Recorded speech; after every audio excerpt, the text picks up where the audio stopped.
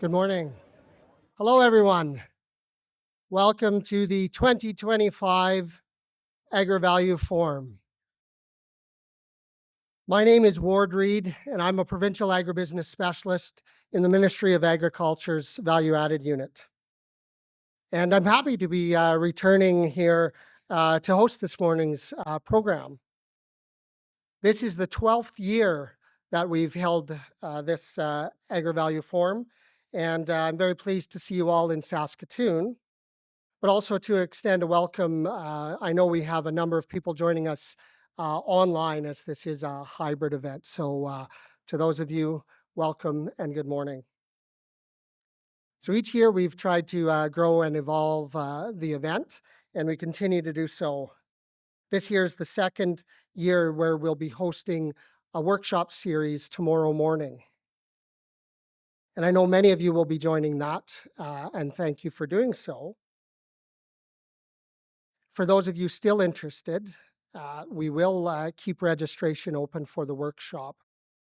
So please check in through the Eventbrite through our website, saskagrivalue.com.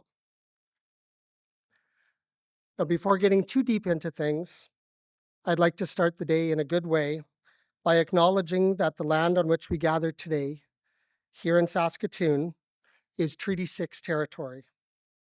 The traditional and ancestral lands of the Plains and Woodland Cree, the Dene, Blackfoot, Saulteaux, Nakota, Dakota, Sioux, and the homeland of the Métis people. We respect and honor the treaties that were made on all territories and acknowledge the harms and mistakes of the past, and are committed to move forward in partnership with Indigenous nations in the spirit of reconciliation and collaboration. Now, this year, we're proud to host the conference with a number of partners. And those include, and feel free if you wish to wave your hand for the crowd, but our sibling Ministry of Trade and Export Development, Innovation Saskatchewan, Prairies Economic Development Canada, and AgWest Bio. So on behalf of the ministry, I'd like to thank each of those partners for their support and assistance they've provided in helping make this event come together. Thank you. Yes. Another group to thank and recognize is our sponsors. And those include Farm Credit Canada, the Saskatchewan Trade and Export Partnership, or STEP, Protein Industries Canada, and the Saskatchewan Food Industry Development Centre. Thank you all for your ongoing support and your contributions to the value-added industry, and in particular to this conference. It means a lot and helps provide great value to all of our delegates. Thank you.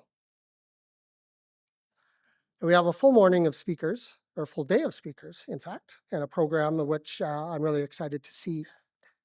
But to open the day, there's an introduction I need to make, and that's on behalf of the Government of Saskatchewan and the Ministry of Agriculture. That is to introduce the Honourable Darrell Harrison, Minister of Agriculture and Minister responsible for both the Saskatchewan Crop Insurance Corporation and the Water Security Agency. Minister Harrison was first elected as MLA for Cannington in 2020 and was named our Minister of Agriculture in 2024. Welcome, Minister.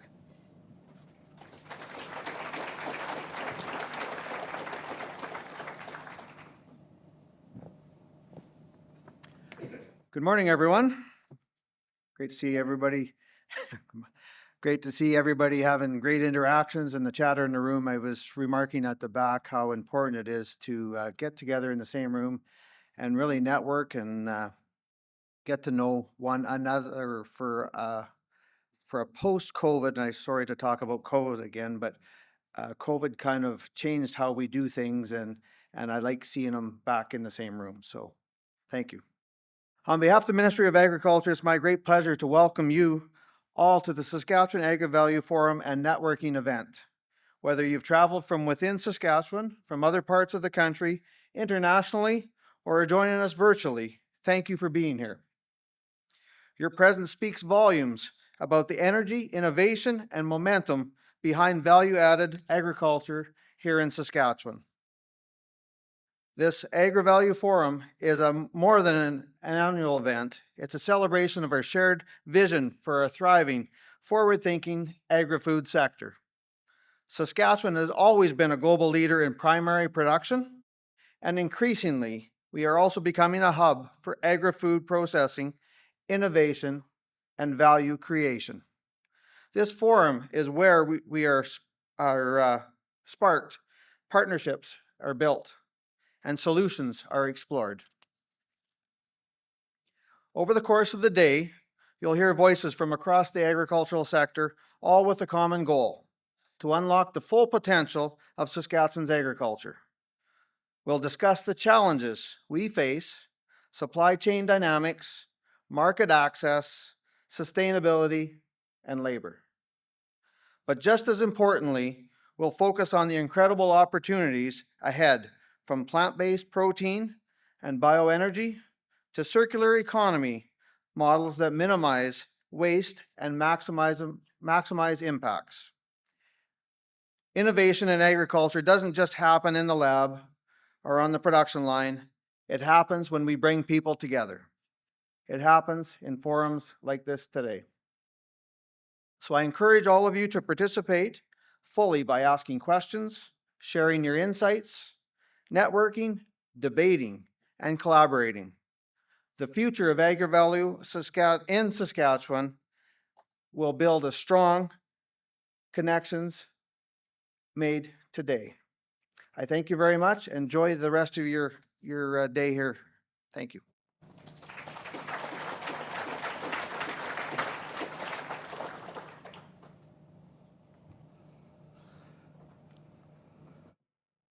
Thank you, Minister Harrison, for the warm welcome, and it's great to have you in the room, and your remarks about the networking are very good, and we hope that we see a lot of that today.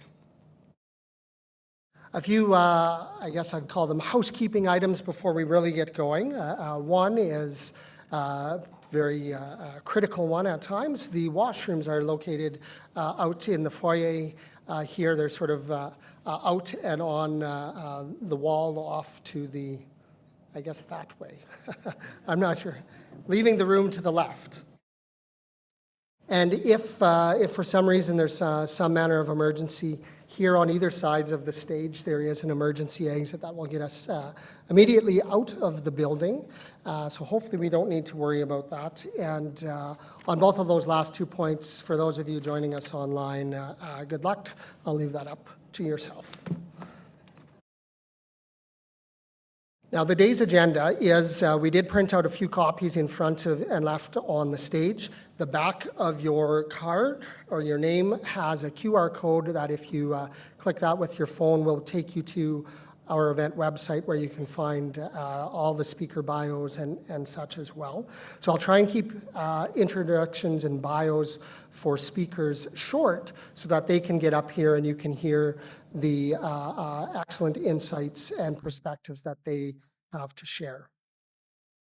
We will be looking for your feedback as well. There should be a feedback form on the table for each of you to fill in good old-fashioned pen and paper way, but we will be sending out a link to all registrants, including those joining us online post-event.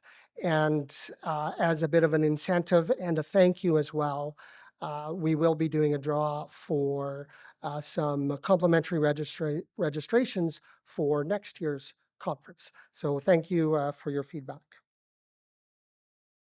One of the last things here I want to touch on is question and answer. So we will be doing for all of the speakers, as we have in the last couple of years, of course, live, and you might see some microphones, floor mics in the room. Please approach the microphone if you're in the room and have a question to offer for our speakers. But another option, and I believe you might even see on screen right now, an additional code there. that will take you to a Menti platform on your phone where you can enter a question at any time during the speaker. It will be submitted electronically, and then we'll be able to collect them and have them for the speakers to share their thoughts on during that point of the discussion. So this way, you don't have to worry about forgetting your question if you get it early. And that does work, of course, for both everyone in the room, but those of you joining us online as well. So, excellent. I'm at that point where I need to stop my talking and let the formal, the meat of the day join us. And that's our first speaker here, which is Elizabeth Crawford. She's a senior editor with Food Navigator USA, which is an online news source for the food industry, offering a 360-degree view of the food and beverage market. Elizabeth is going to speak on harvest to food, food and beverage trend spotting. So please welcome Elizabeth to the stage.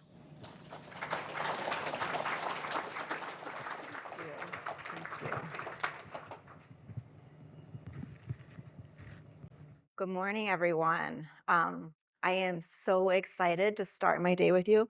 I'm short. Hopefully you all can see me. I am delighted to be here. The agenda looks great. Super excited to learn about the impact of wearables, the impact of tariffs, the impact of food waste reduction. If you have questions on those things, don't point them to me. Save them for later in the day. I am going to talk to you a few trends, right, that we're tracking at Food Navigator USA. But before I do that, I want to tell you a little bit about who Food Navigator USA is, in case you're not familiar with it. So we are a business-to-business publication that covers everything in the packaged food and beverage world, except for alcohol and except for CBD. There will be a small caveat later in our discussion about that. But I want to introduce you to our small but mighty team of award-winning journalists. Denise Ataman is our deputy editor, and she's based in New York City. And Ryan Daly is our senior correspondent, and she's based just outside of Chicago.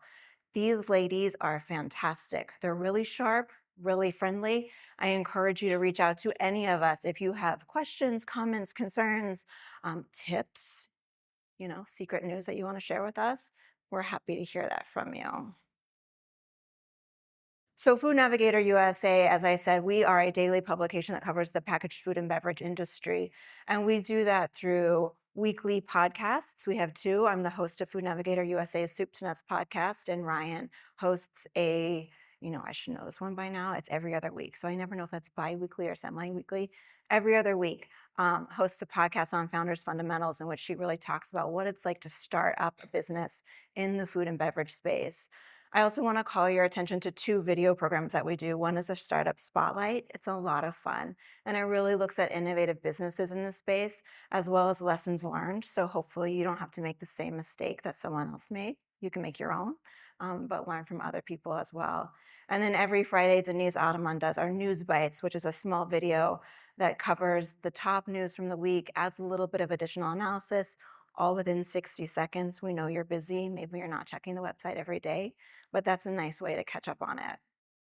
The last thing that I will say about Food Navigator is that we do host pretty regular webinars, editorial webinars. They're free online. The most recent one that I hosted was Clean Label 2.0, Soothing Safety Concerns and Navigating State Bans. This was a lot of fun, and if you're interested in this space, it is available on demand. But we had a presentation from Mintel looking at how consumers are thinking about Clean Label. We had a presentation from a great lawyer talking about what was happening on the legislative and regulatory front, and then two case studies. And we will talk a little bit more today about Clean Label, because this is, as you all know, a humongous point of news right now on a lot of shifts and changes. And I am super excited, and this is really selfish, super excited to let you all know that Food Navigator USA just won an award for our coverage of Clean Label last year. So I'm really delighted by our team and the work that they've been doing. That's it. I'm done. I'm done plugging myself and my team.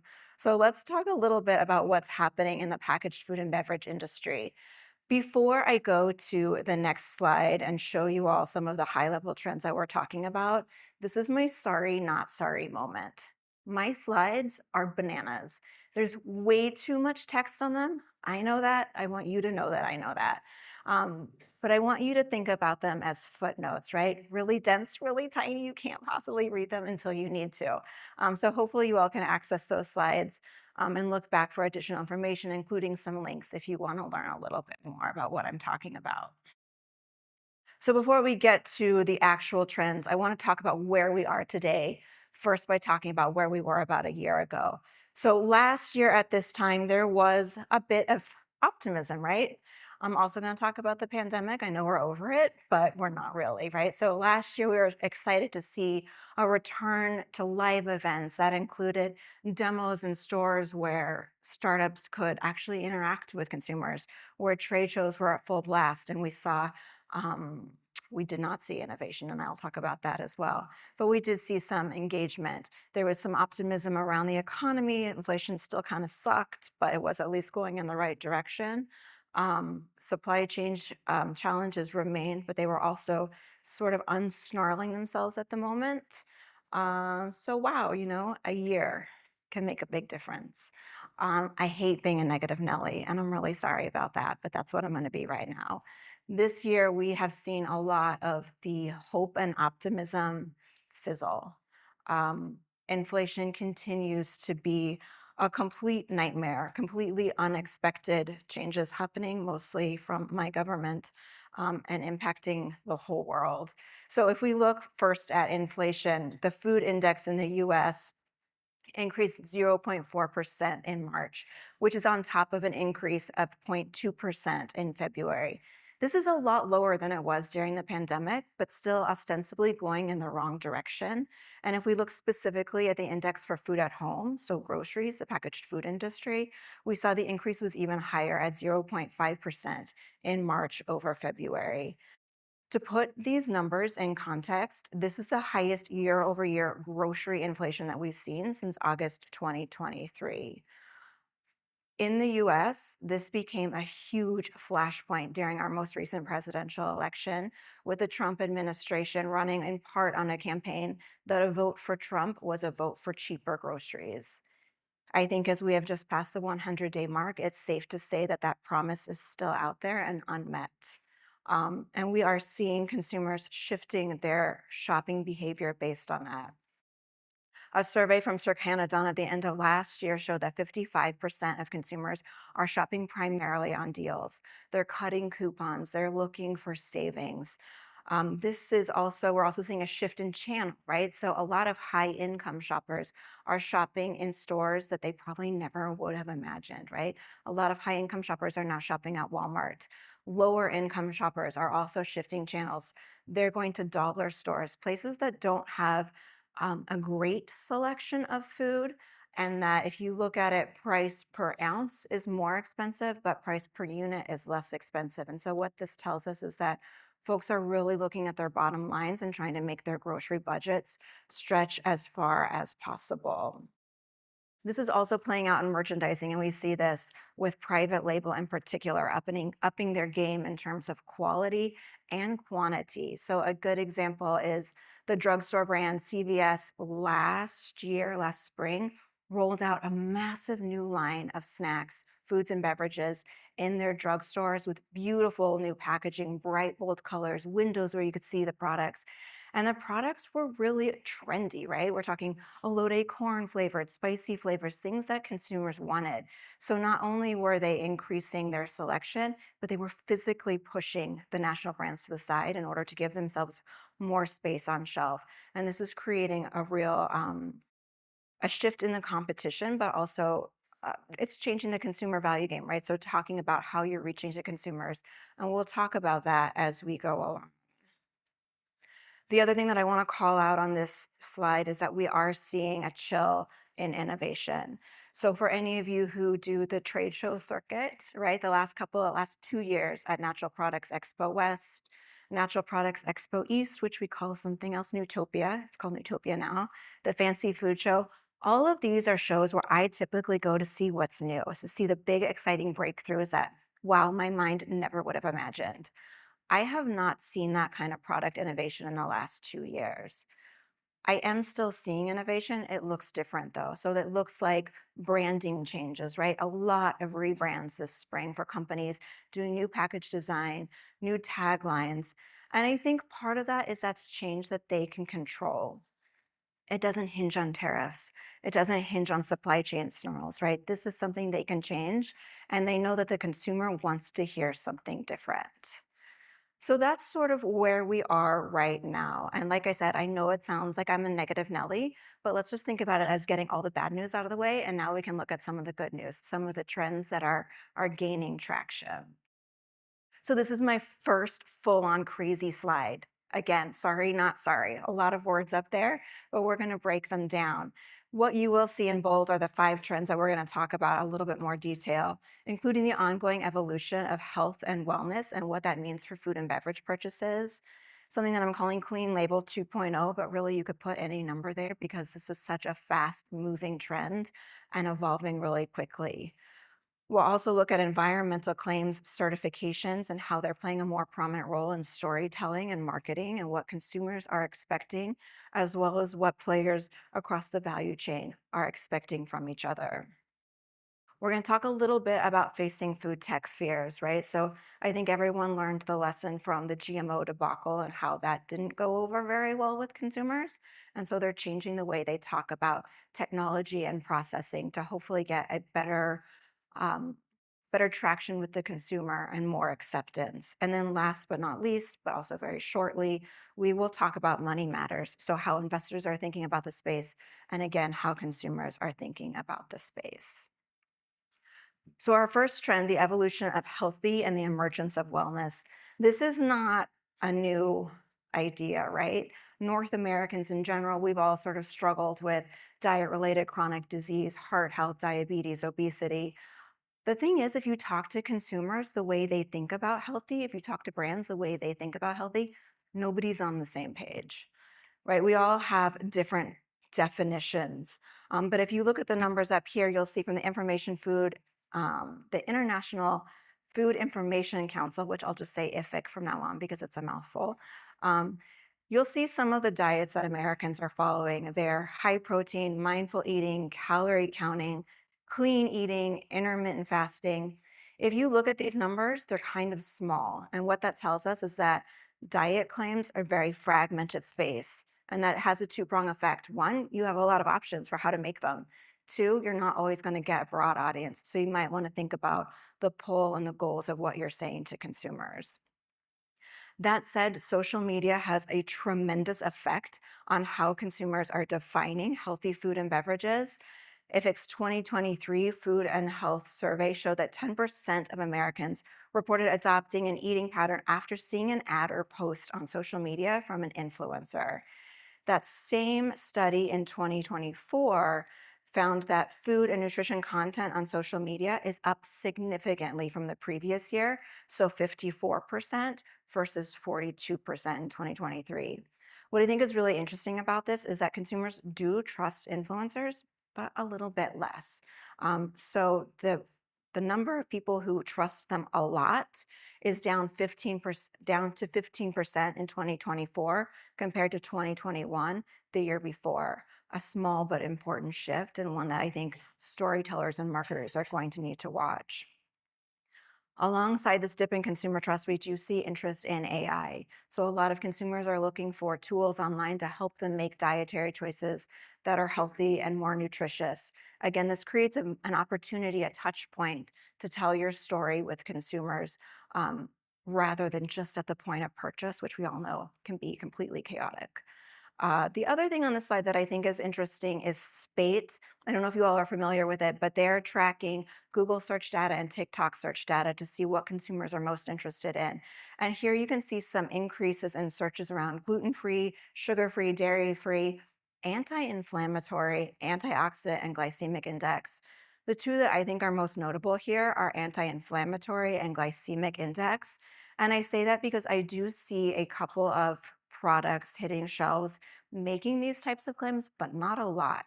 So there is a lot of white space between the number of products I see and the consumer interest that I see. The other thing around health that I think is interesting is the growth around heart health claims and consumers searching for this.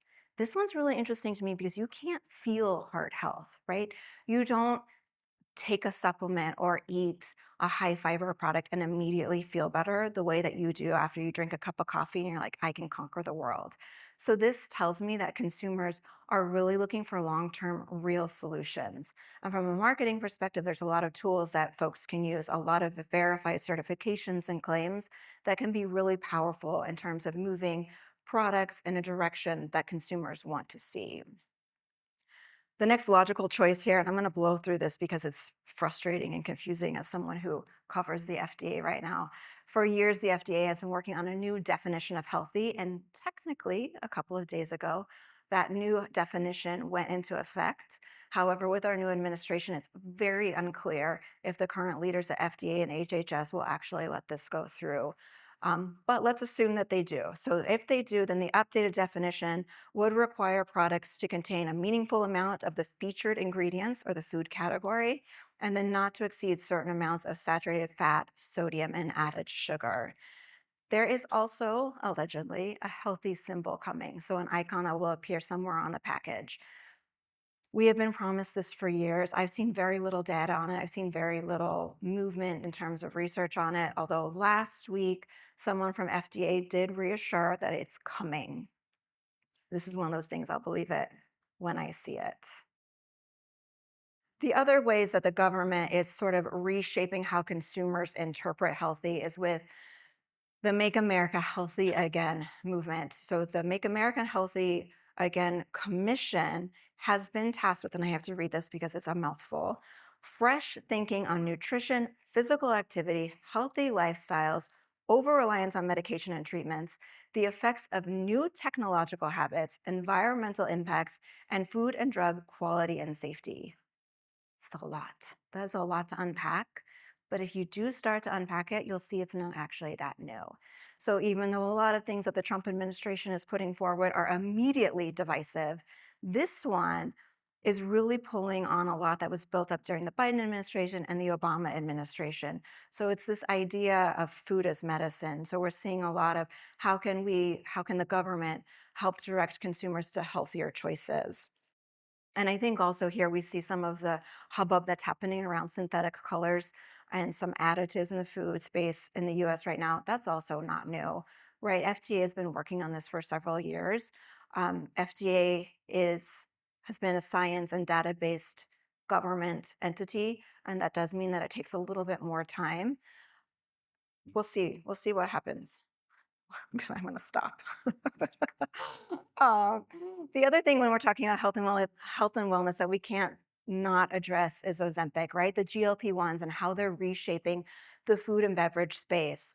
When this first started to happen a couple of years ago, industry was like, oh my God, the sky is falling. No one's ever going to eat again. They're all just going to be drinking water and electrolytes, and our profits are going to plummet.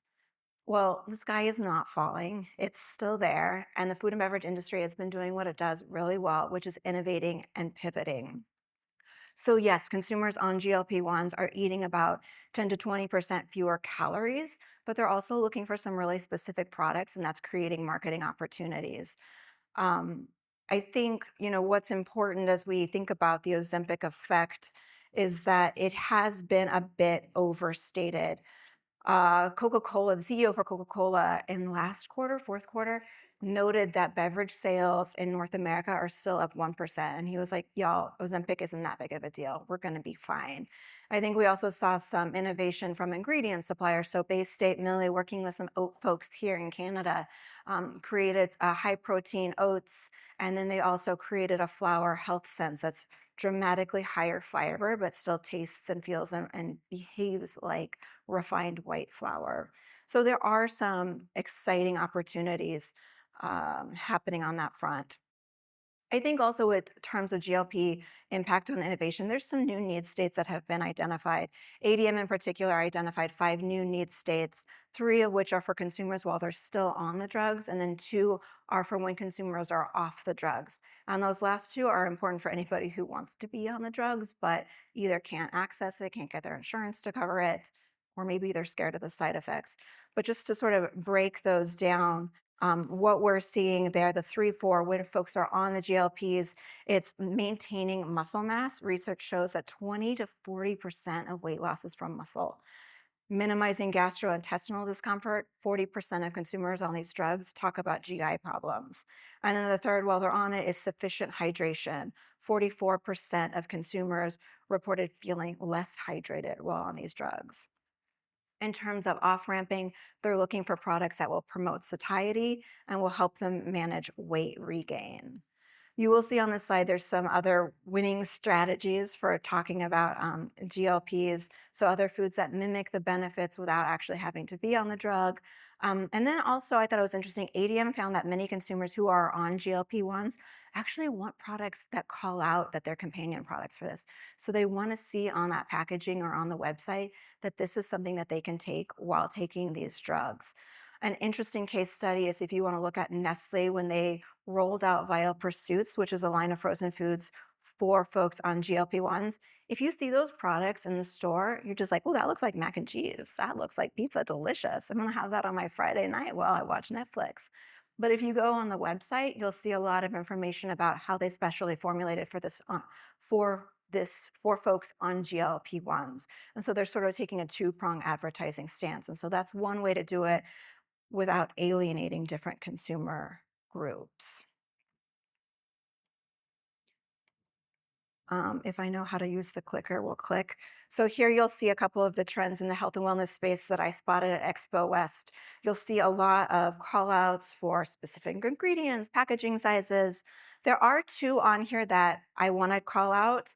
One, it was hydration that's no longer limited to liquids. So I saw a lot of powders, stick pads, tablets, ways to get those electrolytes where you would add the liquid at home, but then also gummies.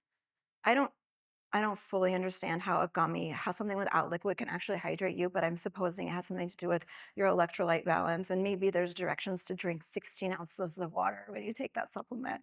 I'm not sure. The other trend that's not up here is avocado oils as edging out seed oils. And so I know a lot of you are probably familiar with some of the consumer concerns around seed oils, allegedly or potentially contributing to inflammation. So what companies are doing is they're starting to use avocado oils to fry their chips or to make their foods.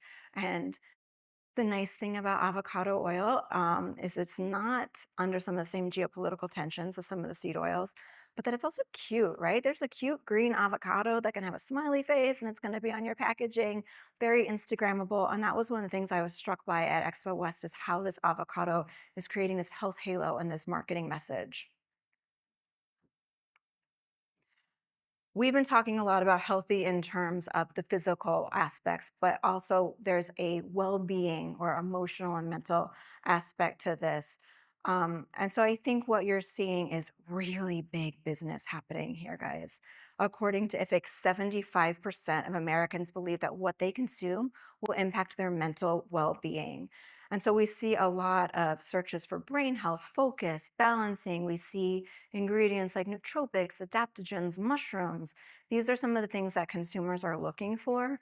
My take on this, though, is that consumers don't really understand it.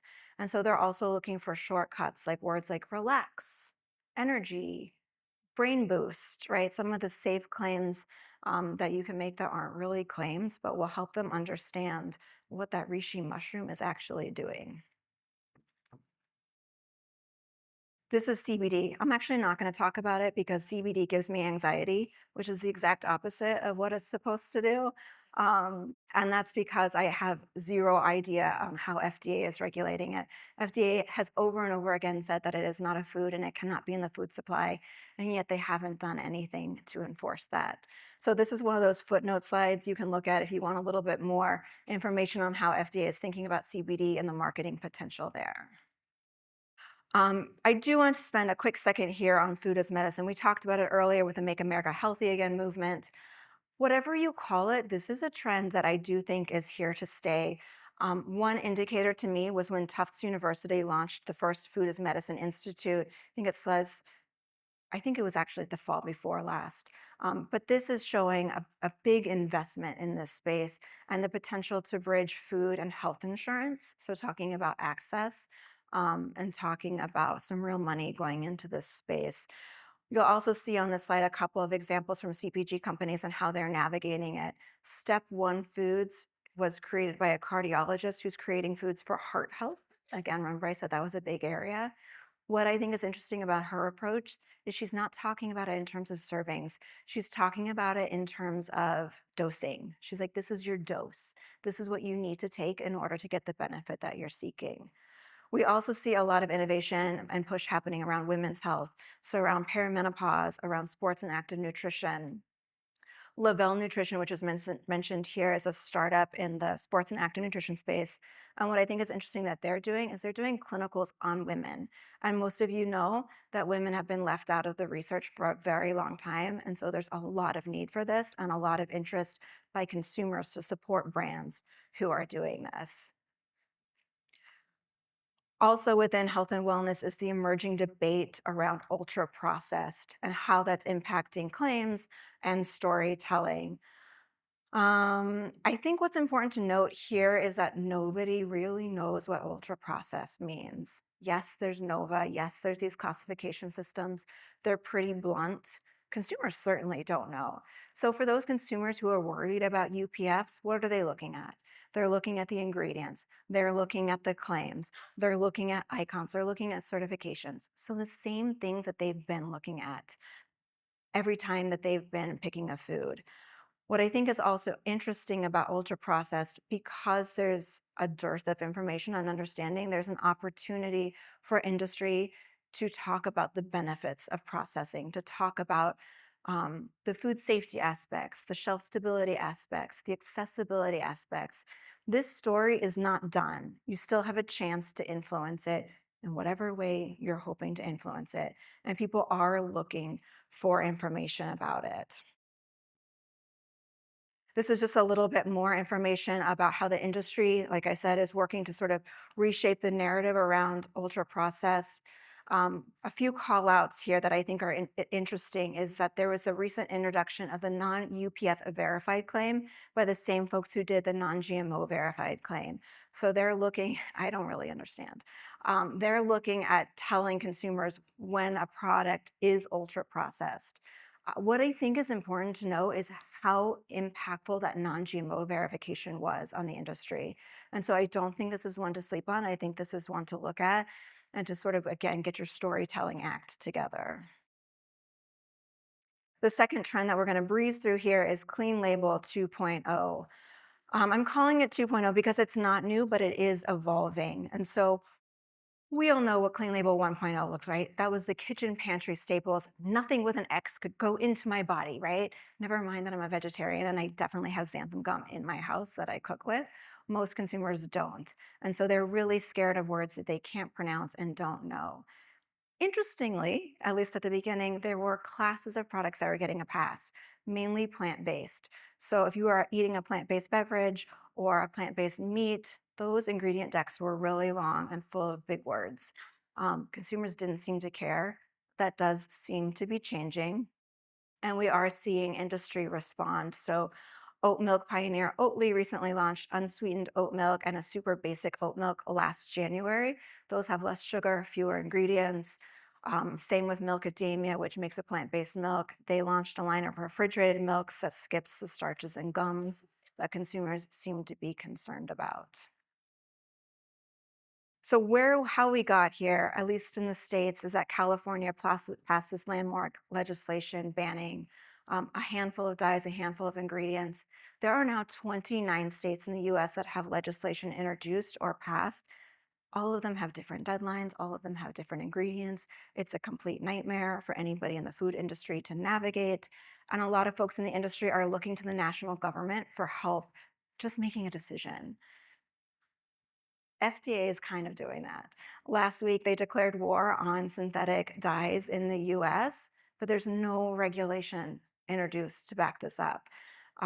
They just say they have an understanding with the industry, which I don't believe. I think that some big companies are making moves because it's the direction that the consumers are going, but there are a lot of regional players, a lot of smaller players that aren't going to change their products because they don't have to. There's no consequences right now. Again, we sort of have a government that's playing by a different rule book, so that might change, and we'll just have to keep an eye out for that. So what does this mean for labels? This means that consumers are looking for certifications. They're really interested in purity claims and safety claims. So you'll see here Bubs is an infant formula. And what I think is interesting about them is they are both Clean Label Project certified, and then they also had certification around the first 1,000 days promise standards. So this tells me that they don't think one certification is enough and they're doubling down. So a lot of fear from consumers, especially around children's food. Um, and looking for those certifications. I will say that clean litigation or clean label is a litigation minefield. It's a disaster already happening, right? So last year in the US, class action lawsuits increased 58%, and most of them were based on clean label.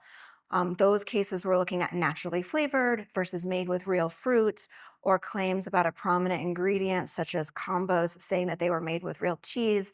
And then plaintiffs bar saying, well, it's not really real cheese, it's plant-based oils and byproducts. Um, PFAS litigation falls into here, and I think the results have really been mixed. Some cases have been settled, some cases have been trimmed back. I don't know that we have a clear direction on this, but the Better Business Bureau of National Programs, National Advertising Division, came onto the podcast with me last year, whether or not there's basis for this, right? She's talking about like, what can you do from an advertising perspective?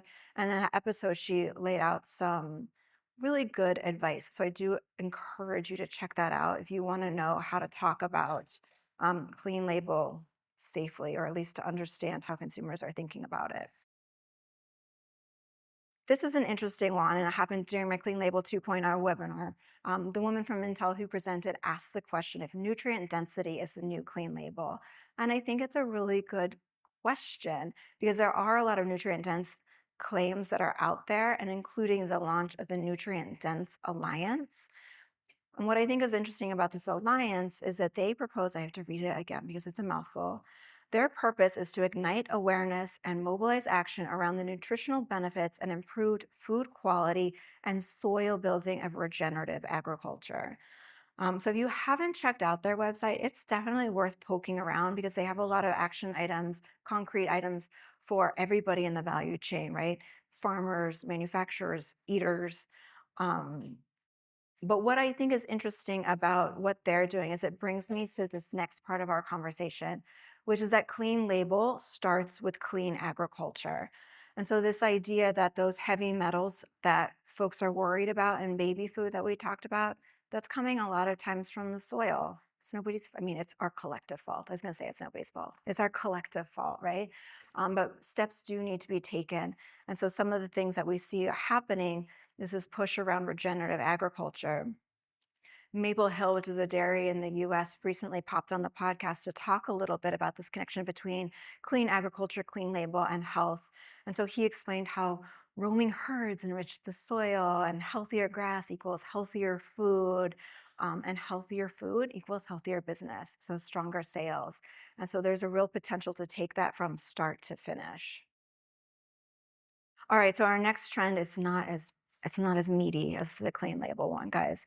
But this is the environmental claims marketing and certification. So sort of building on that clean label, or rather, clean agriculture leading to clean label.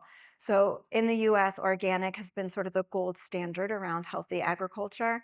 But what I think is interesting is consumer perception of it has been going down. And so the Organic Trade Association is actively pushing against this. They have a grant in which they can do marketing to talk about the many, many benefits of organic. But we also see increased competition from regenerative, and there is regenerative agriculture and there's regenerative organic agriculture, and a lot of consumer engagement around that, a lot of excitement around that. But there is also some pushback around regenerative just in the last week. Um, and we can talk about this in a minute too. Just in the last week, we saw a big push by OTA and some other players that are like, hey, regenerative's not that great if you're skipping the tilling but doing chemicals. So I do think there's a subtle shift happening in the conversation that everyone should keep their eyes on. Hand in hand with regenerative and organic are environmental marketing claims. So a lot of climate positive claims out there. You'll see here, Airly was a cracker that was created specifically to be climate friendly. Moonshot crackers, the same thing there. These claims, carbon neutral, climate positive, carbon negative, what do they mean, right? Consumers don't know. It's hard to understand. I have long conversations with people and I leave them like, I don't know that I understand what they just tried to tell me. And when there's a confusion, there's danger. There's danger for litigation. And I think we're seeing that in a case, for example, that was brought against Donnan Waters that recently advanced beyond the motion to dismiss stage based on allegations that the company's claim that Evian water was carbon neutral was unfair and deceptive under the state consumer protection laws because a reasonable consumer would conclude this meant that bottling of Evian is sustainable and does not leave a carbon footprint. Donnan defended itself saying that with offsets, it worked out okay. The plaintiff was pushed back and we're like, oh, average bear doesn't understand that. So that's a case that's still going on. And it's far from, it's far from the only claim that's happening. As we see litigation picking up, we do also see companies pumping the brakes on their environmental claims. A lot of ambitious goals were set. There's been a lot of pushback by the American government, so there's less pressure to follow through with those goals, but then also maybe like a realistic gut check, like, oh my God, what were we thinking that we could do this in 5 years? We can't. So much of this we don't control, right? Scope 3 emissions are stubborn and difficult. An example is that Coca-Cola recently expanded by 5 years its timeline for several voluntary environmental goals. And they're not alone, right? This is happening across the board. The other thing that's happening across the board is work is still being done. It's just not being talked about as much. So we talk about this in terms of green hushing. So companies are scared to talk about their sustainability goals because they aren't really sure of the timeline. They don't want to get in trouble with the plaintiff's bar. They don't want to offend the government. But they are still doing work there and it's still happening. A lot of them also are looking at AI as a potential tool. And I think this is interesting because AI can be very powerful at identifying ways to behave more sustainably. But let's be honest, AI uses a lot of energy. And so I'm not really sure how that breaks down in terms of cost benefit analysis. We'll just have to watch. Within environmental claims, I think water stewardship is a cool one. It's been emerging the last couple of years. And we see I think, what is it, 40% more water claims on PAC in the last 4 years, according to Innova Marketing Insights. And consumers like this claim. They understand it. It's a good one. And so if you look at this next slide, we have 2 startup brands here talking about it. Rainfed is using teff and BAM is using buckwheat. And they're talking about it in ways that consumers can really understand with illustrations on PAC. They get it. They're drought tolerant crops. It's an easy claim to make and has a big impact. This is regenerative. We already sort of touched on this about confusion around not having a real definition, and then also some of this backlash that we might be seeing. I'm not going to talk a lot about upcycle certified because I know we're talking about food waste reduction later, but this is another cool claim that's really growing fast. When I go to the trade shows, I see a lot of products making this claim. And when I talk to my friends, they actually know what it is. So they're excited to buy products that they think would have been wasted. What I think is interesting about Upcycle Certified is that they sort of looked at what was happening with regenerative and they did define it. So they created this extra layer of safety to use it because it's a very clear definition about what they're talking about. So why does this matter? This matters because consumers do pay more for products that they think are sustainable or healthier for them and healthier for the planet. The numbers up here are promising, but they're also pre-tariff numbers. And we'll see, right? As things get more expensive, consumers' decisions shift. And according to IFIC's most recent food and health survey, only 1 in 5 consumers would choose the costliest, most eco-friendly product. So that's just a little bit of a gut check there. All right, our 4th trend is facing food tech fears. You'll see on this slide a couple of the new types of technology that are being used to innovate in the food space. We're not going to go into each of these. I'm happy to try and answer questions if you have specifics about them. But what I think is really interesting is how they're approaching storytelling. So the Precision Fermentation Alliance recently launched, and they're talking about how their technology isn't new.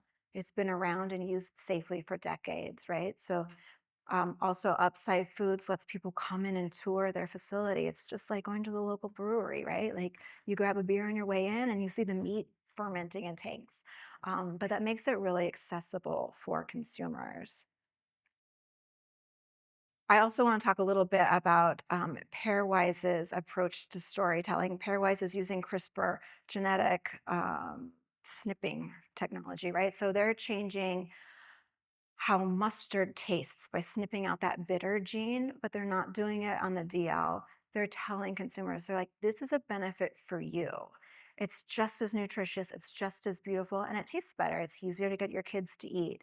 And they've had a lot of benefit, a lot of consumer traction and excitement around that. So again, learning from the GMO debacle, not trying to hide the technology and being very upfront about the benefits to the consumer.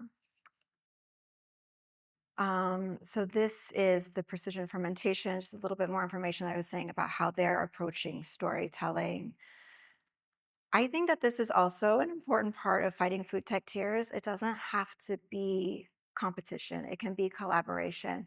And we see that with Daisy Labs. They're offering a plug and play precision fermentation for dairy manufacturers who maybe follow a seasonal production cycle to boost production using technology during the off cycles. Likewise, cocoa and coffee alternatives are a tiny slice of the market. They're not really a threat. We saw Mondelez just invest big in this space as well.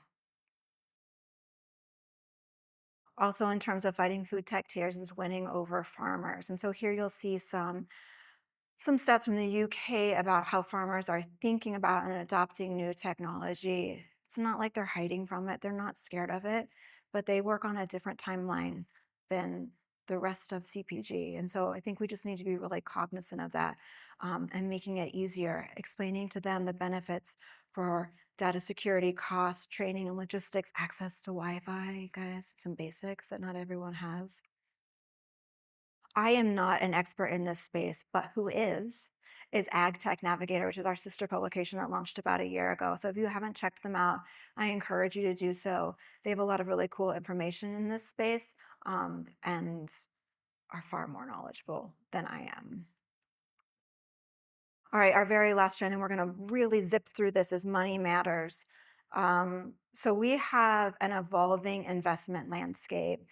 The last couple of years, investors have really pulled back. They have not wanted to spend. They have not wanted to let go of their investments. They've been waiting for a better economy. Whether or not the economy is better, some of them are starting to sell because they've held on to those properties for so long. What that means is they now have money to reinvest. So we are starting to see some mergers and acquisitions happen again. But they do look very different. Investors are much pickier. There's no betting on 5 companies and hoping that one will be a unicorn. They're really hoping that each and every investment will pay out. So they're looking for what's defensible about the company, what's unique, what's interesting. Are you making a profit? Are you selling? Is there traction with consumers? Those are some of the things that they're looking to see. Same with consumers, right? So how are they thinking about groceries? This takes us back to the top of our conversation. They're also a little bit more tight-fisted.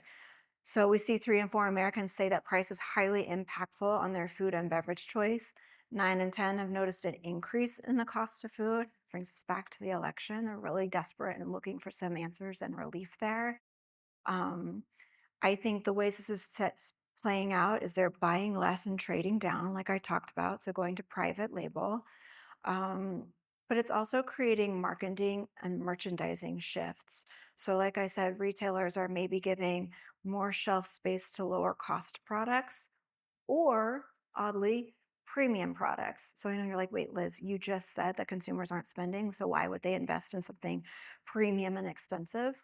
That's because these are the consumers who are at the restaurants before. So now they're not going out to eat, but they're looking to create sort of an elevated Friday night experience at home. And so it's really this bifurcation of spending that we're seeing. I have whirlwinded through so much. I skipped so much. Do encourage you to look through the slides if you're looking for additional information. The links are there as well. You can choose how much of a rabbit hole you want to go down on that. But for now, I'm happy to answer or try to answer any questions. More than happy to hear from you all if you think I said something wrong, because you're the experts actually in the room, right? You're the front line. So if you see something that's contradicting what I said, I would love to hear about it as well. So thank you.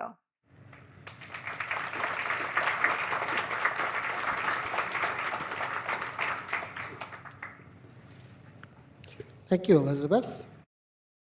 So yeah, Q&A time for her. A reminder, there's 2 floor mics here and questions via the online portal, which so far we don't have one that way. So please take to the mic. But one thing that struck me, and it was very early, was you were talking about with the inflation and consumers buying maybe smaller sizes to try and fit budgets. Is that a case where companies should be or could consider looking to change their SKUs, like do smaller than traditional packaging, or having more packaging options than they have in the past? Is that something to consider? Yeah, for sure. I think that price pack architecture is a really strong strategy in this current economy. So we do see a lot of, it's kind of playing out in 2 ways, right? We see a lot more single-serve products that, again, are lower price per unit, but maybe higher price per ounce. That means better margins, right? Fewer inputs, better profits. The other side that we're seeing this is on bulk, so more of these value packs where consumers, if they can afford it, are buying a bunch at once. That's leading to more multi-packs than I think we saw in the past. We're seeing a lot more play at mass, at Costco, some more limited edition options that are coming out to like drive excitement around that. So yes.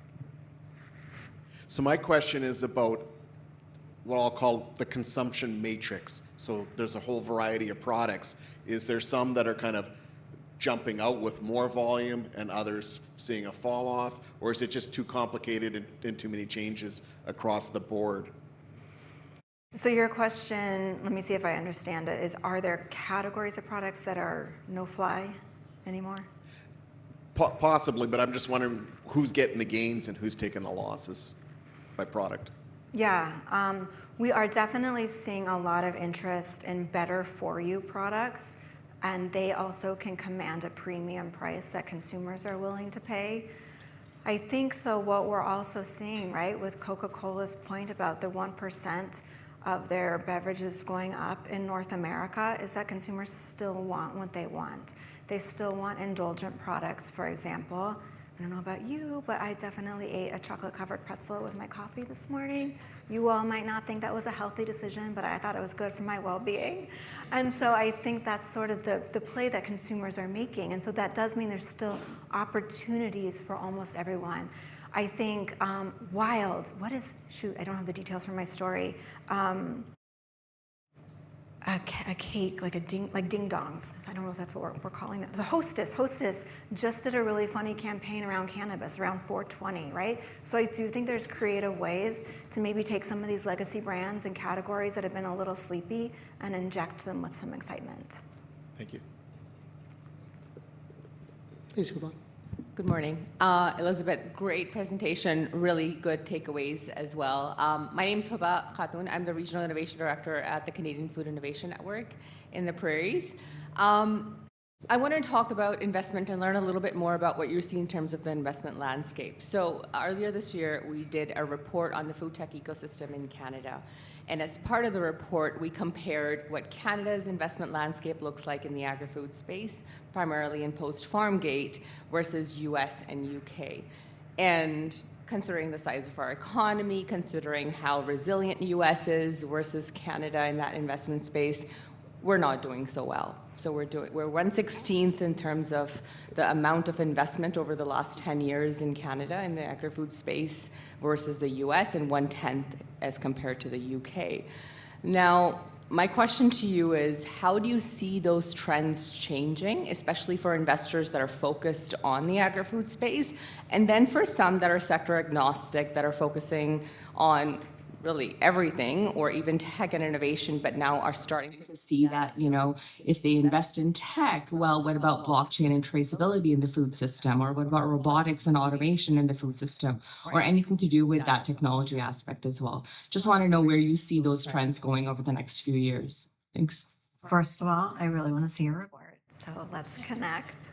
I see what you're saying, right? There's a big difference between the countries and how they're investing in food tech. I think we're all behind Israel, right? Like they're just heaps above us all, and I think it has to do with how government is playing in. So a lot of investors are following the lead of government. There are ways to access capital from investors that might not be as direct. So one of the things that we're seeing in the US at least is green energy investors are starting to look at the food space. If you can make an argument, a lot of the cell-cultured stuff is making that, a lot of the aquatic proteins are making those energy arguments, and they're able to access capital that doesn't seem, at least on the surface, to be as obvious. I think if you can get the government excited to at least provide some base funding, that would give some investors more confidence. An example on the slides is the Organic Trade Association. It got a grant for $2.25 million from the government, from USDA, to do marketing, and then it also got some matching. Some folks were really excited about that. And I've sort of lost the bead. What was the question? Just what you're seeing in terms of trends around investment in the space. And you've mentioned green economy, and investors are now focusing on the food space. So just wanting to learn a little bit more about your thoughts around what you're seeing in general, the different types of investors, especially those that are sector agnostic. Do you see them transitioning towards the food space, or even giving this as a focus for them? I don't know if I would go so far as to say a focus, but I do think there's interest. So you mentioned automation, right? Some ways, some AI, some machinery. There's definitely some tangential areas that if you can make the connection and make the case, you can tap into that investment money. Thank you. Thanks, Huba. We still have time for a few more as well, so please send in or take to the stage. But one other thing, and I realize, Elizabeth, you may not have the information on the back end of this, but the class action suits you mentioned around the clean label, do you know, is that all, obviously that's in US suits, is that all the companies that are domestic producers, or are those some of, say, Canadian or European or other spots of points of origin of those products that are being pulled into suits? They are international, and I do have information somewhere in this big stack of papers, and on my slides as well. A lot of the ones always in class action, they're legacy brands. They're big brands because they have the deepest pockets, and so, like I think the combos example is a good one. That's not just sold in the U.S., and the lessons learned from that about made with real cheese, like that's not just combos making that claim. It's like anybody with an orange powder or an orange creamy filling, right? Like really thinking about what is your product and what is the claim that you're actually making. Let me look. I have some cases I can get. Sure. But so I hear though, typically large legacy brands, our companies here are probably not quite to the scope of some of those Mondelez and so on, but something to be mindful of. But I see we have Ilan at the mic. Good morning. I'm curious, you made the comment about the water stewardship piece increasing because consumers really understand it. Do you see, or do you envision, in terms of the ESG piece, would consumers buy into that whole, if you go right down to the supply chain, we're very sustainable farmers in Western Canada. Do they care that farm ABC is certified that they're a good employer, that they follow good safety practices. Do you think, are you seeing any evidence of that? And if you're not, do you envision that that would be a sell? And I also put that out there to the audience. Come find me later if you want to discuss that further. Yeah, one of the things that we have heard in our reporting, and I heard especially from Mintel, is that if you want the biggest bang for your sustainability buck, do that investment at the farm, but carry that message all the way forward. And so I think your point is really good around the water stewardship. BAM is BAM and Rainfed are tiny companies, right? So they can easily trace because they're not buying a bunch of ingredients. But they are telling the story about the farmer, and I think the consumer who cares about sustainability does care about that, and it helps make it even more real. It helps bring it home for them. Like, I think water stewardship in North America is a really powerful ESG message because we feel that here, right? Like, we feel it here in the Plains, we feel it in California. We see that the water levels are dropping, so if you can say, this family farm pivoted in this way, yes, I think that's a very powerful message.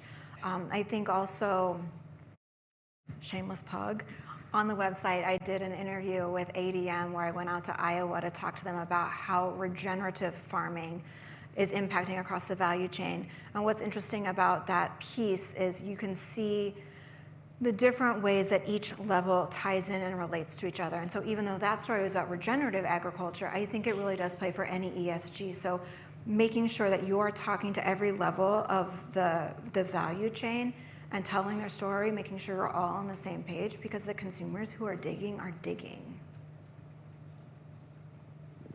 Thank you. Go ahead, Ricardo. So my question is about the trends for the plant-based meats and also the lab-based meats. We have seen, there was a hype. We have seen the consumer trend going up, and now it seems like either it's flat or going down.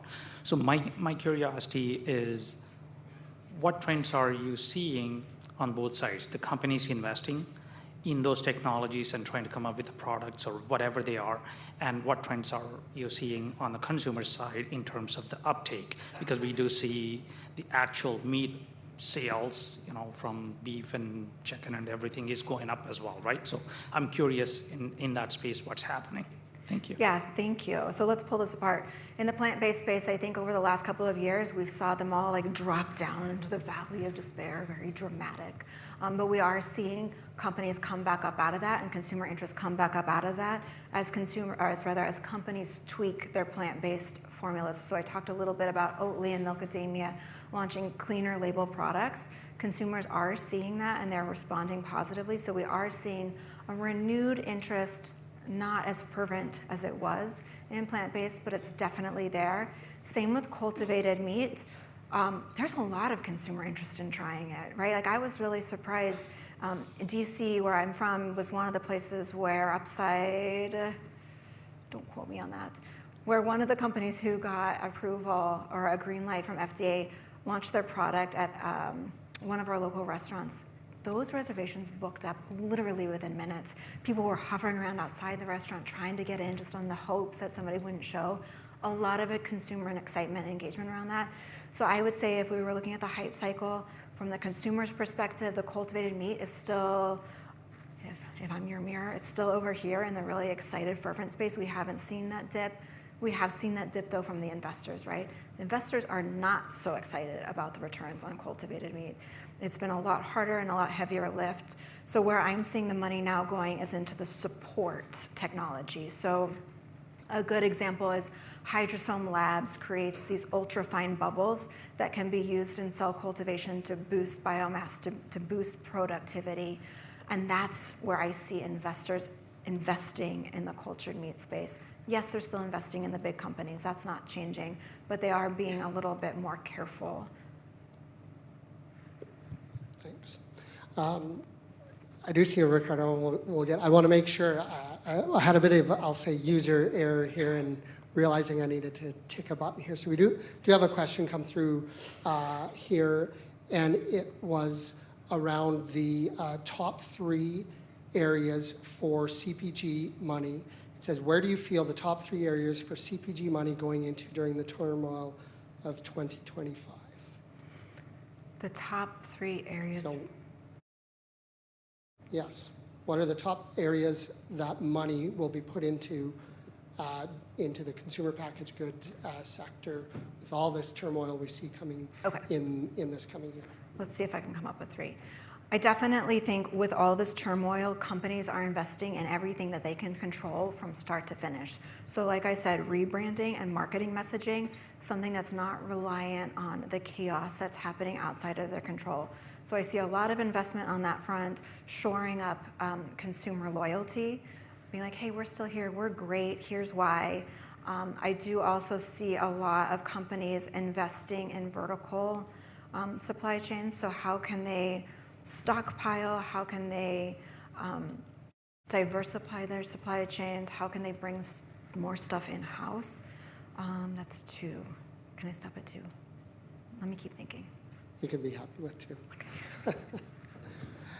I think we certainly have time, Ricardo. I definitely want to hear your perspective. I hope it's not it doesn't take too long to respond. I'm actually quite interested about the ultra-processed food and its connection to food as medicine and the GLP-1 medicines. I mean, I used to work in the pharma industry, and obviously used to get attacked about like, oh, you're creating vaccines that are, create zombies or something like that. But people at the same time, I see them eating extremely processed food while they're criticized those sort of things. So I'm always quite interested about like how do consumers perceive it is very healthy to use a GLP-1 medicine and then be very critical about the packaging on food. Yeah, no, this is a super great question. Thank you very much. What I think is interesting about ultra-processed food and the food as medicine movement is there seems to be sort of 2 camps around ultra-processed food. One, it's the devil. It's horrible. We're all going to die instantly from eating it. The other is, here's something that's fortified. Here's something that's specifically formed to not spike your blood sugar, to help you get enough fiber so that your heart health, so your heart numbers improve. So we sort of see these 2 camps around ultra-processed. With GLP-1 in particular, we do see an increase in those users consuming whole foods. But look, the reality is nutrition is complicated, really hard to understand. And at least in the US, there's no pairing of nutrition guidance along with GLP use. So they're really relying on the food industry. And often the companies that are doing that in a way that they can understand are the ultra-processed food companies. It's in the packaging. They can read it, they can see what the ingredients are, they can see the claims for the health benefits. And so they're looking for help on that front. And so I do think it comes down to storytelling. There's opportunities on all aspects of that conversation. I think we also can't deny that we're busy people, so convenience is a humongous factor. And I also think that we have to talk about access in our countries, in our communities, who can access what, right? Like, okay, a banana is shelf stable for what, 2 to 3 days, but a protein bar can be there for months. Or an electrolyte gummy with potassium can be there for months, right? So I do think there's just these different cultural touch points that we need to weigh when you're thinking about your storytelling and your marketing and your product innovation. Thank you. Thank you. Thanks, I everyone. think we've timed our way out.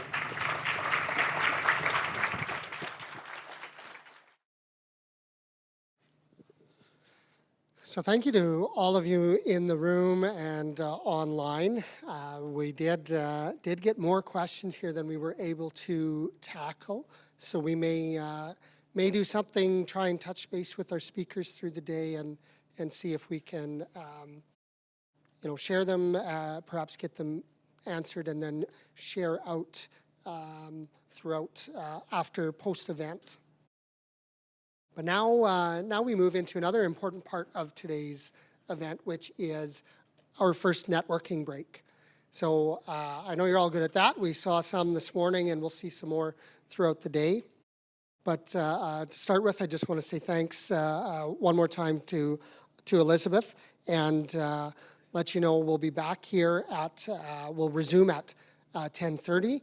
Where I believe we have our first and very interesting panel discussion around U.S. trade and relations. So thank you all, and we'll see you back here for about half an hour from now.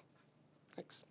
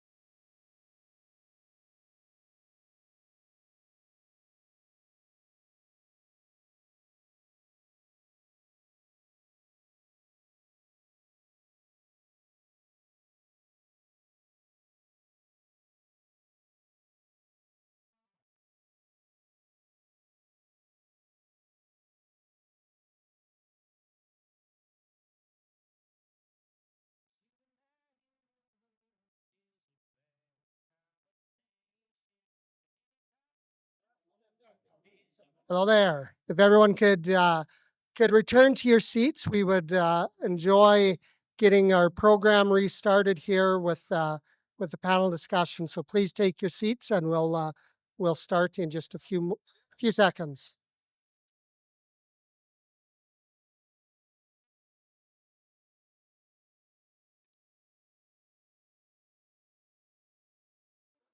Thank you for returning to your seats here. We'll start in just a moment. A note on the Q&As. We had a wonderful engagement here with Elizabeth's presentation. We'll see if we can get additional questions we were unable to take during the live session. If we can get those some responses and such mailed out from the speakers. The other thing that I want to note is obviously really great success in the networking, and we've got a great strong crowd, over 200 registered, with many from industry and as well other areas of the ecosystem from, of course, all three levels of government, and Indigenous Business Development Corporation, and ecosystem supports, such as a number of our partners, Innovation Sask, STEP, and so on. And as well as academia, there's a number of researchers and students from our post-secondary institutions. So I hope you also get a chance to cross their paths. So thanks. And without too much more preamble from me, I want to introduce our next and important discussion here, which is a panel conversation on the emerging U.S. trade and business relations. So leading this panel, this talk here, is Agriculture's Deputy Minister, Bill Gruel. Many of you will likely know Bill. Joining him will be Jason Scottheim of Horizon Manufacturing, Terry Tyson of Grain Millers, and Colin Robertson of the Canadian Global Affairs Institute. The panel's on stage. Take it away. Thanks. Awesome. Is my microphone's on? Okay. So my name's Bill. Thanks, Ward. I got to be honest, I really struggled with how to prepare for this because who knows what's going to come out of Trump's mouth, right? And very fitting that our panel on U.S. trade and business relations is happening on the day when Prime Minister Carney is down meeting with President Trump, and he's joined by Ministers LeBlanc and Jolie and McGuinty. They're all worried about being Zelensky'd, which is a new verb that's entered our lexicon. So who knows what's going to happen. I thought it was interesting as the plane was touching down with Prime Minister Carney yesterday, that Lutnick was talking about our socialist regime here in Canada and saying basically we've been feeding off the U.S. for decades upon decades upon decades, setting the tone for what I suspect is an interesting and historic conversation between our nation's leaders. I'm joined by an incredible panel here today. We've got an hour. I think it's going to go by pretty quick. We've got Colin Robertson, who's an expert in international relations and a trade negotiator. And we'll get each of them to introduce themselves. We've got Jason with Horizon Pet Nutrition and Terry with Grain Millers of Canada. We've got ingredient manufacturers, we've got consumer packaged goods companies, and people with a background in relations. And so I think it's going to be a great conversation. I'm told that there's 15 minutes at the end for questions, but there's a lot of people in the audience that are way smarter than me. So if you've got a question and you want to answer it, we'll just let us know. But I'm going to start with just some introductions, and I'm going to start with Terry at Grain Millers Canada. Tell us a little bit about the company. Tell us a little bit about yourself. Sure. Thanks, Bill. Good morning, everyone. My name is Terry Tyson. I'm the president of Grain Millers Canada. I'm the vice president of Grain Millers Inc. Grain Millers Inc. is the parent company. We're headquartered in Minneapolis. Grain Millers Canada is, of course, the Canadian subsidiary. We're headquartered in Yorkton, Saskatchewan here. Our company is a whole grain food ingredient manufacturer.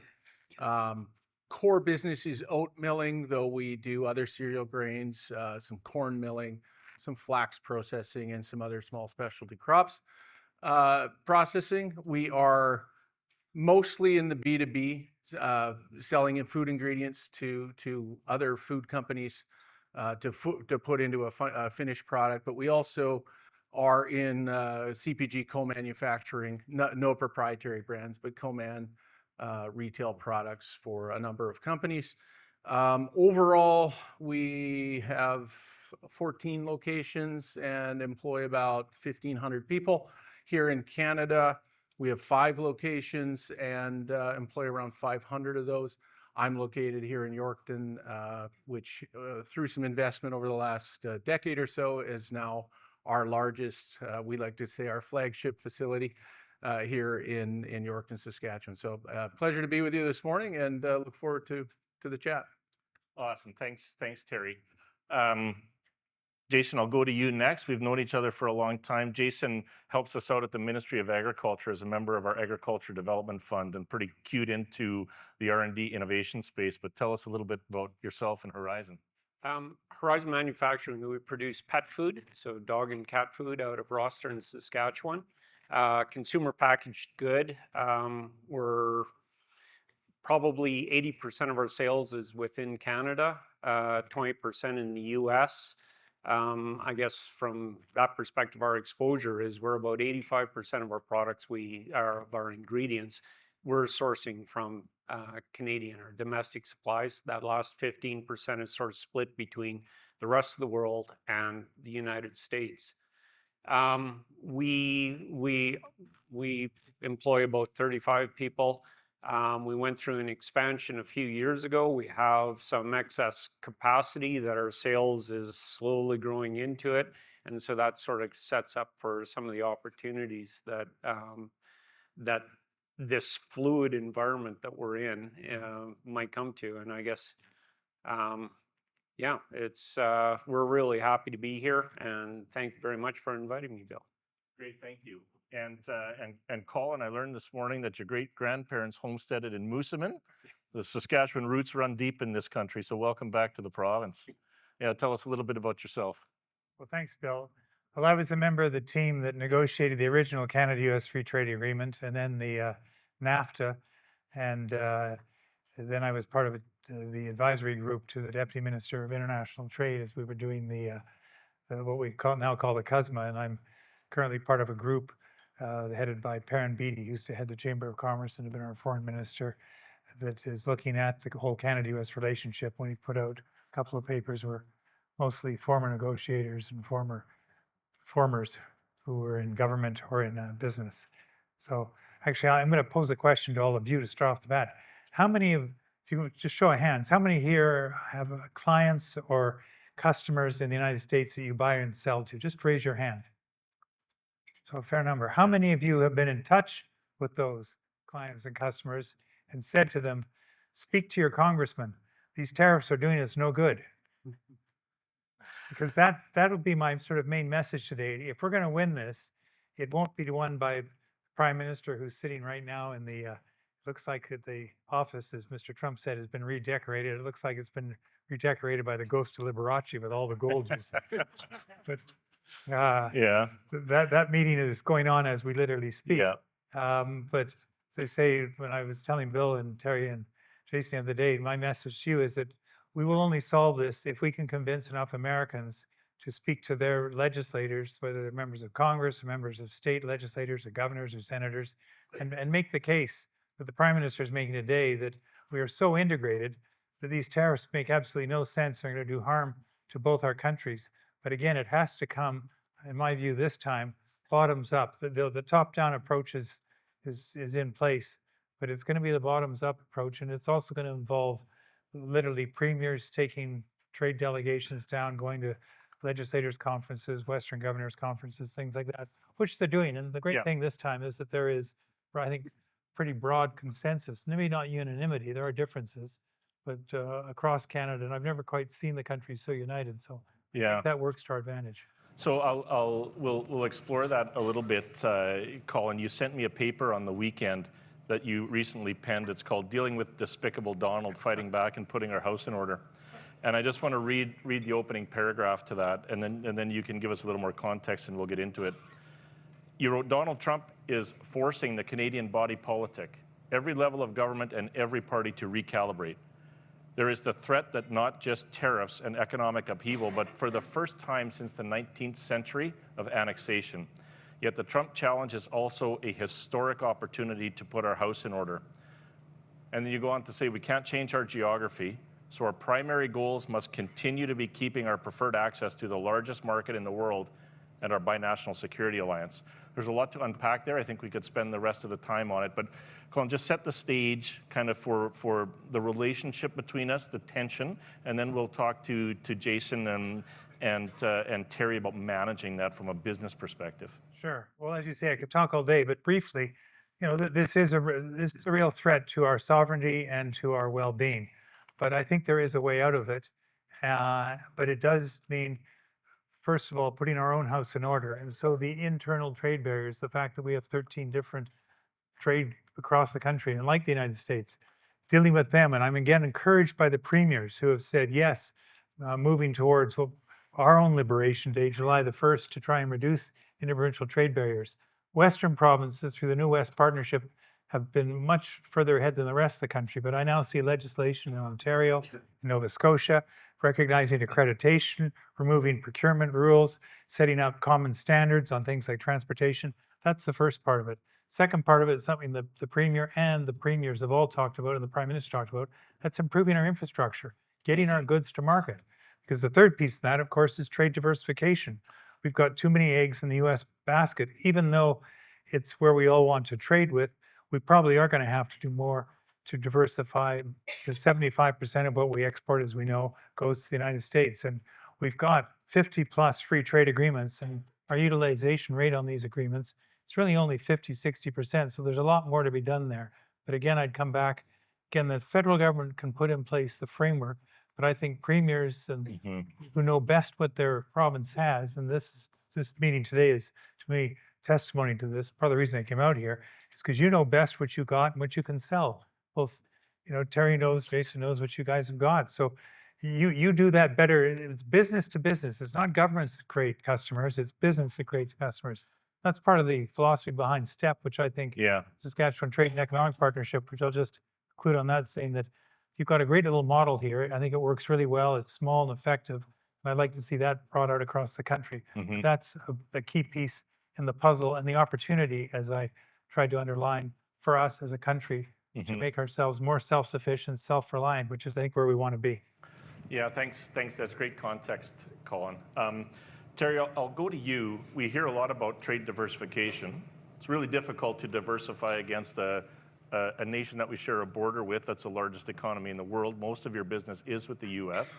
How have you been handling this relationship and the uncertainty that we've been handed? Yeah, good question. I didn't preface this in my opening remarks, but our business is heavily reliant on the U.S. market. About 85% of our product ships into the U.S.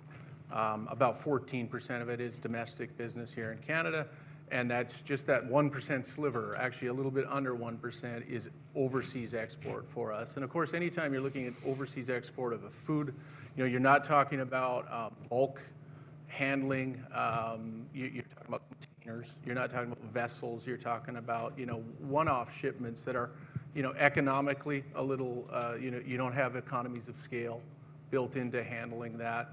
You've obviously got other supply sources that you're arbitraging against. So I want to say, we have an opportunity to flesh out more overseas business, but I will preface that or premise that we don't have an opportunity to replace just the vast majority of our business heading stateside. Now, one thing that we have in our industry is also there's some reciprocity in that there's not a ton of substitutability on supply either. So we're heavily reliant on their demand. They're also heavily reliant on Canadian oat products and raw oats as well for their milling industry. So there's Chile, there's Australia, there's other sources that can sometimes compete, Scandinavian supply, whatnot, into the U.S. But largely, we're we're wedded to each other, and so it becomes a matter of trying to control the additional costs and trying to, hoping not to see demand erosion overall and that type of thing. Yeah, thanks, Terry.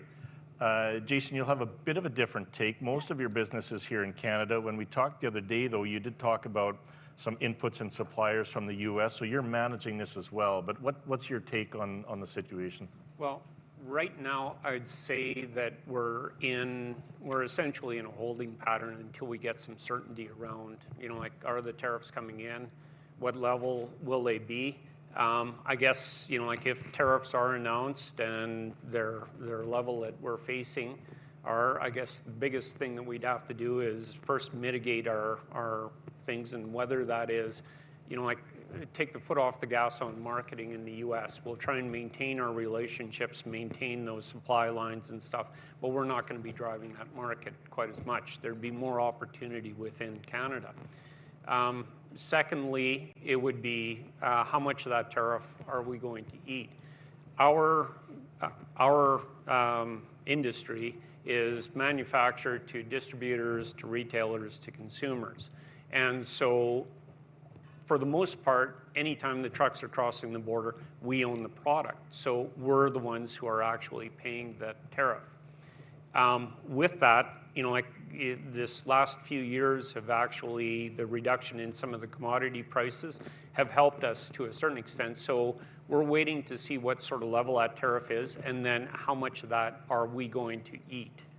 And how much of that do we pass through, and whether it be price increases or what have you. So that's kind of our sort of the main elements of our short-term plan would be is to be, like, try and mitigate these elements. I think as we look out longer term, there are opportunities that present itself with respect to the tariffs, and specifically retaliatory tariffs. If there are manufacturers, and because of the nature of the beast, like our capacity, we could consume 100% of our capacity with, and it would not displace all the U.S. pet food that's actually coming into Canada. So it gives us an opportunity to possibly co-man for U.S. manufacturers who are looking to sort of bypass any retaliatory tariffs into Canada. So that does create an opportunity for us. The other element of this is that, like Australia, New Zealand, the entire Pacific Rim, South Korea, they've never felt closer. And so there is an opportunity there for us to look at how can we access those markets, and we've started doing some of that work to look at, like, how can we get there. So yeah, so there's a lot of threads to pull on there, Jason, but I'm gonna tug on two, and we'll see where it goes. One is when we talked the other day, you talked about the growing sense of patriotism and the Buy Canada. You talk about how maybe that affected your business. But then the other thing, one of the things that Colin mentioned off the start about kind of three ways for us to react, internal trade, infrastructure, and diversifying markets. I'd like you to comment on a primarily Canadian business. What are the implications of internal trade? Like, we hear this all the time. We got to break down internal trade barriers. I actually don't know what that means practically for a business. For us and with ours, we're fortunate in that our business does not really face any internal trade barriers. But I do know that there are businesses out there, if you're associated with supply managed, there's not the same sort of ability for production to actually move across barriers. There's barriers with respect to meat processing. Like for meat being able to, whether it be provincially or federally, and there's people in the room who'd be able to speak to this far better than I. But for our perspective, Canada is, we have almost unfettered access to all of the Canadian market. The other element was with respect to, sorry. Oh, I don't remember what I asked. My memory's good, but it's short. It's the movement, the patriotism of Buy Canada. Oh, yes, Buy Canada. Like for years, we've had nutritionists imploring people to read the labels, and here our President Trump has actually got everyone flipping over in grocery stores to actually look at where the products are made. And we've definitely seen an uptick in our business with respect to the Buy Canadian. And so if there's anything that I could sort of implore on government and just industry as all, is we need to amplify that. We need to try and get out there and say, shout it from the rooftops, the impact that this can have on small manufacturers like ourselves. Mm-hmm. Yeah, thanks. So Colin, I'm going off script already because I'm curious about something. And we didn't talk about this on the prep call, but so you've been involved in trade negotiations at the highest level for the country. You've just heard two companies talk about the issues and challenges that they're facing in their business, very practical issues that we have to get right in terms of helping businesses be successful in this country. How does that influence the trade negotiators? What do you guys think about and talk about? How is businesses' needs reflected in the conversations that are happening? No, very good question, Bill. The negotiator's job is to get the best deal possible for the country, but the country in that sense is the business. And so in a sense, I would take my instructions from Terry and Jason and say, what is it they want? What is it they want? And the more specific you can get, the better we are when we go into our trade negotiations saying, here's what we really want. We turn to you and say, what are the barriers you're facing? Because you're an integrated company, you've got a better sense of the thing. But you're selling some stuff to the States, but you also know what you want in Canada. So we put that together, and then we literally sit down with the subject matter experts on the other side and knowing what it is we want. So the critical question to me and as a negotiator is always know your ask. And that you and I were saying on the way in, why? Because the other side will be asking that. So how do we get there? Well, the model really was the original Canada-US Free Trading Agreement. We set up sectoral advisory groups, and they fed into an international trade advisory group. So basically all business feeding into the negotiators, we'd sit down with them, and then we'd ask the questions. I'd say, what do you mean by that? When you say you want this, well, what is it you specifically want? I will make one comment. As we diversify, I do think the Canada brand, I know this to be true, is actually highly regarded around the world. And we could do more with it, but we have to be sure, though, that whatever we sell is of the highest quality, because we are a premium brand. New Zealand's done this pretty well with their cheese and stuff. We should be able to do this in Canada and people wanting to buy for us. Talk about pet food. I go to China every year. I spent 5 years in Hong Kong, and I was accredited to China. The young Chinese woman today does not want to have children. She wants to have a pet. And when I was there, I had a friend who was selling pet food there, and they were doing a very good job. So this is something that we could get into if we want to diversify our market, because the young Chinese women are going to say, well, Canada, yeah, they think of us as, again, a good brand. So I'd say this is a market opportunity if you're finding you're prevented from going in the States. But it means then we sit down and negotiate with China. And you can be sure China is part of the subject that the Prime Minister and the President are talking about today, but that's another avenue. Yeah, thanks. I really want to go sideways now and talk about how supply management in the renegotiation of CUSMA, but I'm going to resist that. Terry, so Colin just talked about industry advisory panels coming into, so I don't know what Carney and Trump talked about today, but I'm sure top of mind is the renegotiation of CUSMA in 26, if not earlier. So what do you need to see, to Colin's point, what do you need to see in terms of a renegotiated trade agreement with the U.S.?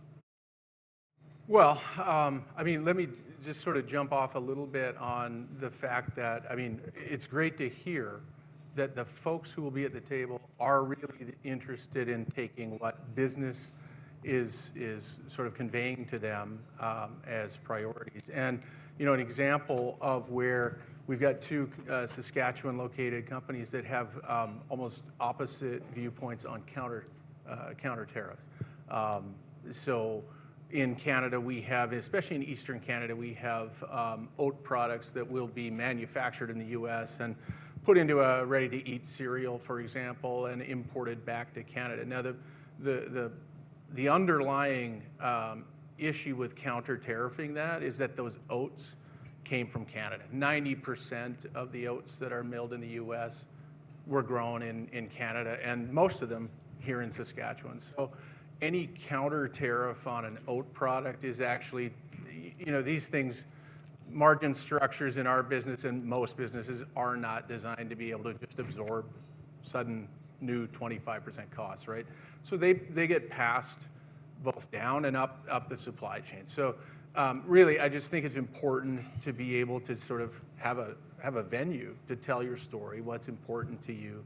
And in this particular case, you know, our message would be, don't counter tariff oat products. If you do that, you're in some ways tariffing Canadian oat farmers twice, right? So that's an example of sort of some of the granularity of this, right? Yeah. Yeah. Jason, do you want to get on that business advisory committee and tell the chief negotiators what you need? Absolutely. I think it's, and this is just a prime example of just how integrated and complex these supply chains are that have evolved over, you know, like the last number of decades. It does, and I also agree with Colin's point, is this is giving us an opportunity to possibly right some elements within our own system. You know, like I think it's kind of good that there is a bit of chaos that is happening, and yeah, I'd love to be able to join one of those panels. So. Yeah, we hear the adage a lot about not wasting this chaotic opportunity for us. I think in terms of the things, Colin, you talked about, you know, the building of infrastructure, the thinking about our own domestic markets and those types of things. Colin, one of the things, I think you're in Saskatchewan, you're in the Prairie region. I think often at the federal level, we feel a little left out of the conversation that's happening at the national level or at the international level. Like we've seen, was it 50 some odd billion pumped into the auto sector for electric vehicle batteries. We see, you know, supply managed industry being protected almost through legislation, right? Like, what would you say to a room full of people from Saskatchewan about the future of the trade negotiations and are interests going to be looked after? Bill, it's a good question. My observation is that you've got members of parliament, there are parliamentary committees, you've got a premier. They have to be vocal and make their case. You may have a minister, you now have a Liberal MP, who knows? But they have to get out there, and it is the squeaky wheel that gets the grease. You know, why did we put all the money into EV batteries? Because we see that as the future, and because there are 500,000 workers in that industry, and we're looking for the future there. And Premier Ford, I think, has been excellent, even though he's not of the same political persuasion as Mr. Carney or Mr. True before that, of working the system. I sometimes think that sometimes there's a tendency in the West to lead with our back up, and I don't think that's works well for us. If we talk about these opportunities, you got to get out and make the case. You're invited as a deputy minister to the agriculture deputy ministers meet, and that's going to be a big piece of any future negotiation. So when you sit down there, you got to make the case, and you talk to your colleague from Alberta and Manitoba. You find your allies. It's bluntly, it's raw politics. Yep. Not always easier said than done, but I just would caution, don't put your back up, because it's not how the country works very well. Yeah, I really appreciate that, and I think if I listen to Premier Moe's reaction to the federal election, he was very conciliatory. Invited Prime Minister Carney to come to the province, wanting to talk about the future of the country together. And so I think that message's been heard here in Saskatchewan. But Terry, maybe I'll get you to react to that. So, you know, Colin's not wrong. How does a company like Grain Millers act on that? Yeah, I mean, there are a few ways. I think one of the things that we've learned through this, and we've been lucky to be members of both sides of the border of strong trade groups. I think that those have been very important, maybe more so even on the U.S. side. So Colin started talking about how we need American voices on the American side of the border to really move the needle on this. And, you know, you've also got a situation where the administration can be quite punitive or retaliatory if you're the nail that's sticking up, right? And so leveraging those trade associations and folks that already have really kind of a strong presence, a lobby presence even in DC is, I think, a key part of that. That's certainly been a strategy of ours in Ottawa and in DC. We have, to that point, Colin, we have heard a lot of, including Republican representatives and senators, that are very sympathetic to the message and really not on board the train to be slapping broad tariffs on Canada, but are also waiting. They're waiting for the right time to speak up. And so as we watch the approval ratings fall, the right time may be getting closer. But I do think that it's, I think that something like this sort of illuminates the importance of having those relationships before you need them. So advice to other companies is like, get active in your trade associations, foster relationships with your representatives and your government and whatnot. We have lobby days sometimes every other year in Canada for our industry. It's a very small industry, right? And honestly, most of the time you go there, you don't have a lot of hot button burning issues, but it really becomes about just they know who you are when you show up and you need them, right? And so that's a bit of advice that I guess we've learned the value of that, especially presently. Yeah, I think that relationship piece is so critical, and I just was reflecting as you were speaking and calling you as well about advocacy work. And so I was in Washington in, I think it was late October, early November, with Minister Harrison. And we were meeting at NASDA, which is the North American State Departments of Agriculture, his state legislator counterparts. And just making that point, like this is just right before Trump issued all the tariffs. And we're like, well, we went down there with the idea we're gonna tell them the tariffs are bad, and we get 2 seconds into the conversation, like, yeah, I know, like we get it. What are you gonna do about it? Nothing. Nobody would say a word, right? And so it's a really interesting time, I think, to be having these conversations because everybody knows what the issue is and nobody's willing to talk about it. I do see the tide turning a bit in the US, and you have some industry associations talking about the issues and challenges on their business. So I think keeping up those efforts and really working at all levels between industry and government to make sure that message is known is really critical. But Jason, I'll come to you because, easier for the government of Saskatchewan to get down there. You're a small and medium-sized enterprise. You don't have a huge footprint. You probably don't have a government relations group. Maybe you do. I don't know. How do you do that as a small company? I wear a lot of hats. Yeah. So but just to these points, last week I was down in at a trade show in Kansas, and with every group that I went and visited with, it was, what are you doing with the tariffs? And this is what I'm going to be doing as a manufacturer. These are the decisions I'm making. And for the U.S. companies, I was telling them outright, I'm looking for alternatives. Like, tell me who your best competition is, because who is outside the U.S., because I want them to to understand very close to home that these issues may affect their sales. And so it was just to that point of trying to drive this home, and like all politics is local, and sometimes you have to push it right home for people to understand what the impact is. For the most part, I will say a lot of the people at the conference or at the trade show were absolutely, kind of like you say, as soon as you mentioned tariffs, they said, yep, no, it's a stupid idea and stuff. But they really haven't taken that second step of, well, what are you going to do about it? We're going to do A, B, and C. And so I guess it was just, adding a small vocal voice to the chorus that, like, this is bad for both our sides. So. Yeah. Colin, maybe comment on what you're kind of seeing in terms of the reaction in the U.S. And so I think at the start of the Trump presidency, there was a lot of people lined up behind him saying, yes, tariffs are good, we're going to protect the economy. All of a sudden, what we're seeing is, maybe the stock market not reacting very favorably, some industry associations and businesses obviously in his ear. Like, do you see the sentiment changing? Yes, I mean, I look at the polling after 100 days and you see the shift.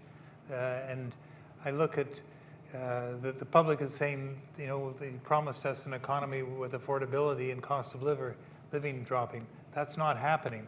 Why is it not happening? And I think the tariffs, if you watch American news, it's top subject most nights now because there's, especially in the context of US and China, but also the rest of the world. And the American consumer is realizing that his prices are going up and that they're not getting things. And they see the pictures coming from the ports where the president says, well, you don't need $30, you just need $2. But I'm not sure that's going to work.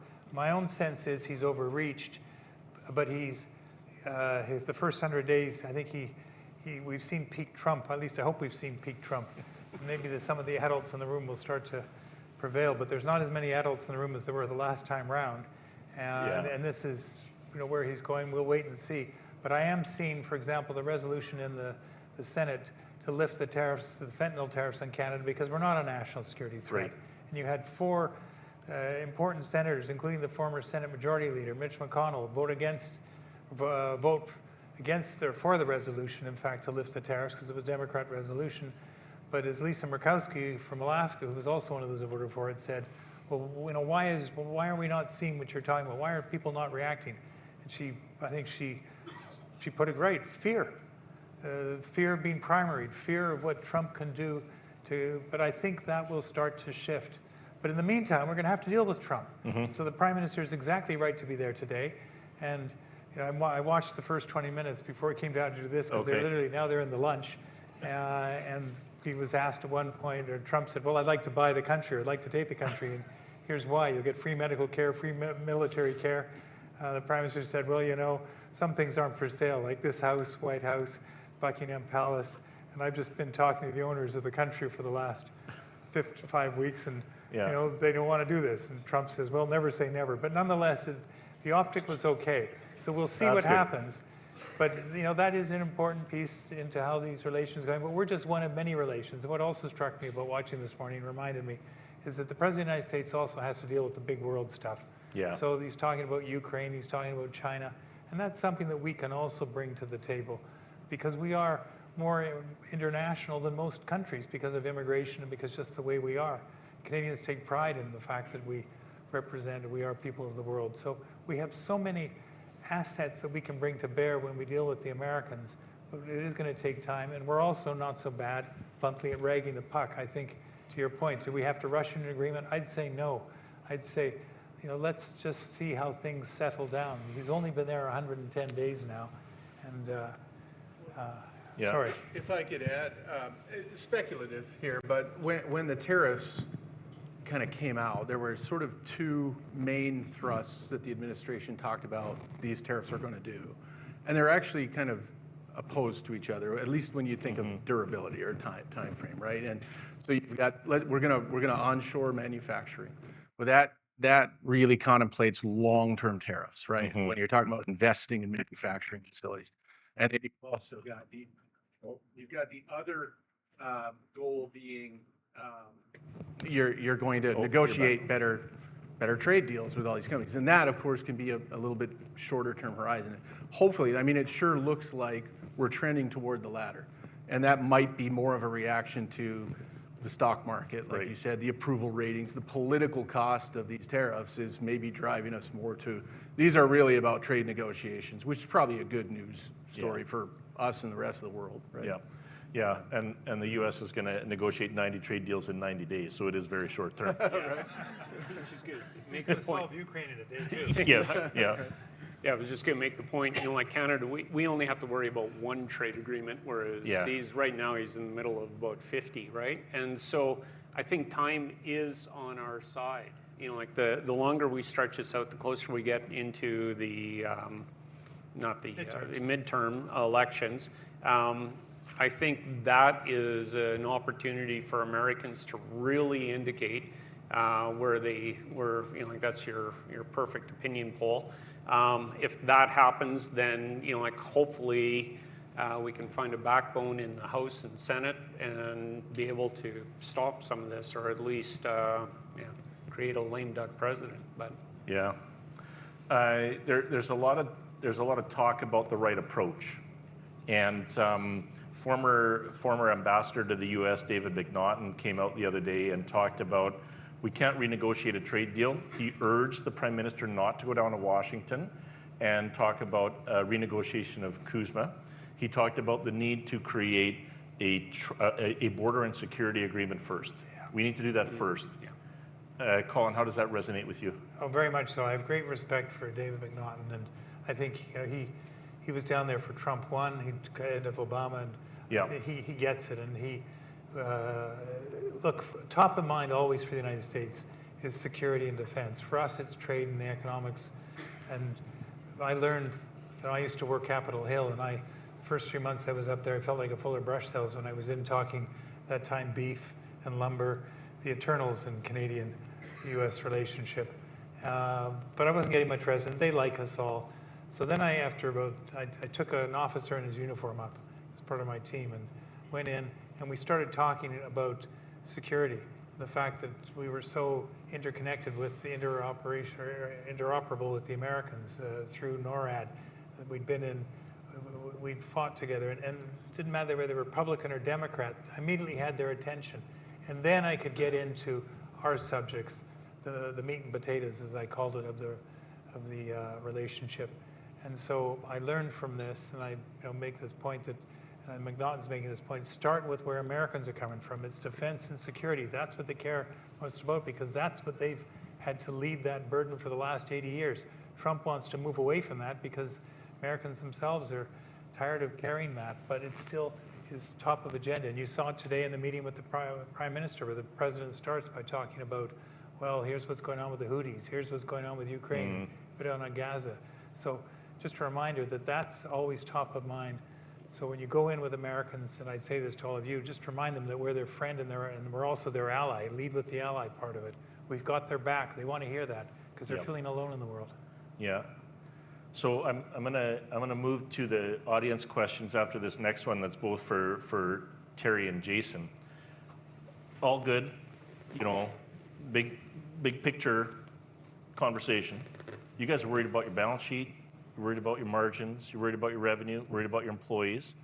So what do you need from government versus, and maybe not from a trade negotiation perspective, because we kind of talked about that. Because there's what we can do, but like, what other things do you need us to do as government to help be successful? And then Ward's going to bring me to when we'll go to questions. But Terry. Well, I touched on the fact that a sliver of our business is overseas export business, and there's opportunity there, but there are so many challenges there. So to me, government support in this context isn't writing checks to businesses to help, to kind of get through tough times. It's long-term investment in infrastructure so that we can move products to Tidewater easier, more efficiently. So it's real capacity, it's port capacity, it's container capacity. It's maybe legislation around labor disruption. It seems every time you turn around, there's a rail strike or one looming, right? And so being located where we are, we have wonderful distribution economics down to the south and a currency advantage. Depends where you're talking about export, but that currency advantage may not be a piece of the puzzle. You're arbitraging against other sources of supply, and we've got this, we're right in the middle of the country. We've got to get to Montreal or Vancouver to get products out of here, and it's just a very difficult, costly thing to do. And so my urging to government would be, let's put money into that infrastructure. I guess things that I'd like to see is along those lines in terms of diversification of our trading partners, but helping companies get there. Like in terms of like trade missions, negotiating health certificates so that they are, like there's certainty around that when you do get there, mitigating the risk of export, like potentially guaranteeing a certain level, like until it's landed in that environment or in that country. There's lots of things. we can be expanding, like the amount of consumer packaged goods that we're actually processing in Saskatchewan. Like leaning in on some of the elements, like you were talking about the purchases or infrastructure for the companies. Like lean into the SLIM program, and like get these companies export ready. Help out, like Mehmet and the food center. In terms of getting more and more products that are displacing U.S. stuff within Canada. I think there's a long list of things that the provincial government can be doing to help mitigate and like adapt in this new reality. So yeah, certainty and predictability is a big piece. Jason, every new federal government that comes in talks about we're going to reform the regulatory system this time, right? PMRA, CFIA. Yeah. You would deal with feed regulations. Any hope that this time this is the time? It's Canada. We I think on the OECD panel, it was like we were ranking 35th out of 38 countries in terms of regulatory burden. I think our biggest issue is the fact that the regulations never come off the books. Yeah. And so, like it's just, there's no sunset clause on any of them. And so it's time that we actually start looking and like as a fiscal conservativeness of myself, is we want to make sure that we're getting value for the programs that we do have. And I think agriculture is a great place to start because, like we've made things too cumbersome, or that's the way we've always done it. And I think this is, don't let an opportunity or disaster, or what's the word, go to waste. Right? Yeah. Make sure that we take the opportunity to make the changes within our own sector and our own industry. Yeah. We often talk about a one-for-one regulation. If we're bringing in a new one, we got to get rid of an old one. Trump went Trump on this. He went 10 for 1. So we'll see how successful he is. Audience participation time. We got about 15 minutes left, and so I've got some questions here, but I'd defer to people in the audience, please. So my question is, what is it that distinguishes the Canadian product? Is it the fact that we have product available? Is it the quality of the product? Or is it the reputation? Or somewhere in between? And I'm just thinking about how does one, reassert itself as a player in the market, be it the U.S. or other countries? Yeah, and we've got 3 interesting perspectives on that. One from ingredients, consumer packaged goods, and even from a trade negotiation perspective. So who wants to take that on? Go ahead. I was just going to say, from our perspective, Canada is seen as a very pristine environment. It's very clean. We're lowest carbon footprint of a lot of the products that we produce here. All of those elements really play incredibly well in terms of, like with our product, we're a premium product. We sell to the zealots. And so they're the ones who are, like it's almost the credence attributes of the product. Like those elements that are intangible. Like the fact that it is an incredibly clean environment up here, or perceived to be. And so that's what really sells very well outside of Canada, US partially as well, but not to the same extent. But I don't know. And I think in our case, it's 2 answers depending on, again, if you're looking at the U.S. or overseas. I think to take a look at the smaller chunk of our business, the overseas business first, and we touched on this earlier. Very much so in some places, Canadian products are aspirational products. We're associated with a premium brand, super high quality, and so it's not so much a price market; it's a reputation market. And I think in some ways, we're just helped by the fact that we're not the U.S. in those markets, right? We're better than, right? In the U.S. market, I think it's a different game. We're in our industry, we're very much almost commodified, and so we have. I mentioned distribution economics briefly a bit ago, right? So we're price competitive while at the same time being very much known for quality as well. So. One other element I'd like to add before we move on is just that we're honest negotiators, and it's a deal. Like for the most part, like if we put our word to it, we stand up for it. And so I think that is one element that's dramatically changing from perspective of Canada versus the United States. So. I would say, quality, reliability, and particularly important is safety, especially when it comes to food. And that puts an onus on us in terms of food inspection. We really do have to have the best in the world because, as you've seen with China and Pulse and stuff, they'll try and play the games with us on that. But if we can demonstrate to the world that we really do have a quality product, and I look at, again, Australia, New Zealand, they're moving that route, and other countries, Switzerland with watches and chocolates and things like that. That's where I think where we can be and should be, because the country is looked at for the reasons you've enumerated. We're clean, we're sort of virtuous, and that works to our advantage, and we can charge a premium for that. Thank you. Thanks.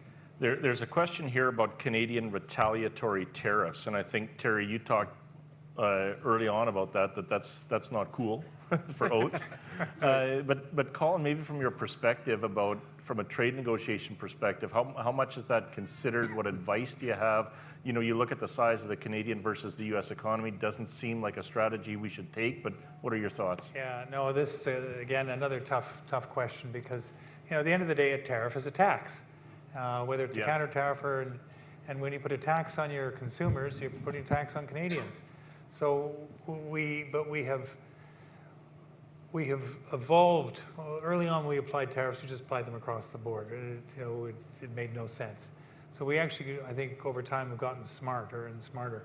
And now we try and do it so that we put maximum pressure on, in this case, Republican legislators, or maybe on the tech industry. Who are the people around Trump that have influence on him? So put maximum pressure on them.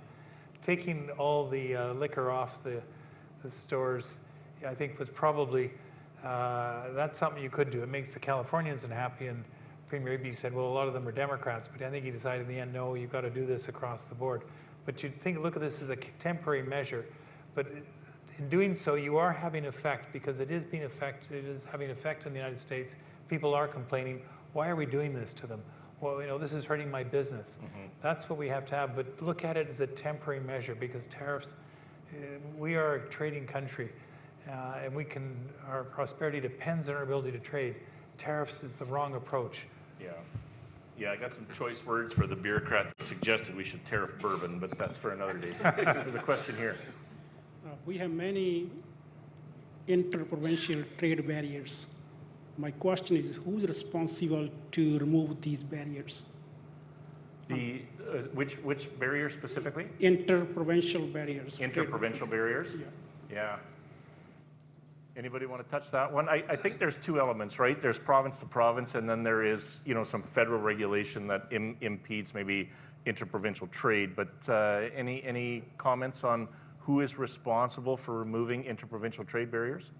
I think ultimately it'll come down for us to have real effect. It depends on the premiers and the provinces, because that's where we see the 13 different. The federal government, there are some, but they're shifting. And some of the ones the federal government is going to remove by July the 1st relate to barriers that were put up at the request of the provinces to protect local procurement, local standards. And there's an argument for these things, but ultimately they're protectionist. And my view is, we don't have a commerce clause like the United States does, so they could wipe it away and did this in Roosevelt's days. We've never been able to achieve that. You look at how we do commerce between provinces and stock markets and stuff. So that's something I do think that the premiers can really take the lead on, and it will be beneficial to their citizens. And it'll oblige us to become more competitive, because we are slipping further and further behind. I remarked at the last panel about foreign investment.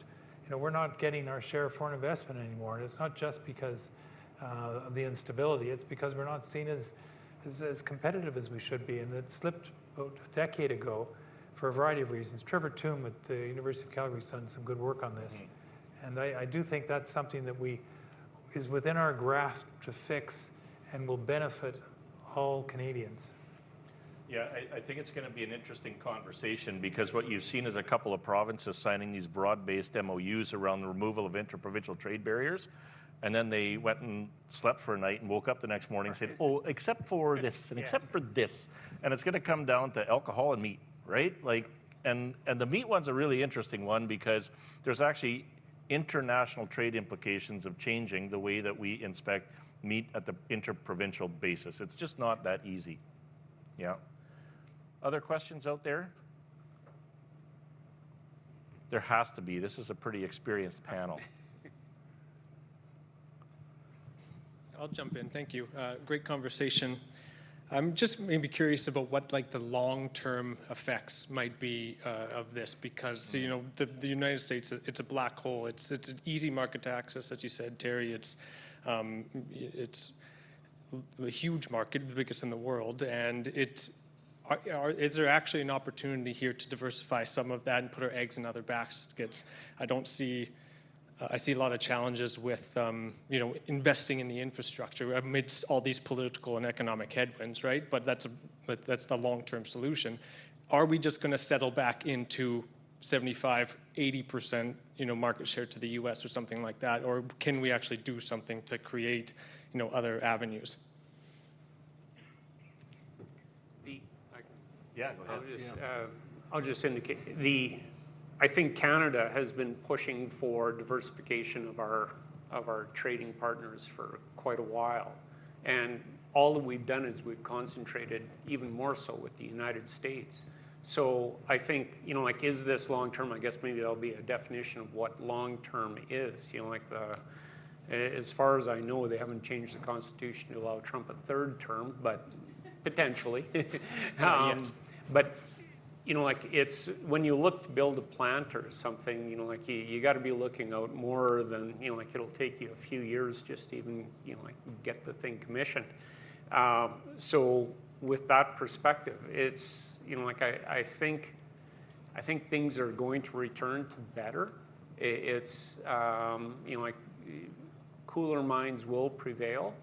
But right now it's just jump ball, and there's an opportunity for Canada to sort of change with this changing landscape. The entire landscape will change, and so then how do we sort of position ourselves to be the best? Thanks. Terry. Yeah, I would add to that. I think you're right, Jason. I think that to a large extent, you know, if smoother waters come, we will revert largely to our reliance, in our case, in our industry, mutual reliance on each other. But I don't think that, you know, we won't waste the disaster. I do think, like, you know, in our business, and I'm sure in many, many others, there's a couple of things happening. One is really true digging and exploring ways to diversify your sales, looking for other trading partners. The other thing is really, like, I talked about our cost structures. Almost no business has the ability to absorb this, right? So it has led to conversations with customers about the need to pass tariffs on, but it has also led to, like, you focus your efforts on the things that you can control, and some of those things are your own cost structures, right? So you're looking at, you know, hopefully there's not a ton of low-hanging fruit to pick off that cost tree. If there is, you haven't been doing a great job, but you're certainly looking at where can we get more efficient, how, what investments, big or small. To Jason's point, investment becomes a little bit more of a puzzle based on the uncertainty. But you know, where can you make small investments maybe to get more efficient, to be more, so that you know, essentially so that you're not passing as much down the chain and risking a demand erosion sort of end outcome, right? So I think that's the opportunity too, and not just within your company, but any piece in the value chain. Where can we get more efficient? Yes, one last comment is I'm very bullish on Saskatchewan in terms of we have a lot of what the world needs and is looking for. We're operating from a position of strength, I think, and we have to make sure that we keep that front of mind as our trade negotiators go forward. We've got lots of fresh water, lots of resources, uranium. Yeah, Jason, I was laughing because Carney in his Prime Minister Carney in his press release yesterday said Canada has what the world needs, and I thought he stole that from us. Yeah. One last question. We got about 2 minutes left. So my question is slightly related to the previous participant. So I'll just start with some background. We got 2 minutes. I got to get to the question. Okay. So in terms of supply chain resiliency in agricultural field, what is the active project or active action has been taken to promote this agri industry across the world, which is now a prime concern to fight against this tariff war is going. So what is the active project is ongoing or kind of future projects? So what have we been doing to improve supply chain? Yes. Yeah. I guess individually, our company, what we've looked at is we've actually taken a look at what products are we buying from the U.S. and how substitutable are, like either domestic or foreign. We always look domestically, but look for outside the world or the rest of the world. Some of these ingredients are, like they're fairly low quantities, high valued ingredients that get added in. So some of those that in some senses that's positive. Other things like as simple as like turkey meal is something that Canada has a tough time actually doing because of supply managed, all our turkey production is spread out across, and so it's not consolidated enough to actually produce a proper turkey meal, even though we have rendering facilities everywhere and turkeys everywhere, but it's just not consolidated. So there are some elements that we can, and we are actively looking at, like what are these lists and how can we do it and make sure that there are no sort of changes to the label or changes in the quality of our product or anything like that. So that's what we've been doing to try and mitigate that.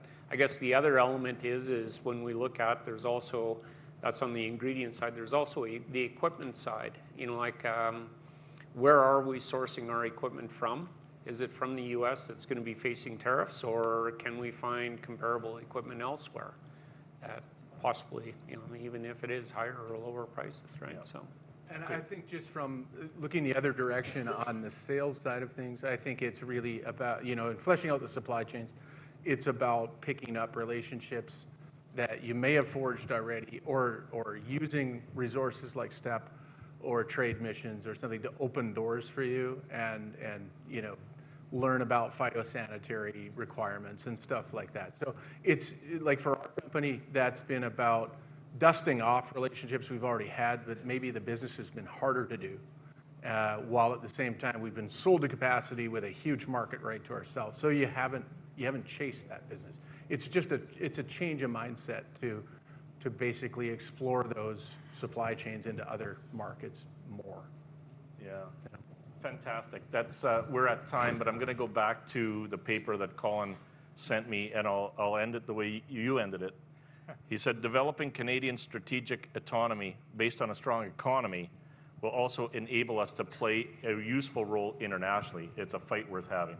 So join me in thanking Colin, Terry, and Jason for the conversation. Thank you.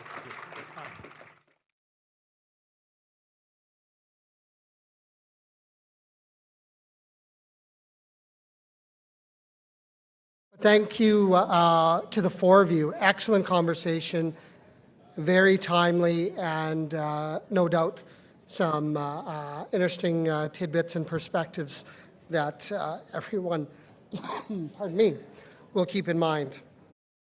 So now to close off our morning, we're going to kind of keep building on things here. We have an excellent talk. And keeping in mind some of those changes and challenges, the committee has brought in a gentleman, Braden Douglas, who's the CEO of Crew Marketing Partners. And Braden is going to share some smart strategies for uncertain times. And remember, that Menti code should come up. Please send some questions in and come to the floor mics. So thank you. And Braden, come on up.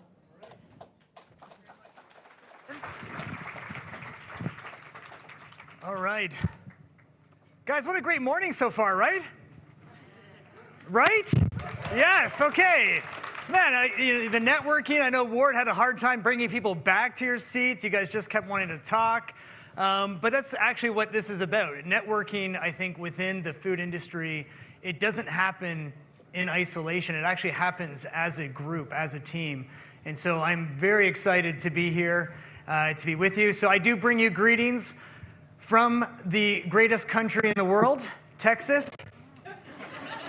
I am a Canadian, though. I've been in Texas now for 4 years.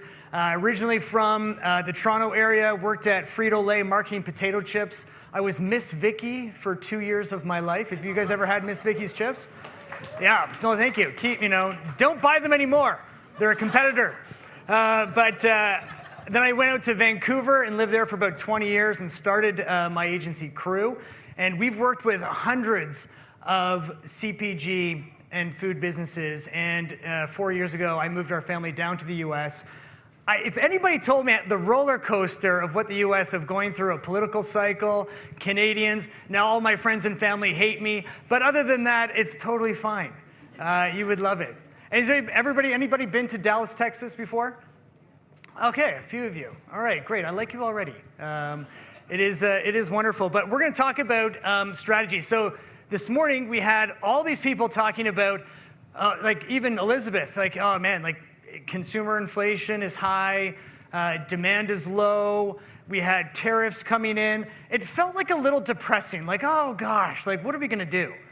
And so my hope is that in 30 minutes or a little bit more, we are going to be able to create strategies, to create growth, to create demand in the market. Do you guys want to do that? All right. Yes, a few people. Okay, that's good. This is it. I'm the only thing standing between you and lunch. I get that, okay? But hang with me. It's going to be fun, and we're going to do it. So we are living in uncertain times. We know that. We've talked about that. We had a great panel about what is really happening. We have high interest rates. And what happens when you have uncertain times? Well, from a marketing perspective, uncertainty lowers demand, right? So we have people with inflation, you have less money. Consumers are saying, you know what, should we remodel that bathroom? I don't know, let's just wait. Let's just wait. Maybe we should buy that new car? Let's wait. Should we take that vacation? Let's just wait. Let's just see how things start to shake out. And what happens is you have a lowering of consumer demand, and we have consumer confidence index, which is probably one of the lowest right now that it's been in a very long time. And we all know why. We have all this uncertainty within it. So we have to figure out, well, how do you create demand? So, well, the one thing is that in Canada, and I think, Jason, you talked about this right now, is that when the tariffs are coming in, increasing demand domestically, the most low-hanging fruit, and we work right now, our agency, we work with about maybe 50, 60 clients at this time. Probably in the last 2 months, it's always been about, well, how do we just get people to know that we're Canadian manufactured and Canadian made? So everybody does, puts this on there. How many people look for this now in grocery stores? Made in Canada. Okay, so the question I always get is that our clients call us and say, Braden, what are we going to do? How can we do this? How do we get this going in Loblaws and in Walmart and Costco and all these places? And so what we say is that, well, let's just see, well, what's the consumer sentiment out there? So let's look at actually what are consumers doing. So there we have 123 West and the Innovation Research Center created a study in April, so not very long ago, a couple weeks. And they said, well, let's just walk through it. So we have 13% of Canadians are what we call raging Canadians. All right, typically a little older, a little bit more, kind of that greater generation where it's like, I will never buy anything American ever again. Buying Canadian, isn't just a choice, it's my duty. Right? Anybody know people like that? Yep. Like, I'll never, screw Trump, like this one. Well, we have also 21% resentful Canadians.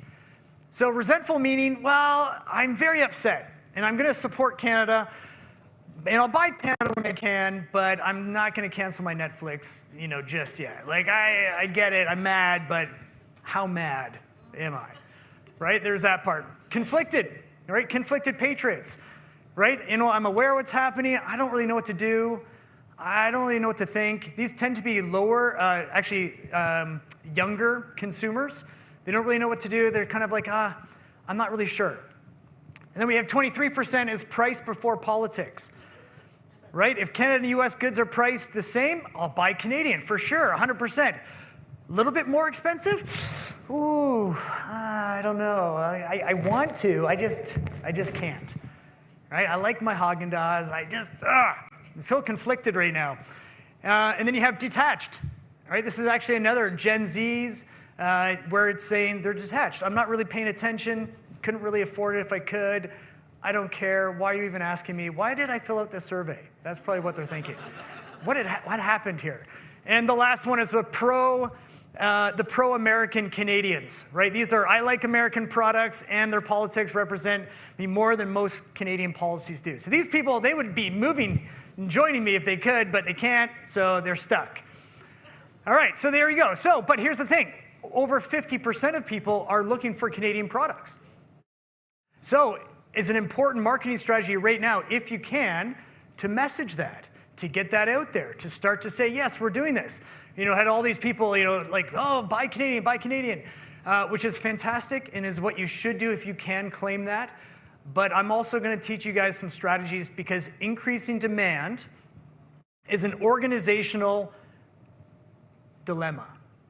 And it is not something that you should just put into the marketing department. It has to be a strategy that permeates the entire organization. And so this is where, for me, it's that if you want to increase demand, you have to create a marketing mindset. Right? And this is where, if we look at marketing, marketing's job is to drive demand. That's what we do. And I'm a marketer. I'm passionate about my industry and about the calling that I have to help you increase your demand. But I would say 90% of the conversations is about supply within companies. How do we make it? What do we do? And now that we've made it, how are we going to sell it?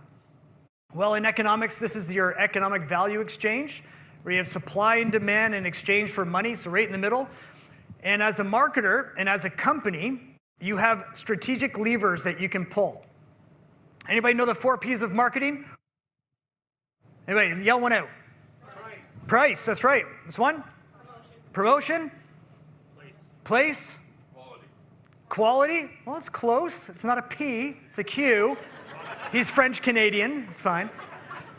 Yeah, but this idea, right? Product, this is where you can start to pull these, right? This is where marketing drives demand through these strategic levers. Product, price, place, promotion, and I use people, which is your target audience, but this is what we do. And this year I was Elizabeth, you showed Expo West. Love Expo. I was one of the Nexty judges this year. Lots of there is still a great unique innovation within there, but it is changing. It is different. The number one thing right now is that the food industry is not an easy industry. The margins are not big. You cannot afford to make mistakes.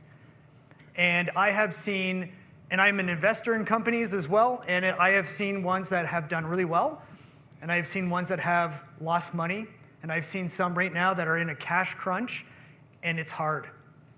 And if I could leave you guys with one thing, I want to be able to leave with you guys having some strategies, inspiration, some ideas to help you get demand.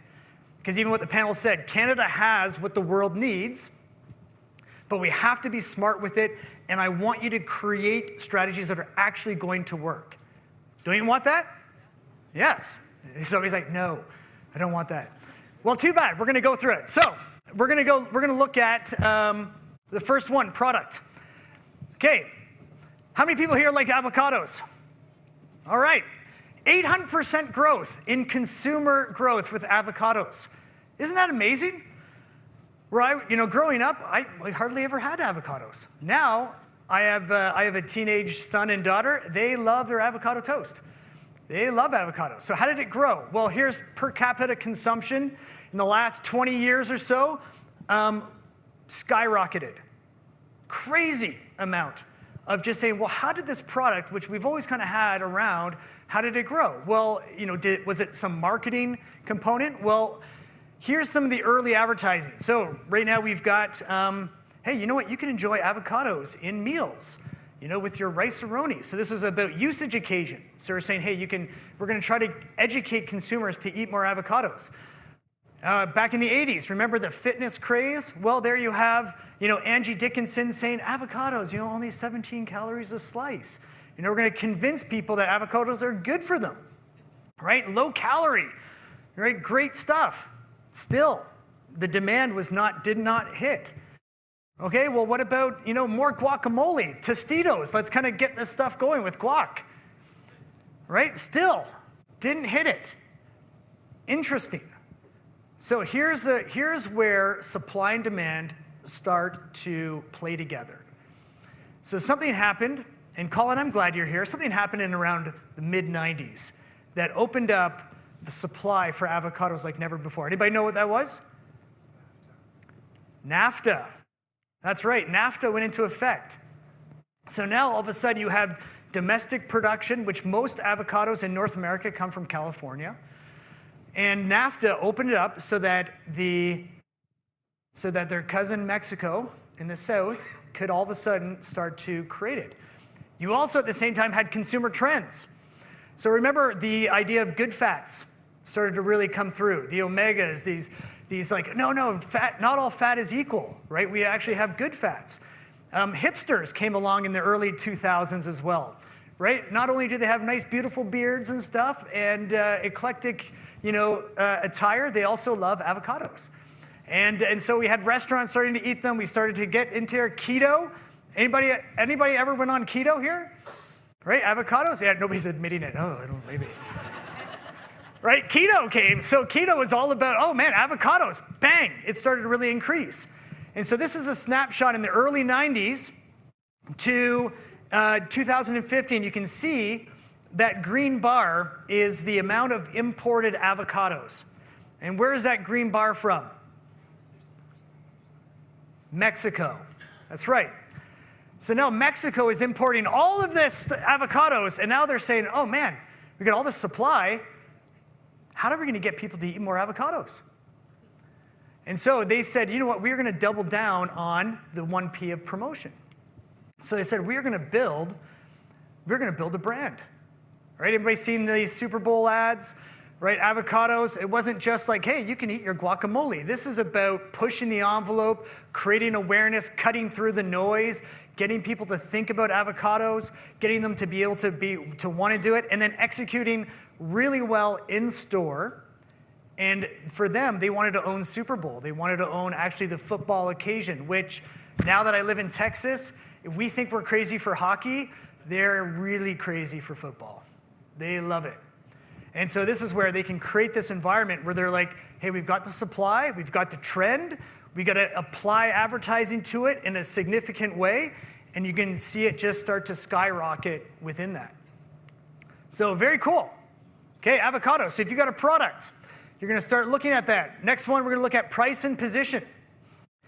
And so this is, how did this brand, anybody here have seen hard bite potato chips before? Okay, a few people. Okay, great. Well, this is where I'm going to show you 4,000% in 10 years. So I met Sepp Amsler. He was actually on the Dragon's Den. He had a deal with Arlene Dickinson. It didn't go through. And then Sepp had some health issues, and he put the business on life support. And so a friend of mine is a potato farmer. He said, hey, Braden, I know you worked at Frito-Lay. Check this out. What do you think about this business? And I said, oh, man, it's a great product, all natural. And I said, well, do you think he would sell it? And if he did, can I buy it with you? And so my potato farmer friend and I, and we got another food operator, we bought Hard Bite in 2012. So we kind of went in there and we said, hey, because I'm Miss Vicky, remember? I was Miss Vicky for 2 years, so I know chips. And so he came and we said, we looked at our market position graph. And right now, Hard Bite, if you look at, this is a market position graph. If you don't know what that is, if you can remember anything today, remember this graph because it is going to change the way that you look at your products. So Hard Bite right now is what we call in the death quadrant. It was higher priced, lower perceived benefits, and it's underneath that optimal position line, which means that it could not sell at a regular price. It would only move at what we call a TPR, temporary price reduction. And it would actually we would actually see that eroding. So if you see your products that are only selling on special, it means that your differentiation and your benefits are not coming through to consumers and they're not willing to pay a premium. So we had to say, well, if we had to rebrand, a rebrand is a repositioning in the market. So we talk about when do you do a rebrand? It is when you want to reposition in the market. So we look at this and say, well, we want to move hard bite. We look at the white space. We say, well, where is there an opportunity? And we said we have to move up. We have to be more premium. We have a premium product. We don't use any preservatives, which is even why the salt and vinegar is not as tangy, because we don't use the preservative ingredient to be able to get that. But we said people need to pay that. So we said, well, I want to create a lifestyle brand. And people said, Braden, you're crazy. You can't create a lifestyle brand with chips. And I said, oh, I think we can do it. I think we can take consumers with an active lifestyle, target a younger demographic, and create something that actually feels cooler than a Miss Vicky's, that's like better than an Old Dutch, that is just different, that is really authentically Canadian. So we targeted this, and this is where I know I'm using Elong. Is that triggering anything for anybody? I don't know. But at the time, I was like, what would Elong do? This is when Tesla was cool. Wasn't that great? Nobody keyed the cars, right? We're still good. We were friends. And so we rebranded this on saying we want active lifestyle, big ideas, like really creating this feeling within that. And I would say most branding, I guarantee you, you're too safe. You are far too safe in how you approach your branding. And if you stay safe, you will never cut through. And so he said, we're gonna actually relaunch this. So we took Hard Bite and we relaunched it to the all natural, using imagery. Because we said if we can't win in British Columbia where they're produced, we're never gonna win anywhere else in the world. If we can't win our own province, we'll never win anywhere else. So we concentrated our dollars. The smaller you are, the more concentrated your dollars need to be. One of the biggest mistakes early food manufacturers make is they spread themselves out too thin.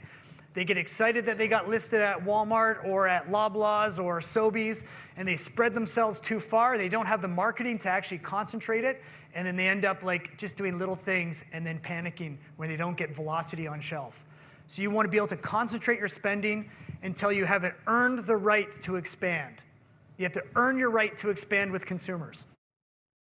So then we created that whole lineup of our core.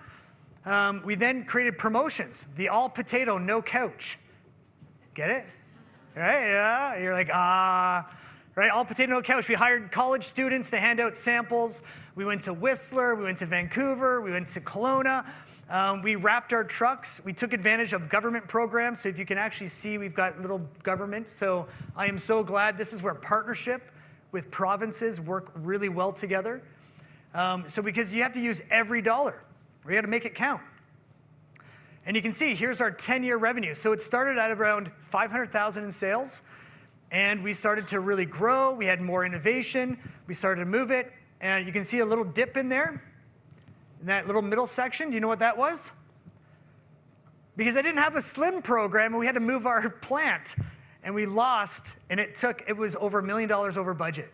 And we had to take our money off of marketing at that time. We had to put it into our plant move. I do never want to move plants again. And then 3 years later, we moved our plant again because we ran out of space. And that was really bad. So if you can avoid moving plants twice in a 5-year period, I would highly recommend that. Write that down in your strategic plan. No, do not move plants. And now it's 27 million and actually even climbing above that. And you can see almost, I would say now 90% domestic growth from that. So you can see this is where 4,000% growth from those. Okay, place. This is kind of fun, right? The marketing, this is good. You guys are going to be like expert marketers by the end of this. All right, place. So how did the Patagonian toothfish become one of the hottest fish varieties in the world? Anybody here heard of a Patagonia toothfish? One person, all right. Well, what happened was in 1977, Lee Lance went down to Chile And he was looking at a new fish variety because he was a fish distributor, and he wanted to create a new fish to bring back into the U.S.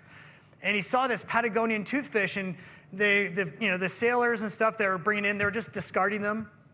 But the locals were like, they were like gathering these toothfish, and they were eating them. And so one night he kind of went down and he tried it, and he was like, "This is really good. It's like, it tastes like cod. It doesn't have that really fishy. I think Americans would love this." So he brought it back into the U.S. and it didn't sell. People just weren't into the Patagonian toothfish. And he thought, man, why are people not picking this up? And so finally he said, you know what? I'm going to change its name. I'm going to call it the Chilean sea bass. Anybody had Chilean sea bass? Yes. And he said, we're going to go to restaurants because this is a diffusion of innovation. So if you're going to have a new concept, a new fish variety, a new product, this is called the diffusion of innovations. It's actually from the 1960s, but it's how new innovation moves through society. And it starts with innovators. And this is where the other mistake many people make is you jump into that early, late majority because that's where the volume is. And you say, we got to get listed at these big retailers. We got to go bigger. And you will lose because you don't have the consumer base and the word of mouth to support velocity. And so what happens is we get calls that are like, oh, Braden, we just launched, I just had a call last week. We just launched into Walmart in the US. And I'm like, oh man, that's fantastic. Yeah, 1,300 locations. We've been in there for 4 months. It's not moving. And now they're talking about delisting us. And I'm like, oh, that sucks. And you know what? They should never have even gone into Walmart. But this is where you want to do. If you want to hit innovators. So in food, who are the innovators? Who creates culinary trends? Chefs. So Lee Lance with the Patagonian toothfish, now called the Chilean sea bass, which is ultra premium, went to different restaurants. He went to different New York establishments. He said, why don't you put this on the menu? I'm going to give you a fantastic deal. He's going to create write-ups. This is where PR and distribution and place work hand to hand, where you can start to create a story. And you have to be patient a bit to get this moving. And then once it starts to permeate, so you have all these dishes now of trying Chilean sea bass, right? Finally, you're like, I want to make this at home. And then there's demand for it to sell at retail, right? Then you can start to see it at meat counters. And it will start to move because there's a growing awareness of consumer demand, so you can actually create that. And then you have Costco and you have others say, okay, we're going to bag it. We're going to then process it. We're going to create some value add with it. And it starts to move. And now, 20 years later, Chilean sea bass was on a, cheddar crackers, right? Of this kind of PR fun stunt they did. Though that just told me, I'm like, man, they really made it into mainstream. It was absolutely fantastic. So, we're going to get P. All right, we have promotion. So cookies, right now, anybody eat Oreos here? Right, #1 cookie in the world, billions every day. Do you know that actually wasn't the first one? Do you know that it actually was a knockoff? So these two brothers, Joseph and Jacob Luce, in 1908, created the Hydrox cookie. It was hydrogen and oxygen mixed together because it was in pure form. Horribly terrible to name. But it was the Hydrox. And it was the first one. Now, these guys used to own the National Biscuit Company, which was called Nabisco. And 4 years later, because this was a great cookie, this was like, oh my gosh, this is amazing. Right? 4 years later, Nabisco knocks them off and comes out with the Oreo. And for about 45 to 60 years, there was a cookie war in the US about Hydrox, which is the ultra pure, we would never use lard or whatever, and Oreo. And so you would go back and forth, and you can see even some of their print ads from this, where it's like, oh no, Hydrox is the one to go. But Nabisco did something, they leveraged target audience, people, and promotion with a usage occasion, and it destroyed Hydrox. And this is where they started to pair Oreo with milk, right? Any other time, you don't dip cookies in milk very often, and they doubled down on targeting kids. We're going to target kids. We're going to target a usage occasion in milk. And they spent millions and millions in advertising of just educating consumers. Oreo and milk. Oreos and milk. It's delicious. You dip it in there. There's the kids. Who doesn't want to buy that for their grandkids, for their kids at home? And so Oreos started to take off. And then they started using this idea of like, hey, this is milk's favorite cookie, right? You drink milk anyway. You're going to have an Oreo with it. It's the after-school snack. And so if you have a product, pair it with a usage occasion. If you have to say a few messages to teach people how to actually enjoy it. They don't assume consumers know what to do with your product. You have to teach them. You have to educate them. And you got to stay consistent in years and years and years and years. We have a famous thing that if you get sick of your brand, don't change it. If your family gets really sick of it and your friends, don't change it. Only change it when your accountant gets sick of it. Because they're so far off trend usually that that's when you know. But then Oreo came out with all this innovation, right? It was all these new flavors, new stuff. And innovation is only to create incremental growth for new audiences to come into your category. That's why you use innovation. You want to bring people in, new audiences. People like spicy. People want hot honey now. They want, lavender basil. They want all these different things. You're bringing people into your brand. Then you have creating collaborations, right? I would say right now, in Saskatchewan even, look at, is there people that you can collaborate with to create a product together, that you can share costs with, that you can actually work together on? I would say I've seen more collaboration in the last 3 years than I have in the first 15 years of an agency. Social media loves it. It's great for PR. You have Oreo just kind of doing lots of promotions, lots of noise in the market, and being able to push that. Even Coke, Oreo, right? That's like the pinnacle when like Coke and Oreo, like the two top brands. Hey, anybody try this? Anybody try that product? No, you guys are all healthy. Okay, I get it. Okay. I live in Texas, okay? Like they love junk food and fast food and everything. So we're trying everything. But this is where the pinnacle is. All right, and my last one today is all about people. All right, target audience. And this is how it's working together. So Matt Cesario, he is a founder. Liquid Death. Anybody seen Liquid Death here yet? All right, a few people. This one here, it's in 5 years, he created a $1.4 billion valuation company. Like 5 years. In one of the most ultra-competitive categories you can ever get into is water and sparkling water. Not a ton of differentiation. So what he did is that he created Liquid Death, which actually was about death to plastic. That was the original idea. It was in a can, so it was recyclable, didn't use plastics. And he said, you know what, we're going to do branding, and we're going to go all in on a certain audience, on a younger demographic, and make it totally cool, and just basically slap the category silly and see what happens. So then they started innovating. So even this, severed lime or convicted melon flavors, like very unique. Even Killer Cola is their newest one. And he just went all in on polarizing creative. Very unique, sometimes disturbing, right? Creative. And they started doing a lot of collaborations. So they even did hey, you can win this, jet. Remember that Pepsi gave away that jet? Well, they kind of knocked it off a bit and said, hey, they actually did give away a jet. Now jets in the U.S. are just, it's like a Tesla. They're everywhere. You can buy one if you want.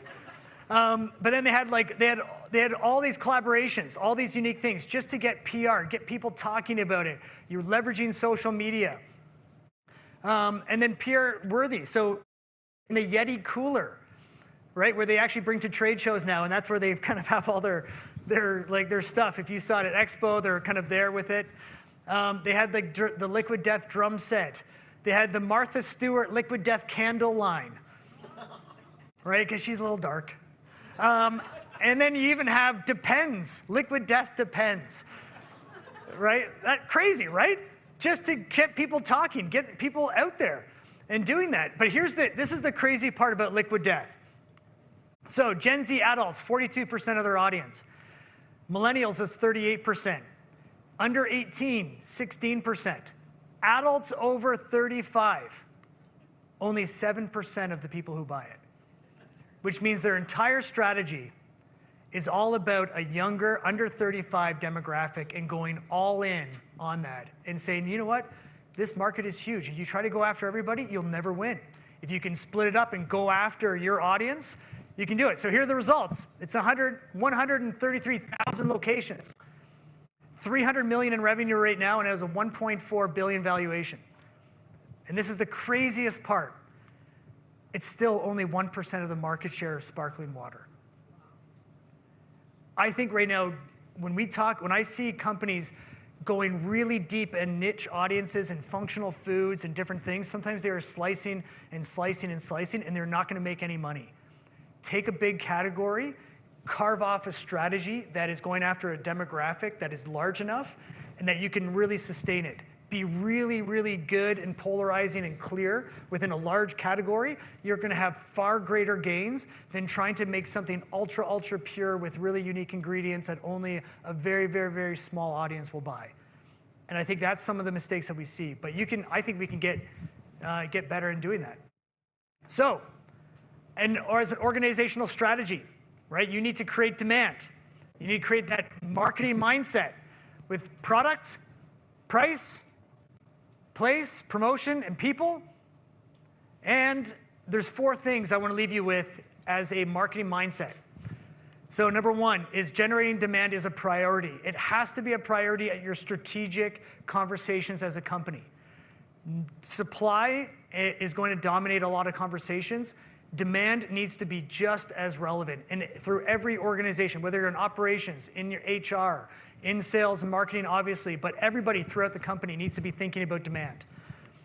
Number 2, invest to win long term. I can't tell you how much right now is that when things get tight, marketing tends to be one that people just suck back on because it directly hits cash flow. I would say do less, but do it better. You can't afford to be boring. And I know that this is the thing, but I would say, and I was just talking to our tourism, with Tourism Saskatchewan, I'm like, you know what? We can only see so many pristine lakes and trees in Saskatchewan, okay? Like, you can't be boring. You have to be polarizing, that people have to notice you to be able to say, man, this is really different. I like that. That's really cool. You took a step. You have a point of view. You create polarization. Be inspirational, right? If you are not inspired by what you're doing, then don't do it. I'm telling you, don't go to a trade show because there are thousands. If you want to compete, and the Canadian Pavilion at Expo West sucks so bad. I'm telling you that. And I wish it was better because I love Canada. I want to see us be really successful. But it's so boring, right? I'm like, let's do something that's going to be inspirational to the world. And the other one is willingness to risk, right? Take some things, carve out some things, risk a little bit, push the envelope, get a little bit. I know as Canadians, I know it's not very safe for us. We like to be nice and proper. But I'm telling you, take a step out, target an audience that they are absolutely going to love it. I want them to either love it or hate it. But if it's in the middle, if it's safe, it's going to be ignored. And you can't afford to do that. So thank you very much. I know we have a few minutes for questions. So Ward, why don't you come back up and go.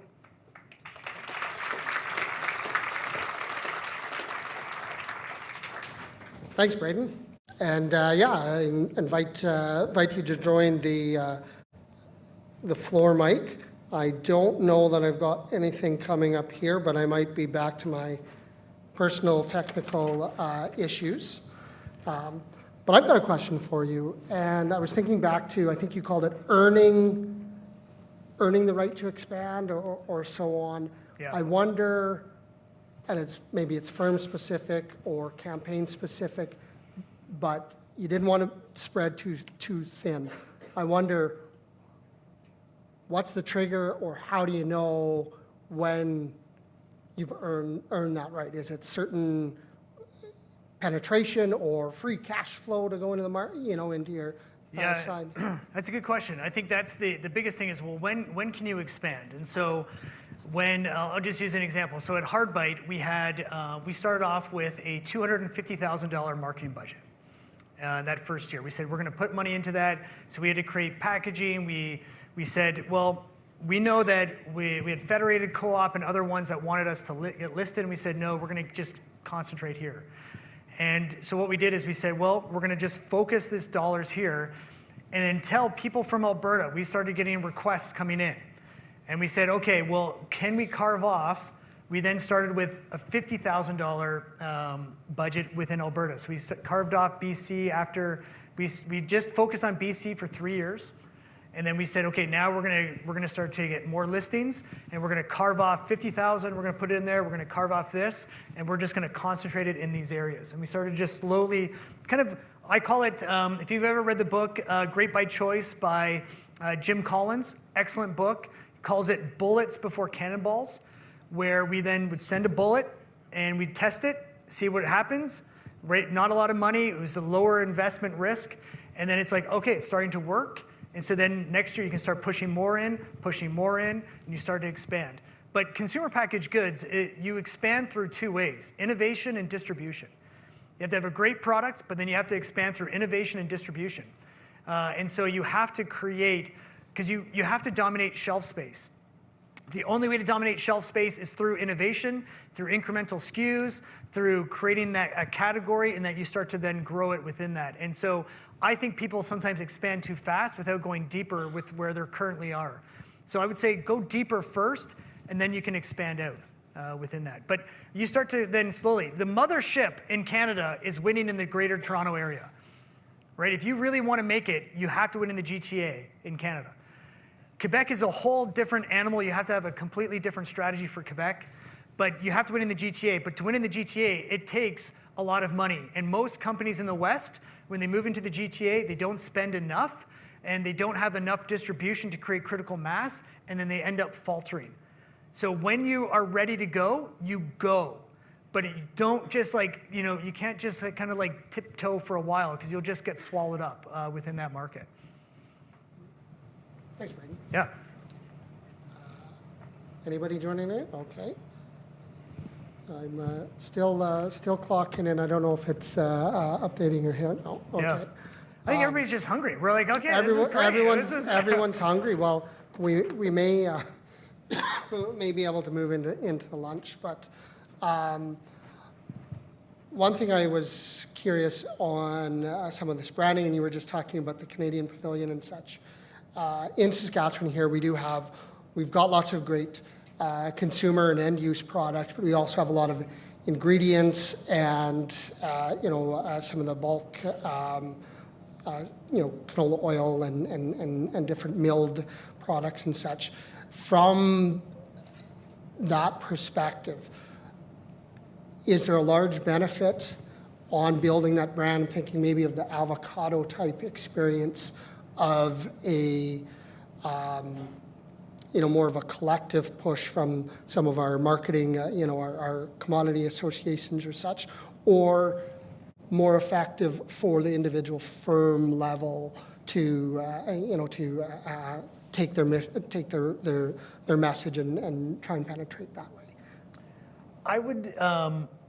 So there's a few different things right now. Is that when you're an individual company, there's only so much you can do for category or for creating awareness. And most businesses, you don't want to build all in the category. You want your own company to be successful. You want your own brands to do that. But when I'm even in the U.S. and you go to different trade shows, when you say, oh, I'm from Canada, it's always like, oh, I love Canada. That's great. We don't have that, in here. If I'm like, oh, I live in the U.S., it's kind of like, oh, okay. Right? But in the U.S., they love Canada. And they actually don't think about us that much. They just don't. They are just thinking about their stuff, what they're doing. But I think we have to do a better job of romanticizing what Canada's about. We have one of the most beautiful places in the entire world. It's clean, it's safe, people trust us. We have good quality because we have great people. So there's elements of it that we can actually really highlight. Actually, a country that I think has done a really good job, and is Switzerland. Switzerland, I think, has done a very good job of creating this pristine, this idea of quality in the world, and that when you see the Swiss made, that it means something. And I think we have undervalued Canada made significantly. And I think it can actually create a premium position in the market if we can get behind that. But if you go to a lot of these Canadian pavilions and stuff like that, I think what's happened is we go with a bit of a shoestring budget, and then we create a pavilion that has all these individual booths that we hope that the brands can create. But the brands themselves are small. They're not going to make this thing amazing. I think that's where the government has to spend a bit more to say, guys, let's like build like this thing that people are going to talk about. They're like, oh man, have you seen the Canadian Pavilion? It's amazing. And they're all in their like lumberjack shirts and they're awesome. And I love these guys. You know, they're like having this hockey thing out there. Like people just want to be entertained. They want to have excitement. They want to have theater within a trade show environment to stand out. It's not just about the wares and services. It's about creating a presence. And I think any trade show that you go to, we have to create a presence. But individual companies won't spend on that on their own. They just don't have the time. They just don't have the money to do it. So I think we have to, as a group, to create that for them, and they can fall underneath it. Thanks. I do have maybe one last one, and I hope this one's maybe a little bit of a tactical one around social medias and leveraging those. Just wondering about most active age groups and markets on the social platforms and how to use that. Social media, in my opinion, is very underutilized. I would say most people, because here's what happens is most decision making in organizations are old white dudes. And they don't understand social media as much, and so they don't want to invest in it because they don't use it themselves. And so what we always have to do is convince them about, well, this is where consumers are at. I would say right now, Facebook has a higher demographic usage. It is still the biggest one in the US and in Canada, but it is definitely trending on the higher end. Instagram and Meta, because Instagram and Facebook and Meta is one, but the world is changing in the way that the content that is getting the most traction is Reels. It is video-based content. TikTok right now, you have Reels, you have YouTube, you've got even LinkedIn. They're all trying to create Reels because Reels create, if you like it or not, I guarantee you most of you have been in a Reel hole where you just start scrolling around, right? And all of a sudden you're like, oh my gosh, it's like 20 minutes or an hour, right? But this is where what happens is you want to stay on that one, and then you can start to feed in content and feed in information. If you have to, I would say own a channel. Own some channels first. Don't try to do everything at once, but own a channel that is going to work. If you have a slightly younger demographic, we just created a TikTok strategy just for one company to say, you just need to own TikTok and get on that. Here's what it's going to look like. Here's the strategy. Here's the kind of content. The other one is influencers. Now, gone are the days that influencers are cheap, that you can just send them free product and they'll post for you. They are greedy little guys now. And so they want money, and they have lots of them have managers and stuff, and so you have to be very careful. Now the problem with influencers is that not all their audience is actually where you're selling your product. So if you have a direct-to-consumer, if you're online, that totally can work. But if you're selling mostly in retail and you're using influencers, well, that audience, half of it might be in LA, in New York, in different areas. And so what we're finding is ambassador programs are becoming a much more prolific strategy. So hiring people who are creating Reels for you, who are creating products, they're almost like little mini employees in a way, kind of how we used to do with events teams where they would go and hand out samples.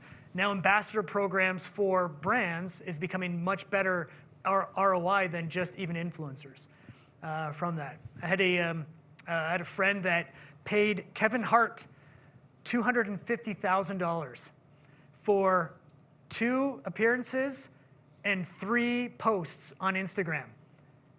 And he's like, Braden, I wasted my money. It was the worst investment I've ever made. But he goes, next year, he hired Shaq. He's like, I guess he didn't learn. Hired Shaq. Shaq actually he's more known, but he actually got involved. He actually called Walmart buyers himself and got it listed there. He actually got really involved. So for me, it's sometimes the endorsements, it's like who you choose is really important because they can really propel you forward, or they can just be there to take some money and just post it for you, and then all of a sudden you're just like, that money's gone. So I personally like to see things in action and have a little bit more control. And I would say ambassador programs, affiliate programs, TikTok we're seeing. I think the next future, like even Pinterest strategies when it comes to recipe, and looking at that is going to be an area to really grow in. Meta and Facebook are still big, but your return on ad spend is getting a little bit tighter. So it's like a delicate game. But here's the thing. It's a delicate game, but you have to play. So, and if you're going to play, just do it well. And if you can't do it well across many channels, do it really well in a few. Really do well. But you can't just post pictures of really, it can't be crappy. It has to be good. Okay, so if you're going to do it really well and invest in it and do less. If you don't have a ton of money, do less activity, but do it really well. And do it with an audience that's going to love you, right? Get an audience that's absolutely going to love you and connect with them and then build it out from there. Because if you don't have an audience that loves you, you're never going to reach the masses. You have to have a core audience that they just love what you're doing, you're connecting with them, you're talking with them. That's what social media can do. It can help you connect and relate, and you're being social. It's not just another platform to send up media messages. It's a social media platform. So get social. Thank you. Yeah, thank you guys. Appreciate it.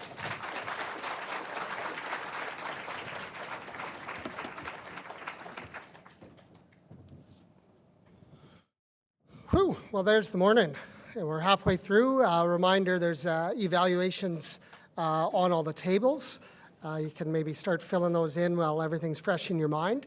But thank you again, Braden. That was great chat and excellent transition here into lunch. We're scheduled to be back at 12:55. We've gone a little bit longer here through this great morning, so we'll still aim for 12:55 or 1 o'clock. You'll be joined here by my colleague Robin Spear from Trade and Export Development, who will take over this hosting role. And the one thing I want to mention, a few of you or a number of you noted during registration about some dietary aspects to be aware of. If you need to check in, find the venue staff, and they should be able to help you out with that. And those of you online, please make sure you're probably dialed, tune back in around 12:50 to make sure everything's connecting and working. Enjoy your lunch, and we'll see you soon.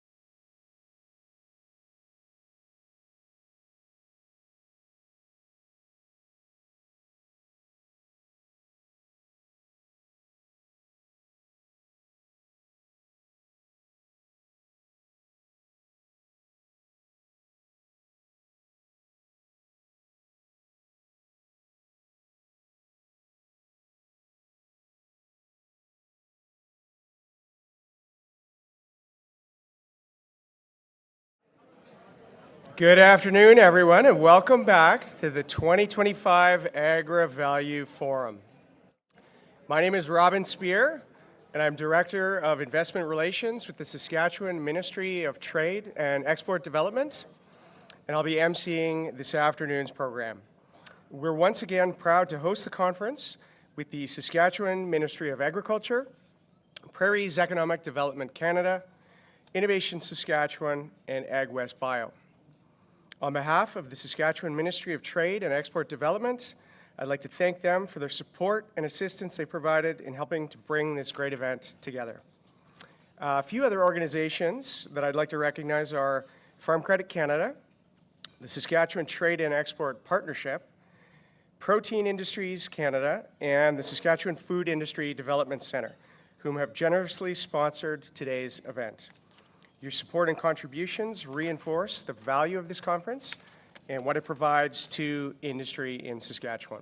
So thank you for your continued support and contributions. We have a full afternoon of excellent speakers and a program I'm really excited for and hope you'll enjoy and value. As we begin this afternoon, a few reminders for everybody. Conference evaluations are on the tables. Please take a minute to share your feedback as it helps us plan for the event next year and thereafter. The agenda and full speaker bios are available via some hard copies on the tables, and then everything also is at saskagrivalue.ca. For those joining online, please ensure your mics are muted. Submit questions through Menti as per this morning. And for those in the room, of course, get ready to go to the microphones amongst the tables when the speakers are finished. I think that's everything, and we'll return to the program. This afternoon's session kicks off with an exciting talk on creating value through circularity. From Toronto, Ricardo Martinez, president and founder of Terra Bioindustries, who's doing some work with businesses and organizations right here in Saskatoon, is going to speak about Terra's story and paint a picture of how your company can create a return through valuation of your byproducts. Please join me in welcoming on stage Ricardo. Thank you, Ron.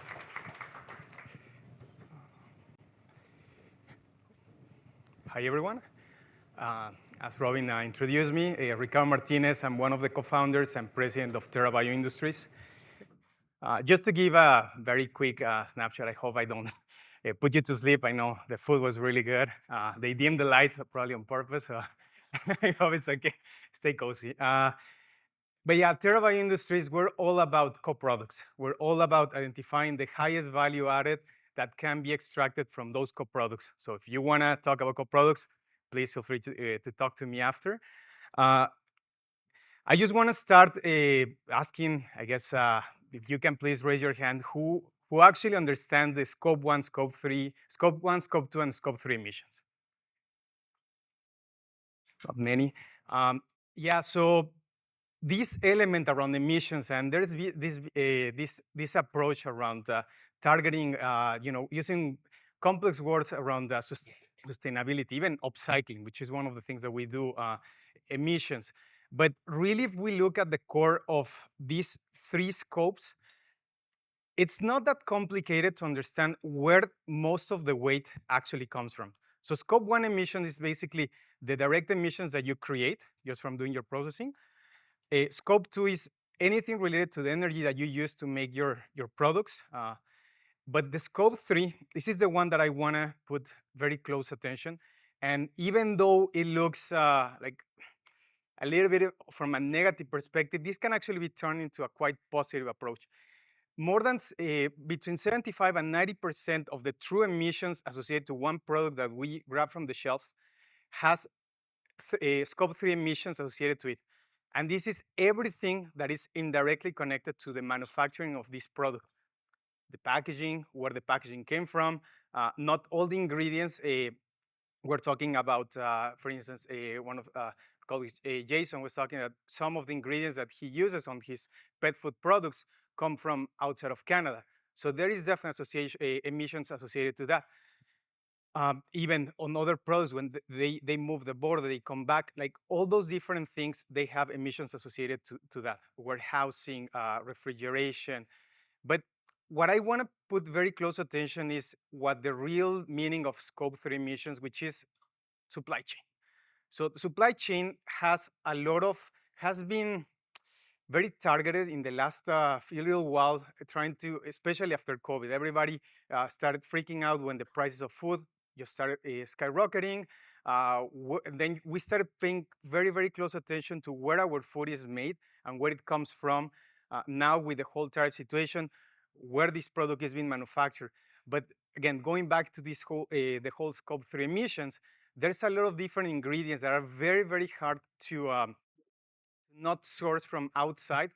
And this is where I want to get actually a little bit more into detail, because a lot of these companies, and as my colleague Elizabeth was mentioning, a lot of these companies are actually looking into ways to reduce their Scope 3 emissions. But this is a very blurred area. It's very hard because there is not been a matrix per se that has been already developed, like for Scope 1 and Scope 2 emissions, that they can just quickly go and say, okay, this is how I'm going to be doing the calculation. The European Union, as well as California, is doing some efforts. Canada as well is doing significant efforts to try to understand, how you do these calculations. But still, it's a bit of a gray area. But the one thing that I want to mention is that there is a point connected to these Scope 3 emissions that we can actually remove if we really look in depth into byproducts. There is 1 billion tons of byproducts produced globally every year, and majority, to be frank, goes to waste. I'm not saying that, oh, of course, a lot of the byproducts do go for animal feed, but there are some times that those byproducts have a lot of potential still inside in those products, and we don't really maximize its revenue. We complain about high prices. Food manufacturers do complain about high prices in some of the ingredients. And there was one word that I really like from the session that was hosted by Bill: diversification. Why don't we diversify where our raw materials come from? And we can actually look into reducing costs, but from the companies that actually create a lot of these byproducts, creating more revenue out of this, right? So we make everything that we already been using maximize its actual potential. Now, why this hasn't been significantly impactful, and why this whole movement towards circularity and understanding, why this is not really hitting where it needs to go. And this is because a lot of these approaches, in my opinion, they lack of these four main elements. One is there's no cooperation. And Minister Harrison mentioned one big element, which is cooperation. We need to cooperate with each other to understand how to actually maximize both revenue, but also reduce emissions. Also, these co-products sometimes do not meet industry expectations, so they're misaligned with what we're used to in terms of using as a food product. And also the other part is price, right? They're expensive, they're hard to find, they're very niche, and that obviously doesn't drive the change. And then the last one is the lack of incentives. Many times it's about, we have to incentivize this transition, have to see how to make sure that we can further use these co-products, but for that, they need to mean something. It's not just using a co-product and then you figure it out. No, it has to be some of a transformation so that the product that is extracted from the byproduct now has a meaningful use. Now, and this obviously is associated to performance issues. There is a need for synergies and definitely revenue sharing. With all these elements, and this is what I'm going to be talking a little bit more in detail, what I see is three main pillars, which is based on aligning to what the industry needs, sharing basically the pain, but sharing also the profit. Because this, instead of one trying to get everything, if we can share this sort of this transition and incentivize this thing, we can all share the big profit. And then the last one is definitely cooperation. One cannot do everything. We need to work together. Now, there are some companies that actually have hit on the nail very, very strategically. I met the CEO about a year and ago from Vodka. Very great guy, very visionary, and I thought the product, I tasted their vodka, amazing. Now, why this was a big success is because he looked into the problem that the supplier had, which was there's less consumption of the side stream of acid whey, basically. So it's a side stream of making Greek yogurt. And instead of, and they saw basically that they cannot sell this into the market. The animals that were feeding from this, now they're reducing their consumption. So this started to become a big problem for this dairy producer. So they came into place, they worked together with the supplier, and they created something very, very innovative. A vodka derived from this, and then they have different lines of products that are very tasty. I definitely invite you to taste the products. Really, really good. The second one, Green Ball, is actually one of our collaborators for Terra Bioindustries. But one of the things that I thought was very, very smart in the way they did things, so they take the byproduct from different useries. And you would say, well, but that gives you, how can you assure compliance to food grade quality? Well, they did it based on the packaging. The way they standardize the process, they don't put any preservatives at all. They develop a bag that is autoclavable. And for the ones that have worked in the biotech and also understand biofood, that's the smartest way to actually get rid of any pathogens. You put it into pressure, temperature, nothing grows after that. And even if there was something trace, it's killed after. So that was one of the things that actually made them very successful. They're targeting an element that is very important for Canadians, which is fiber consumption. So alongside with identifying a very interesting way to not add a preservative into their food, also targeting a very important need that North Americans, not just Canadians, but North Americans and globally we need and we lack of in our food, which is fiber. The next one was, it's a company called Remix. I thought also their concept was also brilliant. They're using the side streams from cranberries and other berries that are being pressed here in the prairies. We produce a lot of these berries. And the smart way and the smart approach, it was what could potentially masquerade some slightly bitter notes that some of these berries might have. Well, chocolate. Chocolate's a very, very delicious element that integrates everything and gives a very healthy snack because it has natural sugars actually from the berries. So it's just the way you look into simplifying the process of actually taking that side stream, combining it with something that is already industry ready and getting it to the market. And the last one, which was kind of a big inspiration for Terra Bioindustries, Comet Bio. They work with farmers. They work alongside with the line to the supply chain, understanding value realization.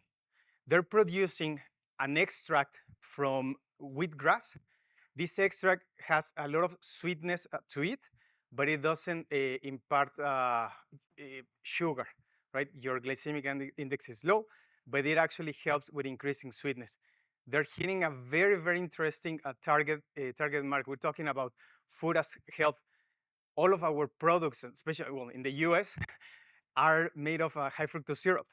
That's the primary sweetness. And every time that you're comparing a new sugar product, your standard is how sweet it is compared to high fructose syrup.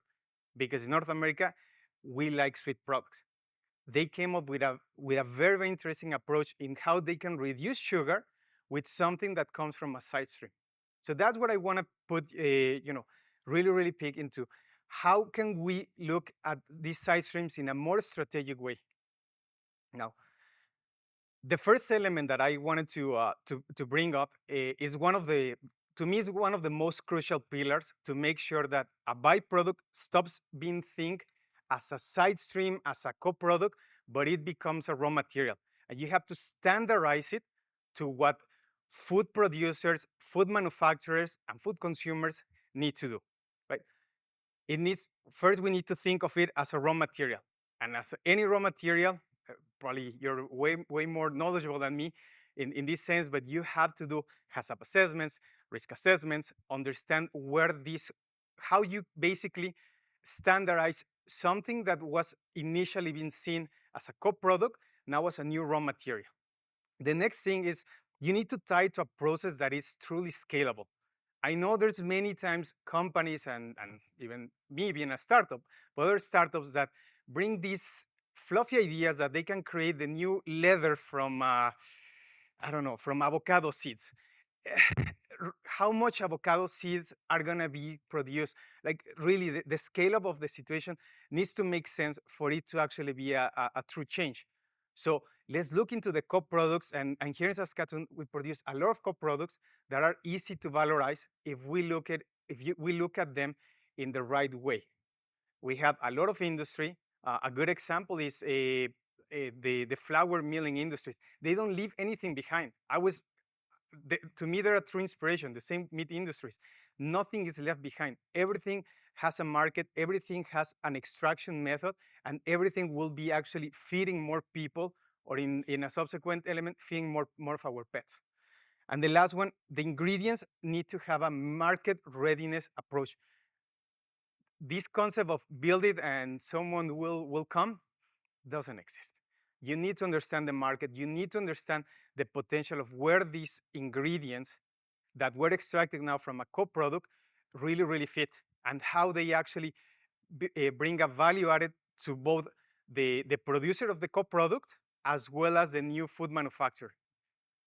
And this comes by understanding, elements, again, as I was mentioned. So you understand the standardization of raw materials, scaling your process, having food safety elements associated to it, understanding where are the best market fit applications based on the market that you're working with. And I'll give an example from our process and our experience, understanding really well the regulatory compliance. I know, and regulatory tends to be a scary topic for many startups. It's not that scary. If you really understand and you spend time, as you spend time in terms of developing a process, spend time reading the regulatory frameworks that exist around food. You're the best person to understand your process. You'll be the best person to explain to a regulatory officer. Sending an email to Health Canada doesn't cost you anything. Sending an email to the FDA also doesn't cost you anything. And they are very willing to talk to you if you ask the right questions. Obviously, don't come with just a very random question and very generic. But if you do the question properly asked, they will give you back a good response for labeling. Is your product compliant? And also, they have a lot of checklists in terms of that you can easily access from. And then the last one, talk to your customers.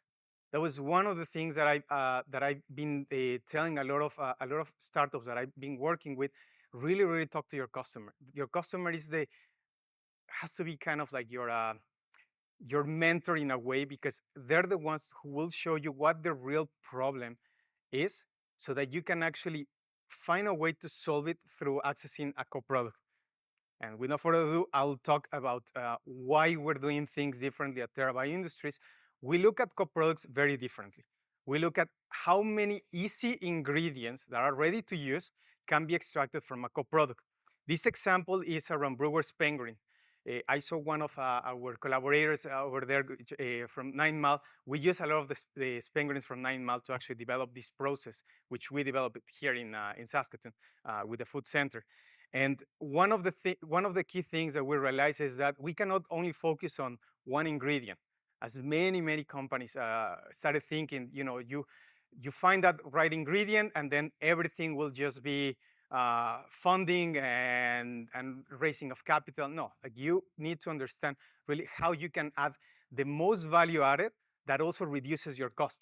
So what we realize is by accessing 3 ingredients right off the bat, you split your expenses and your costs into 3 ingredients. And now each of them will give you different revenue. So then it makes a more profitable solution. And the other thing associated that I was mentioning before, understanding the regulatory framework. Let's not use very complicated words. I know we started, we were talking about the word upcycling. Not many people, to be honest, know what upcycling means. And why complicate it too much? It's a product that comes from barley. It's the unused part of malted barley, and malted barley is one of the most expensive grains, if not, please, you can correct me if I'm wrong, but it's one of the most expensive grains to make that also has a lot of energy inputted into it, and it's a very nutritious ingredient. It's a sprout, well, it's a pre-germinated ingredient. Right now, a bunch of the baking houses are going crazy piratos, trying to put into their whole line of sourdoughs sprouted grains, sprouted seeds. Well, malted barley is a sprouted product, has a lot of richness, has a lot of potential. So that's why we thought of it in a very different approach. What are the added value that it has, and also the best target markets? So from it, we derived 3 ingredients, and these 3 ingredients have big 3 potential markets. And I'll just go very quickly with the market. So the malt syrup, think of it as a malt extract, the same as you can use it to make more beer, or also to sweeten another product. But the richness is that it has embedded to it caramel color. So it can be used as a way to add color into your food products. Chocolate, right now everybody wants to find the new replacement of cocoa powder. Well, we actually found one. Barley protein. Barley protein is a very rich protein that actually fits very well in both fortifying breads, fortifying baked good products, and also it's a very rich protein for pet care. Dogs and cats, they have validated that they can eat it. They love it. The taste is very, very good. And malted barley is a very sweet product already. And then barley fiber. The fiber of it, it's a dietary fiber that we lack in many times in our foods. So there you go. You can get easy access to a complementary fiber. Now, the next pillar that I want to touch upon is on the lack of collaboration. It's very hard sometimes to incentivize a transition if we don't cooperate with each other. We need to further understand that your byproduct doesn't have to, so for the producer of byproducts, your byproduct is not your problem. We need to work together to find better uses for it. But it is not all to a brewery, for instance, to figure out how to make the most use out of that. Their business is beer. Like, why are we putting a lot of load into them? And then if you go to the other side, which you have a food manufacturer, then the food manufacturer has to figure out how they're going to be using a new ingredient that they have never heard of. Brewer's Penguins. If you tell them, hey, I sell Brewer's Penguins, good luck. I don't know how can I use that? So, but if through a transformation, this is where the element of cooperation comes into place. So I'm just using this we're putting a Protein Industries Canada project for basically transforming the co-product from one of the breweries here, Great Western. I love their beer, and I also hope that they start selling in Toronto because it's ridiculous. But yeah, one of the things that we're talking to them is that your byproduct can be a good source of revenue done the right way. We standardize that co-product into new raw material. We transform it. We make it more cost effective. We find now industry synergies of companies that are looking to diversify their plant-based proteins. Unfortunately, like not everybody likes lentils and pea protein. They're great, but in some products like baked goods, maybe it's not the right fit. But a barley protein actually fits really well, brings a lot of nutrition, and the same with a barley fiber. In pet food, they're AFCO-approved ingredients, so they can easily be integrated into their supply chains. And we work with other companies, Carmen Lab. They're making a lot of brewer's yeast. And actually, one of the things, the reason why they want to work with us is because they buy currently all of their malt extracts from the US. And with the whole tariff situation, their pricing is going up. So they need to lock a Canadian supplier of liquid malt extract. Now, and the last point that I want to put into these whole pillars is we have to share profit in order to reduce risk. That's the only way. If we want to govern the whole supply chain, well, good luck. You're gonna become a big multi-stage company, and this is actually what a lot of these global companies are doing. They're trimming down their staff because doing too much is too expensive. Doing a whole research within Nestle is a great example. Nestle is trimming down just to the more strategic elements that are actually making money. And the whole R&D concept is just into adapting what the new startups are doing so that when they acquire them, they can actually integrate them into the supply chain. The same Mars Pet Care, like you can name them, a lot of these global companies. So why are we trying to get everything? Let's split the profit and we'll reduce any risk and we'll transition into a more circular supply chain and actually be profitable for everyone. So one of the key messages that I want to leave behind is circularity can mean a win for all. It's a short supply chain. The reason why Terra is working in Saskatoon is very strategically because Great Western buys the grain from prairie malt, which is grown in Saskatoon. The supply chain is so reduced. Now, these other ingredients can be exported to different players within Canada, Ontario, Quebec. They're big producers of food ingredients. Well, why don't we make the new maple syrup from the prairies made of barley malt, right? Like things like that. That's why we're here in Saskatoon, because we see a big potential into the biggest co-products can come from a very short supply chain, but processed and extracted the right way can bring a lot of value added. And yeah, I mean, I would love to talk to anyone who's thinking about valorizing further your co-products. I'm very, very happy. But yeah, just to conclude my conversation, I'm really, really hoping this to be a two-way approach. I love questions. Just if you're really thinking about upcycling and obviously transition to a circular economy, think about cooperation. You need to work with the supplier. You need to work with the company creating these co-products because that will incentivize transition.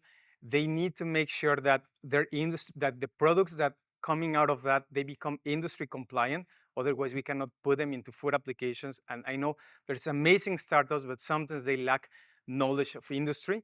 And I mean, one of the things that has helped us at Terra is that both me and my co-founder, we come from one of the most regulated environments, which is making vaccines. And we have applied all of that knowledge in terms of risk assessments, CAPAs, RCAs, into how we make our ingredients. Then the next one is we need to simplify the process. The more complications that we add make more expensive the process.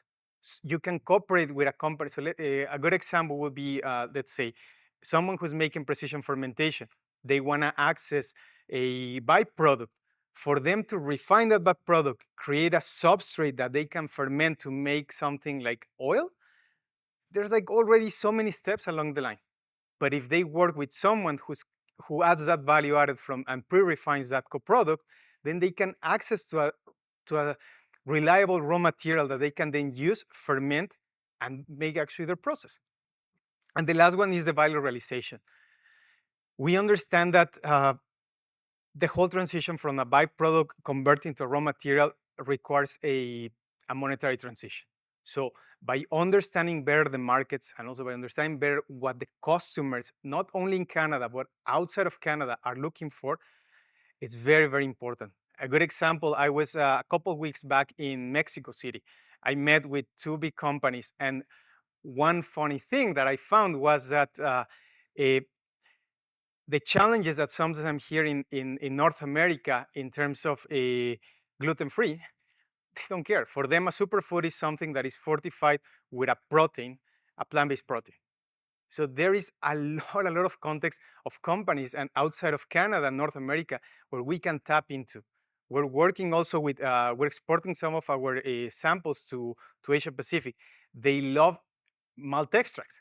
It's key in Milo milk. I don't know how many know Milo milk, but our protein also tastes a lot like Horlicks for people who are from Southeast Asia. The barley, it's a good substitute to wheat bran. Wheat is not produced everywhere in the world. There's some lucky countries that can produce it, but everybody consumes wheat, right? So thinking and understanding how truly these byproducts in a global perspective, this will really create a higher value realization for the products that can be created out of your side streams. And let's stop thinking of them as a side stream. It is a new raw material, very rich and a very short supply chain that is waiting just to be transformed and be added into the current existing supply chain. And with this, I just want to conclude my presentation. Again, Ricardo Martinez from Terabyte Industries. If you want to talk more about upcycling opportunities, byproducts, and how we can add more value added to your co-products, please don't hesitate talking to me. But definitely, to simplify circularity, you need to expect more from your byproducts, and you can get that. Thank you.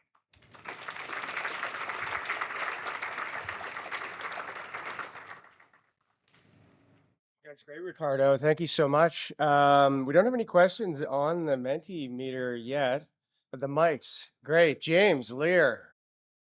Ricardo, fascinating space that you're working in. How does the business model work for companies to work with your firm? Is there like IP sharing, royalties, fee for service? Is it marketed through your group? How does it work? I guess the easy answer is all of them. Depending on the approach that you're looking for. So one of our expertises is, I guess, two lines: process and market. We will look at the co-product to see what are all these extractables and understanding where these extractables would place well in different markets. And I'm not thinking just on the market of North America, different markets based on the communications and contacts that we have gotten through, obviously, with companies globally. But our best, let's say, our best approach is when they want to partner in the transformation. So we are looking for something like more of a joint venture, or at least a partnership where they don't, because this is one of the things, right? As a growing company who makes, let's say, a technology, you need reliability on supply. So if someone finds a better buyer of your co-product, then you go down.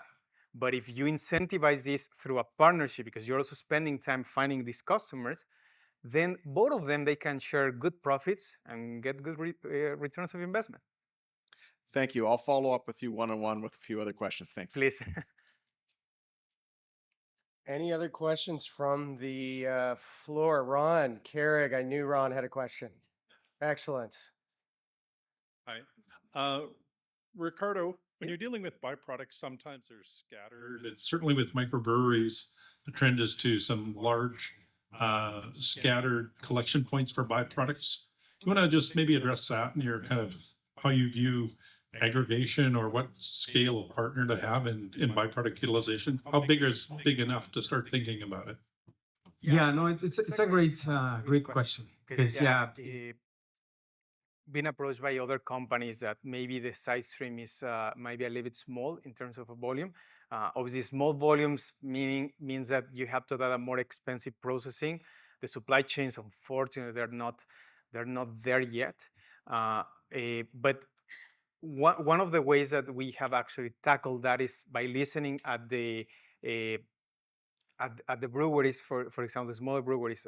We were talking with a 9 Mile, and I hope we can actually incentivize this together, where we can put basically centralize all the collections of the different breweries into one place. Then it becomes easier for one to do the transformation, right? Working with a local brewery who is very well connected, that simplifies one of your challenges. So for us, we develop a process that basically stabilizes the wet grain. That was very important. Sorry, I actually missed that part. It's very important to understand the way the co-product is being generated, because if you just, a lot of companies will think, okay, let's just dry it, and then you don't carry water. Well, not really. You still have to hydrate it to then do any sort of extraction, or you need to do like the grain comes hot and wet. It's amazing to actually do an enzymatic digestion that we do. So why are we gonna dry a product and then just close down the pores? It's really understand, what is that co-product, how it's being generated, and actually how you can do an extraction process. But sorry, going to the point in terms of if it's to spread apart, is work with those smaller players to understand how to create that ecosystem that then in an aggregation volume now becomes significant. But another element that was very important, you also have to understand where they're located. breweries that are in very big metropolitan areas like Toronto, right now one of the elements that we're selling them is actually a syrup, because for them getting the grains all the way there and then getting rid of the grains is a big logistical nightmare. Whereas, and I know many brewmasters are not very fond on the idea of using a syrup, but cost is important. If you want to stay competitive, especially with your non-alcoholic beer, why you spend so much money on getting sacks of grain that are expensive in the first place, and then they have to be sent all the way to downtown Toronto to make a beer, and then have to pay for getting rid of the co-product. I hope that answers a bit of the question. In terms of a long-term forecast of the economics of it, is the upcycling of this product in the same level of, economic viability than just what the natural upcycling is in ruminant technologies of making that into meat and milk? It's very different. So we have to look at it from a different perspective. We're not intending to compete and remove basically food from the animals. With the canola production increasing, with more protein being produced, there's going to be a lot of co-products. And now, and just again, I know I'm tapping into malted barley, but malted barley is quite expensive to produce in the first place, and it's a premium barley product that, in my opinion, giving it to animal feed, you basically take it out from the mouths of different people that can actually be using it to its full potential in our tummies, right? I understand, this could be a way to diversify, having to ask, let's say, cattle feed or milk producers. I know it's a great product for producing more milk, but at the same time, it's currently not well standardized, and it is wet. It is very prone to contamination.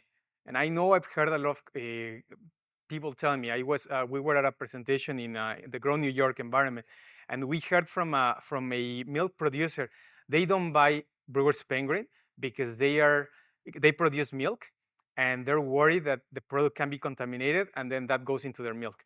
And if that gets fed to customers, they're going to have a recall. Why are they going to risk their process? They have corn, they have soy that is already standardized in a bag, and then they can just feed their animals. So it's not necessarily taking that away from one. It's just looking into how to bring it back into the food supply chain to to basically feed more mouths. I hope that answers the question. But yeah, in terms of revenue potential, so let's say if let's say you compare it to 1x, bring it to food, into a food application producing 3 ingredients, it will give you at least a 10x more than just animal feed, at least. Great, thanks, Ricardo. Any other questions from the floor? Still nothing on the Mentimeter. If not, that's great. Thanks so much, Ricardo, for that very interesting presentation.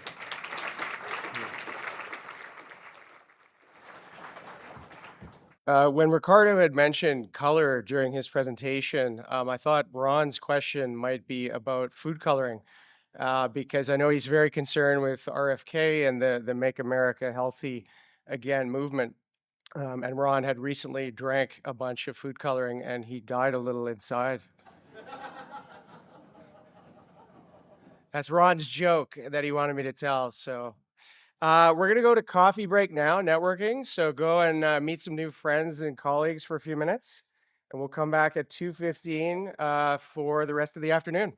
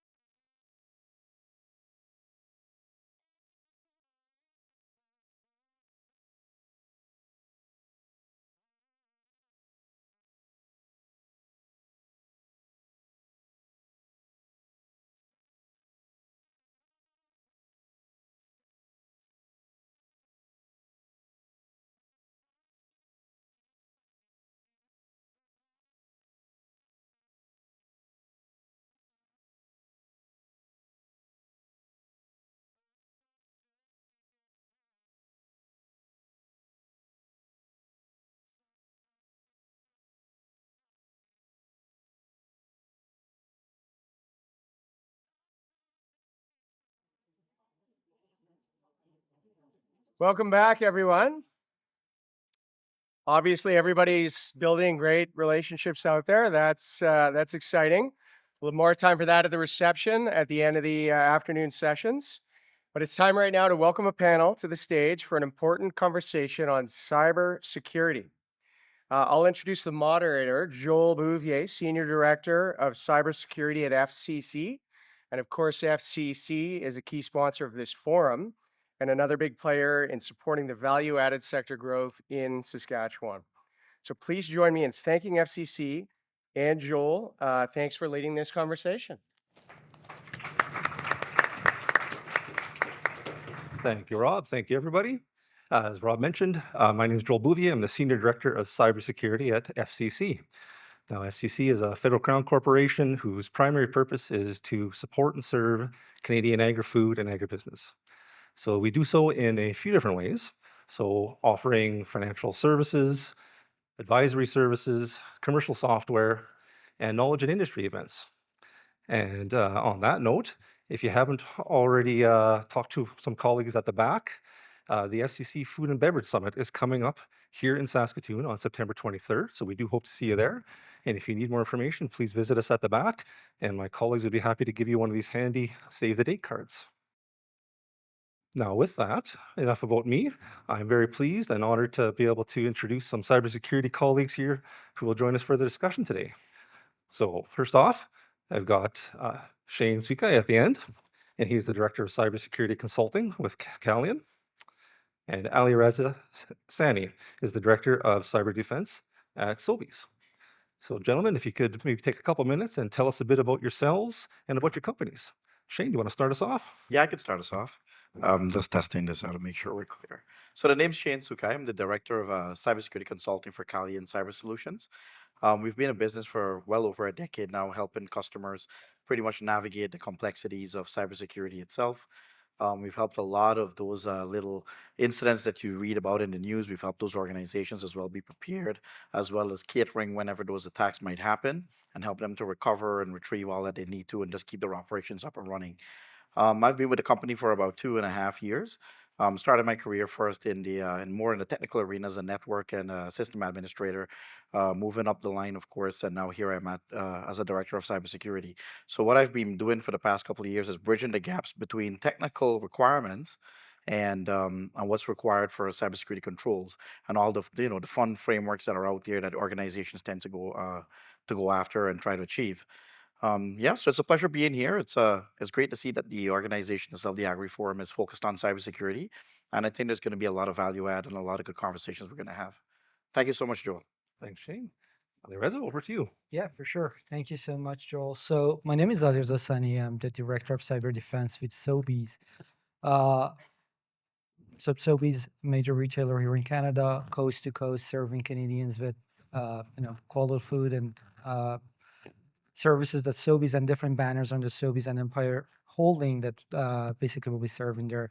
So all the way from the East Coast, we have Sobeys, IGA in Quebec, Freshco's, Sobeys banner itself in Ontario. Maybe we have Farm Boys, Longos as of the word, and towards the West Coast where it gets to safe phase.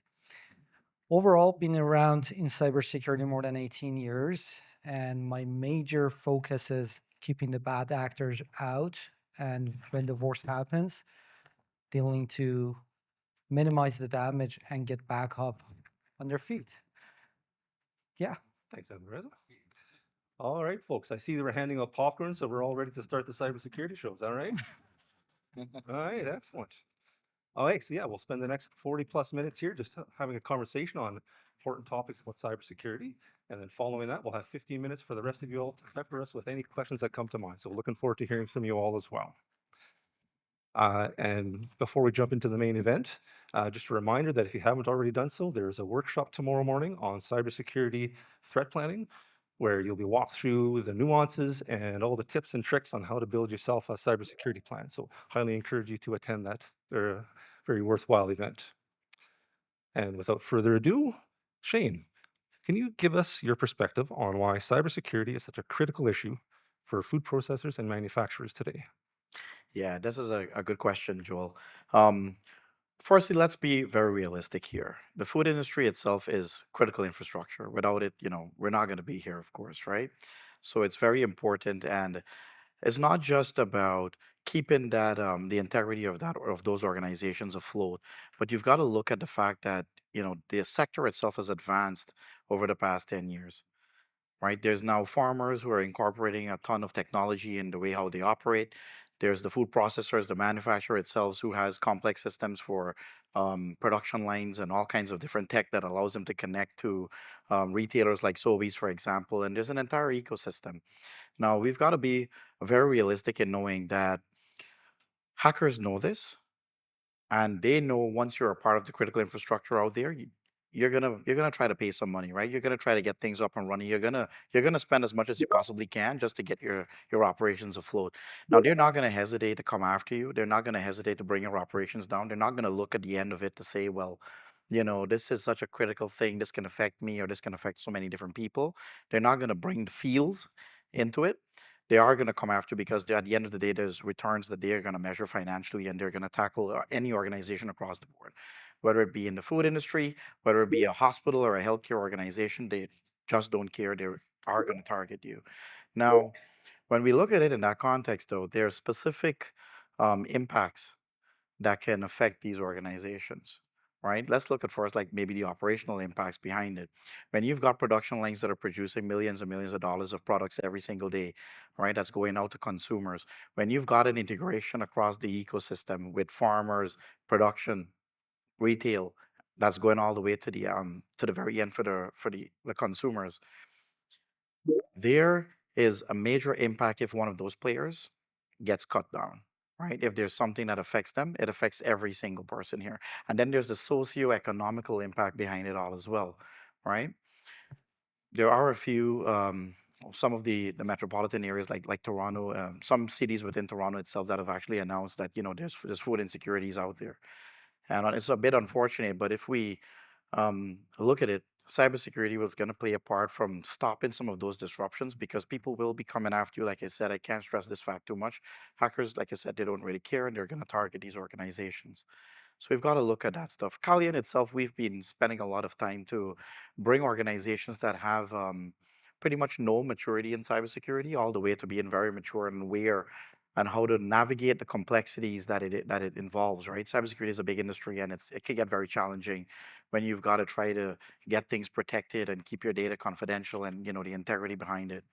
So we've helped many organizations in that regard as well, and same applies for the agri sector too. Thanks, Shane. Thanks, Joe.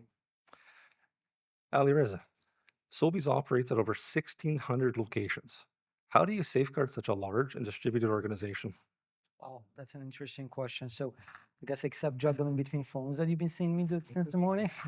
But jokes aside, yeah, definitely cybersecurity is about three important pillars. It's about technology, processes, and people.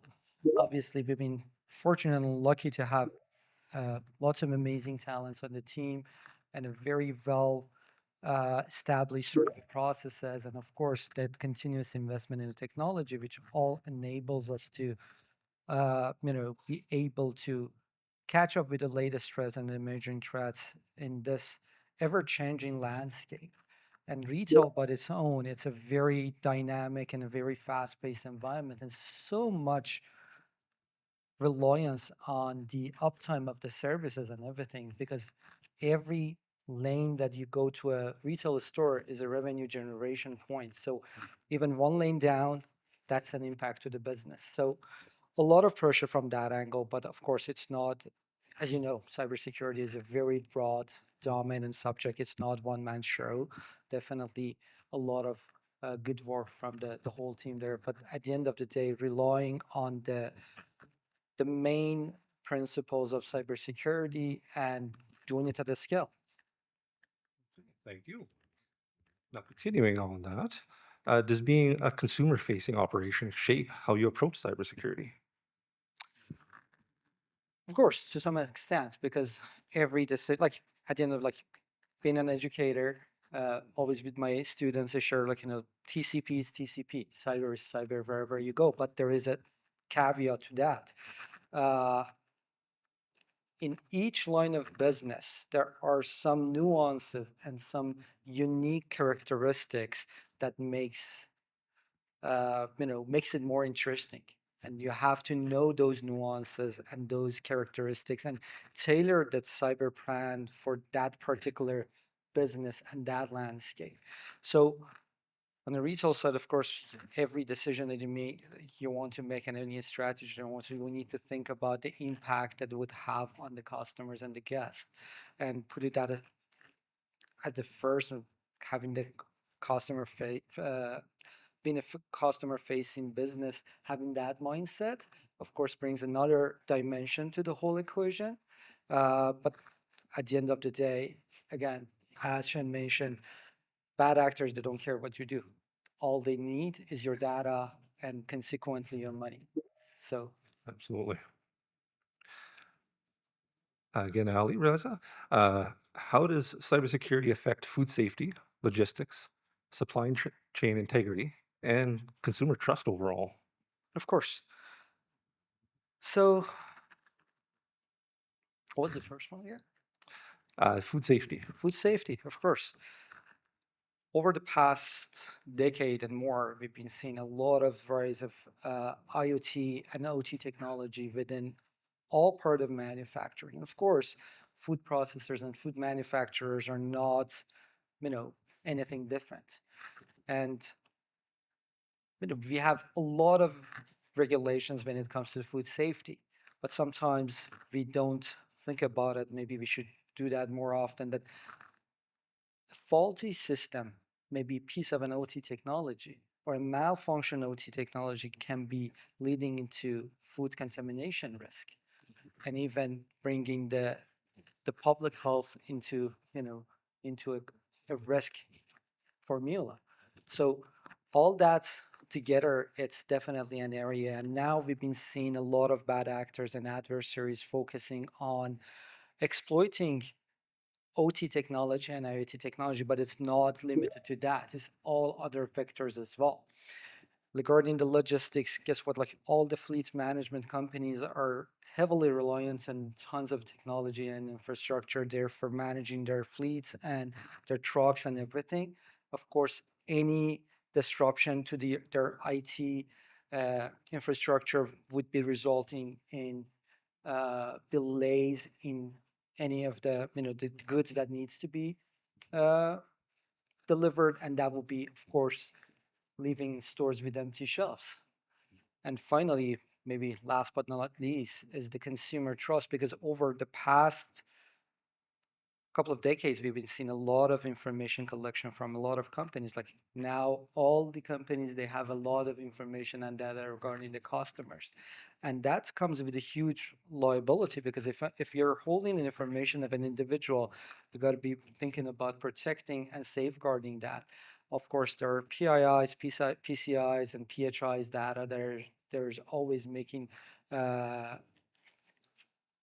whole equation more complicated. And of course, the consumer trust comes with the trust and the value of the brand itself. So all together, cybersecurity is the factor to make sure, at least from the digital threats, you're being protected from the digital threats, and have a plan to deal with that to not get caught up with any of these situations. Absolutely. Great answer. And on that note, Shane, why should small and mid-sized businesses care about cybersecurity? Well, I talked a little bit about like the socioeconomical impacts and the operational impacts. Reputation as well is a very key part of it. And then don't forget, like everyone is pretty much intertwined in this ecosystem, right?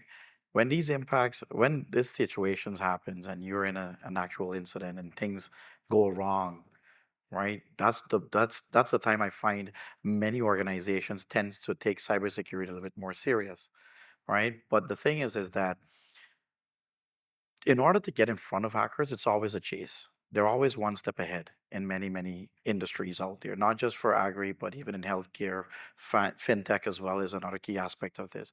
And they're always coming up with new and inventive ways to pretty much hijack your operations and cause this kind of damage to your organization, your businesses. Um, So it's not just about should we be doing this? It's no longer a conversation where organizations are thinking, oh, maybe we should be focusing on cybersecurity. No, it's an area where you have to bake it into your practices. And the best approach, I would say, is more of a proactive approach, looking at things like Ali mentioned, your plans, your roadmaps, developing a strategy as to how your organization itself will not be impacted by these bad actors or threat actors, right? So we need to focus on it now. It's no longer an excuse or a consideration that we'll get to it eventually. No, it's live. Threats are live. Things are happening. Lives are affected, and we need to get in front of it. Yeah, absolutely. This whole cybersecurity thing seems to be pretty important. Very. So on that note, like, are there any regulations specific to the food industry around cybersecurity? Unfortunately for cybersecurity, um, there aren't. That's existing there. But these kinds of forums brings the thought leaders, the right people at the right table, where you can kind of go in the path of designing maybe a framework specific for Agri, all right? Specifically for this industry. This industry is a little bit different from the others where there's dependencies for information technology. This is more, you are going to use some of those IT system servers and the workstations and all that good stuff. But then there's a focus on what Ali mentioned, right? The IoT devices, the Internet of Things devices, the operating technology that's out there, SCADA technologies, given that it's critical infrastructure. These types of tech is very predominant in this industry itself. And I think having these types of forums is going to be a good opportunity to start devising and creating those industry frameworks and the regulations that's required for them. Right? It's very strict in the healthcare space where PHI information is has to be, there's a lot of that has to be put in to protect that. And at the same time, in this industry, given that you're affecting lives, there should be some level of regulation, but it needs to bring everyone here together to discuss and move forward together. Now, another point to take too is that SaaS vendors, companies that are going to be selling technology to you folks that you're going to incorporate into your business models, they're also going to be on the hook for pretty much ensuring that they're doing what's right by themselves for you in terms of cybersecurity. Because what if you're depending on some type of sensor, right? That like there's one that Calian creates that's called BinSense. And I don't want to come off too marketing here for my company, but BinSense, what it does, it allows you to track grain when it's in a bin, right? There's sensors that are placed, I think it's every 4 feet. And basically, this type of technology allows you to detect if there's going to be spoilage in grains and produce, right? Now, what happens is that if you put your trust in these types of vendors, right, and then that vendor has some type of disruption because they're using, we use cellular data to communicate back to your devices that you can receive the notifications live. What happens if there's a breach there and there's a disruption to the service? It can cost you a lot of finances, right? It could cost you a lot of revenues. It's not gonna be cheap, right? And then at the same time, because of the interconnectivity in the ecosystem, you just got a breakdown there, and it's gonna affect pretty much the entirety of it. Supply chain is gonna affect the retail, and Sobeys is gonna be expecting, okay, I should be getting this quantity of produce, and then it turns out, because of some little disruption, this isn't the case anymore. You're kept in the hook of it, and then the trust breaks down, your reputation goes down. So yeah, it's super important for us to think about frameworks and regulatory requirements for the industries, not to put fines on anyone, but Yeah, but just to summarize, so no specific regulation, but again, there's, as you very well elaborated, lots of reason to focus on cybersecurity. At the end of the day, it's about protecting yourselves, protecting your businesses. Thanks, Shane. Ali Reza, has there been a change in where we are seeing cyber risk coming from? Well, definitely. I mean, change in terms of the origin of the risk, because again, every day we're seeing new technology emerging, and with new technology emerging, like I guess nowadays, the buzzword is AI, and AI is out there for everyone to use it. And guess what? The bad actors are using it as well. So, and of course, with the expansion of technology everywhere, there is an increase of the origins of the risk coming. So basically, where the threats are being originated, definitely that is expanding around the world for sure. Yeah. I know in my company, we've seen a significant increase in volume and phishing attacks, those types of things. So not just new technologies, but old tricks come around again. Absolutely. And it's interesting, actually, we were chatting this morning. So one of the uh, firms, again, I'm not affiliated with them, so it won't be counted as marketing, but one of the major incident responders around the world, just they published their latest report regarding what they're seeing in the threat landscape. And of course, phishing being one of the important vectors. But most interestingly, uh, phishing took the second place this year, and having vulnerabilities and outdated systems publicly facing vulnerable and publicly exposed systems, and threat actors leveraging and exploiting these devices and vulnerabilities being the number one vector for the companies to fall victim of a breach. Absolutely. We've been seeing very much the same. It's important to keep all those devices and technologies up to date, patched, and well configured. And protected. Yeah, absolutely. Yeah. All right. Shane, back over to you. What are the biggest cybersecurity threats facing the food and ingredient industry today? Yeah, good question. I'm going to try my best to, because of the interest of time, to maybe summarize it and categorize it in as a few sections. Let's talk first about what's happening on the external perimeter when it gets into your actual internal perimeter, right? So coming back, I'm going to be taking a little bit of info from you, Ali. So thank you for talking about it. But he mentioned about vulnerabilities and publicly facing systems, right? Usually threat actors are going to compromise these systems and then they're going to get into your networks. When they get into your networks, they're going to start to do reconnaissance.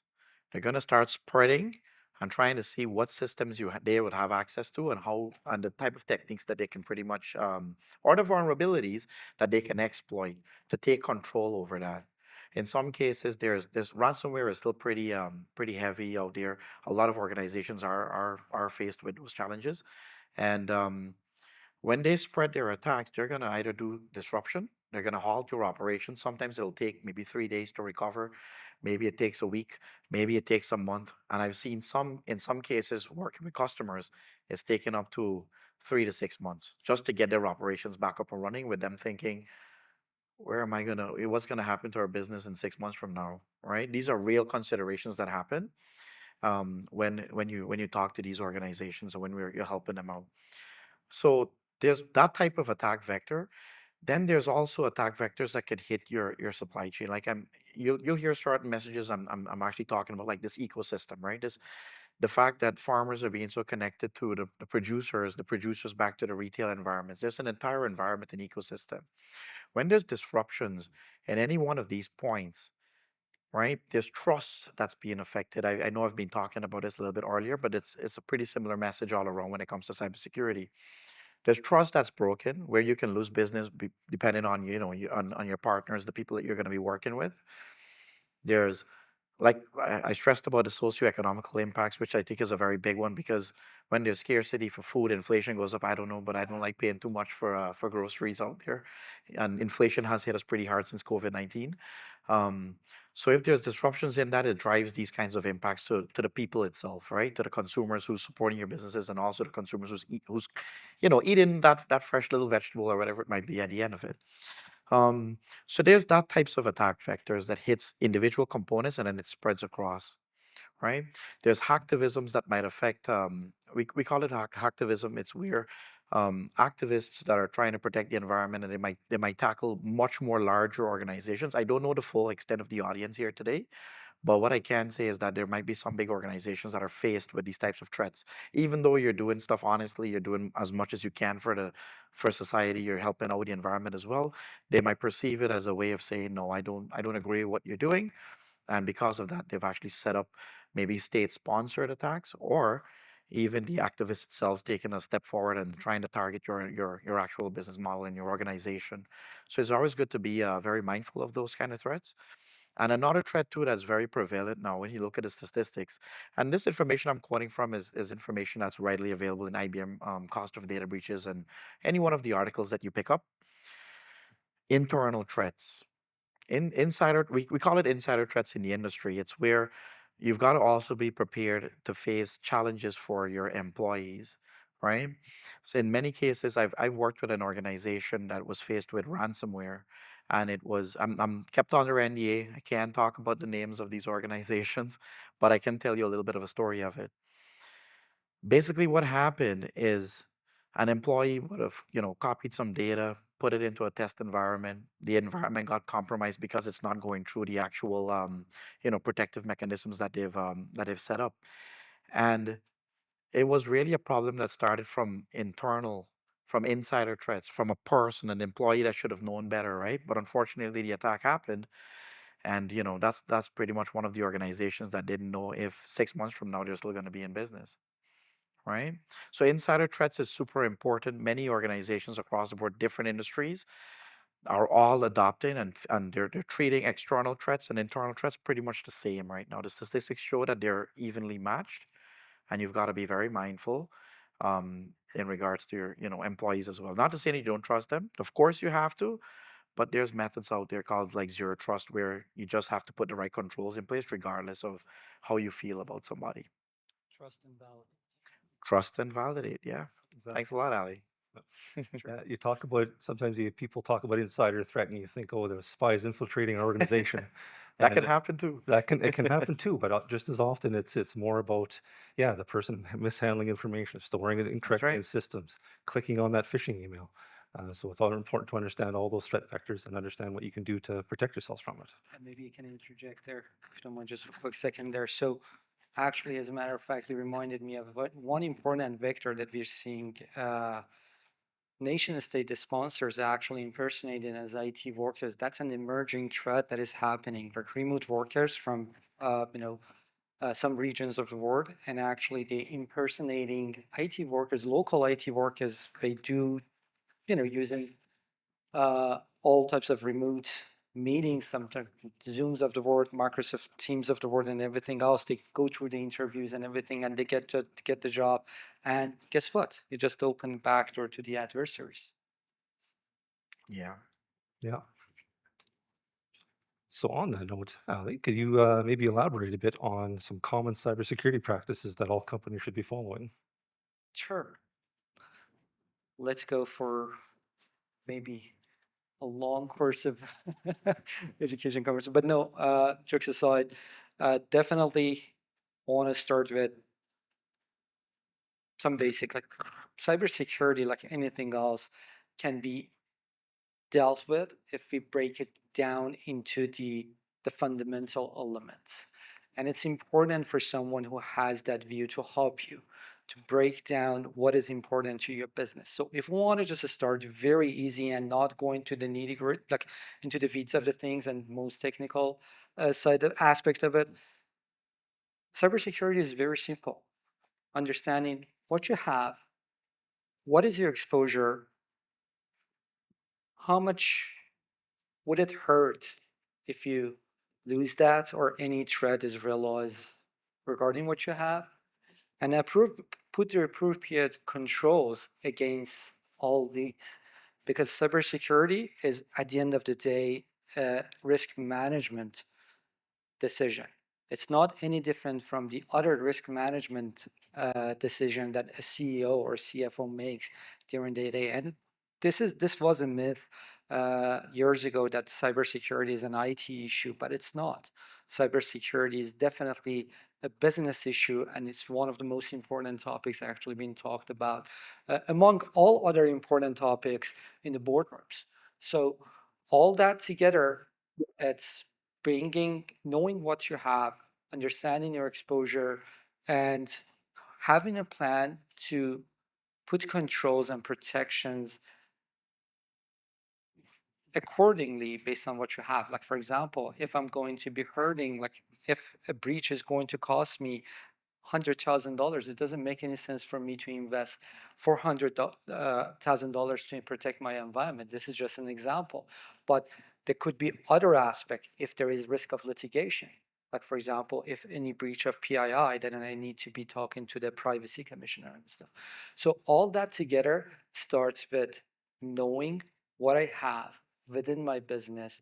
And yet this is a surprising exercise for many businesses. when we go through the identifications of the assets and the exposure vectors, it wouldn't, like a lot of time, they would be surprised how much of data they have without realizing that. So if I want to, definitely this is not going to be, I cannot come up with a prescription for that fits for all. And cybersecurity is not something that you can do DIY, but definitely somewhere to start is having a professional team to help you going through all those important equations and get you the answer where you need to be focusing on. Thank you very much. Yeah, I know some companies can be very intimidated by the technology and managing the cybersecurity aspect of it. And the good news is some of the basic things you can do to protect yourselves in your company aren't that hard. It's as simple as using complex passwords, using a password manager. Don't reuse passwords across services. We talked about patching machines, ensuring that your IoT and OT and network devices are all configured properly, moving away from the default configurations. Those are all simple things that don't require a high tech background. And from there, you can only go upwards, as you've heard these gentlemen talk about some of the more advanced features as well of what you can do. But there's actually some great white paper from the Canadian Centre for Cybersecurity that I often point customers and partners to. So if you go to cyber.gc.ca, there's a Get Cyber Safe document, and that's really useful guidance targeted at small and medium-sized organizations for, again, here are some basic things that you can do to protect yourselves in your organizations. Right. Now, Shane, you talked a bit about IoT before, and as you mentioned, like devices and machinery are more interconnected than ever before. Yep. And that brings a lot of great convenience and efficiency. But maybe elaborate a bit on more on the risk that it brings to us. Yeah. Using technology does incorporate risk into your operations, right? But you like on a business standpoint, if you look at the operational excellence, the efficiencies that you're going to gain by incorporating that technology, and then you weigh it against the risk itself, I think the benefits far outweigh the actual risk. However, we've got to be mindful of it, and that's why Ali mentioned that cybersecurity is all about risk management. You've got to identify what those risks are, and then you've got to try to mitigate them. Now, with specifically IoT and OT environments, there's operational risk. There's going to be reputational risks if there's a breach to any one of your devices, the socioeconomical risks that I talked about. There's even I would say even a risk to the consumers itself of the actual products, right? Meaning the people at the very end who are buying the groceries and buying the stuff that's being produced here by the folks in this room. Now, mitigating those risks are never easy as a business. One thing I can say is if you're going to acquire some type of technology from one of these vendors, you've got to do a little bit of due diligence. There's an entire area in cybersecurity that's called third party or vendor management security. And what you would do is you'd pretty much you have to find out what's the controls. It's as simple as asking maybe a question like this. Do you have SOC 2 Type 2 compliance? Do you have ISO 27001? This is usual questions that we help our customers to bring them up to speed when they're asking their vendors. And what this basically says is that the organization that you're acquiring this piece of technology from is doing their due diligence, that they're going to do all that it takes to secure either your data and to keep your systems available or resilient, right? We in the back in the days we used to use the term redundant, or redundant is kind of redundant, right? So we're going to use resilience instead, meaning that you've got operations that can easily transition in the event of a single down point from a specific area of your operations, right? Now, some organizations are not going to have like SOC 2 Type 2 or ISO 27001, but they might be doing things in terms of cybersecurity that'll help protect the system and the service that they're selling to you. In some cases, just a simple thing like a questionnaire, like you mentioned too, Joel, that it just takes a simple. We might think it's very overly complicated, but a simple thing like a questionnaire asking questions about security policies, IR plans, the technology that's there in terms of encryption, right? The data, where is it being stored? How is it being processed? Business continuity plans, and even monitoring of these types of assets and that makes up the technology that you're going to acquire. A simple questionnaire like this speaks volume because it collects the information from the vendor. You're going to be able to vet them and say, you know what, This is the amount, if let's say they failed maybe 4 out of 10 questions, right? You'll know how much risk you're actually including into you're bringing into your actual business. And from there, you can plan. Maybe you can negotiate a better deal, right? And say, well, you don't really have a lot of these capabilities, but I do need the technology here. Could you cut me a break and, give me a better price? Or you could even say, well, listen, I'll give you 6 months to get your act together. Please do this, because if you don't and something happens to my operations, it's going to be highly affected, and I need you to work on something. Right? It's a communication. It's trust. It's all built on trust. So you don't have to worry about oh, you don't meet my requirements, I'm just going to cut you loose and I move on. No, it doesn't work that way. At the end of the day, Ali made a good point in saying that you've got to navigate and understand if the technology that you want is going to achieve what you need, even though there might be a little bit of compromises somewhere along the line. All right. So this is a simple approach that you can take in terms of securing yourself when you're buying from technology vendors. And just to end it off, um, it's not just a one point in time. A lot of people think, okay, I'll make the initial investment. I'm going to buy all the fancy firewalls. I'm going to buy all the fancy tech. I'm going to get the brightest and brilliant minds to help me configure all of this stuff. It's continuous, right? Usually in this specific space, when we're talking about vendors, um, you're not just going to do this assessment one time and you're done. Doesn't work that way. You've got to consistently come back and say, okay, listen, I've been using your tech for a year. I'm going to send you my questionnaire again. Have you met my requirements? Maybe my requirements instead of being 10 questions, it's now 50 questions, right? So I've seen some of them go 110 questions and longer than that. So it's a continuous program, and you have to get into the mindset of it not just being something I'm going to implement, but think about it strategically on a program level and just keep driving it year on end. That's a really important concept. As we all know, technology evolves fast.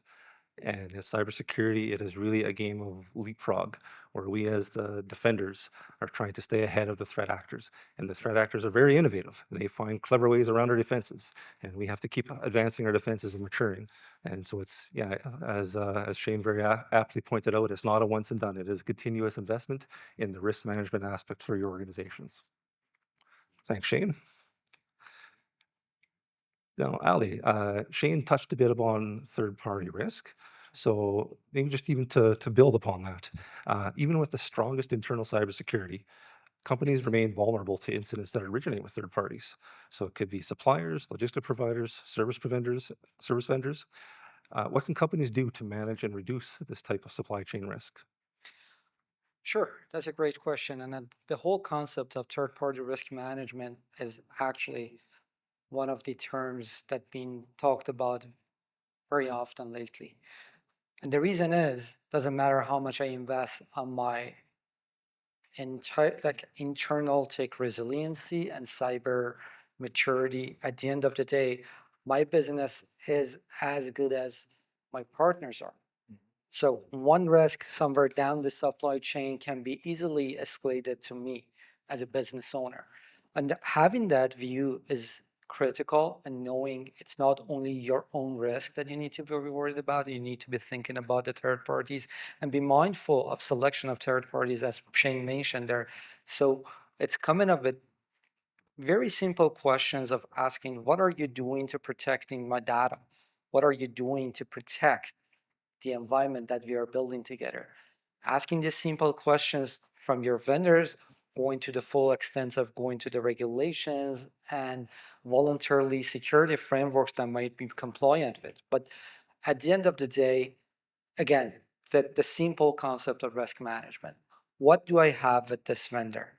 How much exposure would I have if any of the threat realized within this relationship, and how much my business would be hurting? Is it a matter of a couple of $1,000? Is it a matter of a couple of hundreds of dollars, or like what exposure? Understanding that and being able to bring that conversation to your vendor. Either it might be something to put a clause within your contract to transfer the risk, or it might be using another strategy. I know Sean will be talking about that later today, about transferring the risk to a third party.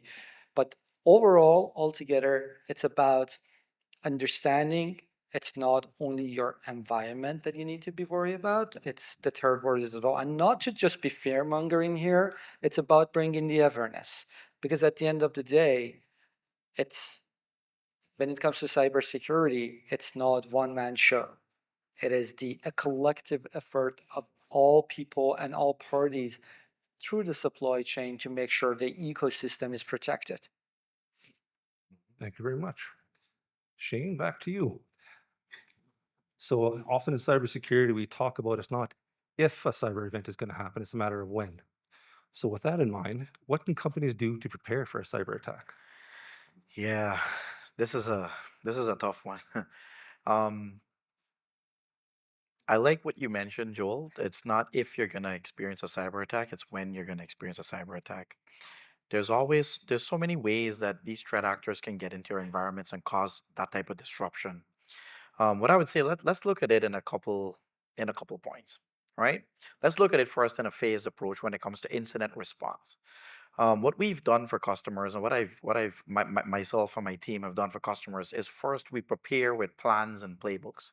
Plans are more of a guideline, and an incident response guideline, you'll hear the term IR plan usually thrown around the place a lot.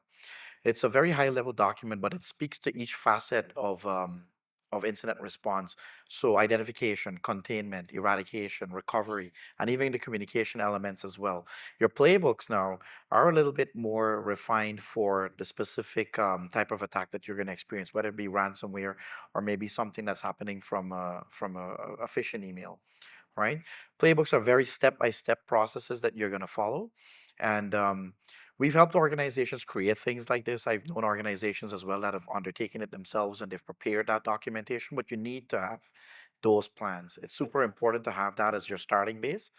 And one thing I would say is the use of something called a tabletop exercise. It's like a round table discussion. Like we could have done a very big tabletop exercise here with everyone involved. And what it's about is we simulate an actual incident. You're not actually going to be shutting down systems or you're not going to be pulling plugs on anything, but you're just going to have a conversation and say, what if we terminate this system right now? What if this system goes offline? How does this affect the rest of your business? What are some of the considerations, right? At that moment, how long after should you be contacting the right authorities, or should you be contacting your insurance company? Should you be letting your partners that are connected to your systems also know about this? So these tabletop exercises brings your plan and playbooks into fruition. It spreads awareness so that way you can know right away that, I think I'm good. In the event that I'm ever in a cyber incident, I'll know exactly what I need to do because I have my plans right in front of me, and I'm testing my knowledge here in this. It's very open discussions, of course. And then there's two other specific topics that we need to talk about as well.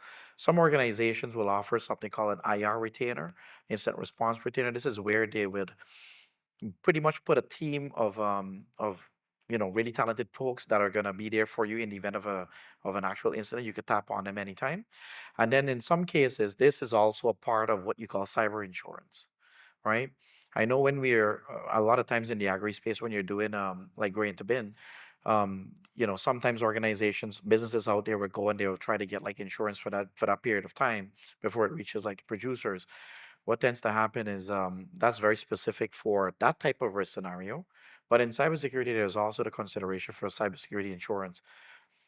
I mentioned that an incident can take three days, a week, a month, 3 months, 6 months, or even longer than that too. And every time that you're going through this scenario, you're pretty much going to be faced with costs. It's very expensive to recover from this type of attacks, and the incident response itself, bringing the teams together and doing it, it can be very costly. So insurance will help in this regard as well. Wow. And just going back to the incident response plan, I know when I'm talking to stakeholders, the value there is you're taking a cyber incident is an extremely stressful emotional event. It is. And when you're in the moment and experiencing that stress, it's hard to really think through what do I do next. And so that having that pre-prepared incident response plan lets you deal with those step A, B, C when you're in a calm, logical, safe environment, so that when the worst happens, you've now got those repeatable steps to make sure that you don't miss anything in the heat of the moment. Thanks, Shane. So continuing on, should the worst happen, why is it important to report an attack? Oh, so I can tackle that question. Um, there's a couple of reasons, right? Now, in your agreements with probably customers or partners, you might have an actual obligation clause in there that says that you need to inform them. In some cases where businesses have um, cyber insurance, there's a specific clock that we usually look at when we're doing incident response. And usually some companies might be up to about 3 days that you've got to notify them and let them know what's happening. But the main thing, and the two main things I would say when it comes to reporting cyber attacks is first support, right? Support and awareness, I would say. I'll bundle those two together. What this does, it provides information to the space itself. Like if I'm under a cyber attack and I make it public, it will get public even if I choose not to talk about it, because that's how it works, unfortunately. Um, maybe someone else is experiencing that same problem. And from me, they can learn a little bit and you can share that common knowledge and help people out, right? It's never easy when you're at a cyber attack. I've got some buddies in the incident response realm. What they say is that the brain of somebody who's handling incident response like cyber attacks is equally equivalent. It's very much equivalent to someone who's at war, that's actually going through warfare at the time. So it can be very stressful, and then many times you'll get lost in it.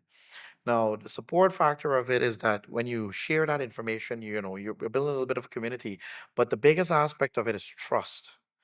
What I've seen for companies who are very uncertain what's going to happen for their business 6 months from now or a year from now because they have encountered a cyber attack is by being expressive. You got to be responsible when you're doing this stuff, of course. You're not just going to go and randomly, say, oh, we're under a big breach, right? You've got to be very strategic. Your plans and playbooks are going to help you to define how you communicate with your external people. But doing this and being proactive about it actually communicates trust to your partners, and they'll more than likely continue doing business with you. There is, however, one little debacle. People keep thinking, but if I don't say anything, then technically I'm not held liable, or there's not going to be any lawsuits. Right now, you've got to really feel that stuff out. I know there's some organizations who don't have a clause, and they pretty much might not declare it, but regulation is important. Yeah. Right? Healthcare, you're mandated to do that, and fintech as well. And I think it'll be the same for Agri. Yeah, depending on the sector, there are strong regulations in place about duty and obligation to report. Yeah. I talked a few minutes ago just about the emotion and the stress involved in cyber events. That's another thing that cyber attackers rely on, because you think about the emotions that are involved. It starts even with denials. Like, I can't believe this is happening. And then the other one is you touched on is embarrassment or shame. And I don't want to report this because people know that I fell for this. And cyber attackers are depending on you to experience those emotions because it delays you taking action. And I think I heard Shane talk a few minutes ago about the importance of taking action quickly, because you're stopping the spread of that infection. You're That's stopping right. the spread of that infiltration.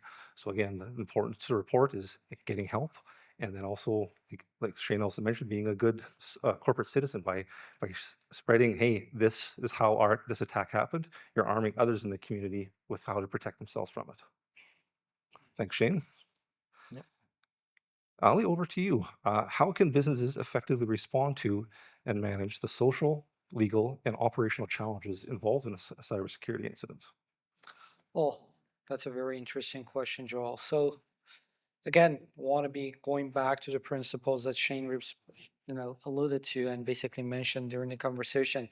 Having a plan, and basically part of that building the incident response plan is thinking about all these aspects and how you will be responding to all of these different aspects, if from the legal aspect, if there is any special regulations, or if there is anything that you have any obligations to report anything to the law enforcement, and many other aspects. But thinking about this beforehand and being proactive is definitely the key, and it's going to be enable you to respond to this faster from all aspects. So very technically, starting with the backups, starting with the resilient IT infrastructure that can easily help you to, like, for example, someone is able to spin up a new set of cloud system to easily migrate all the on-prem to to the cloud environment maybe in a second and bring the business back up. So the whole concept of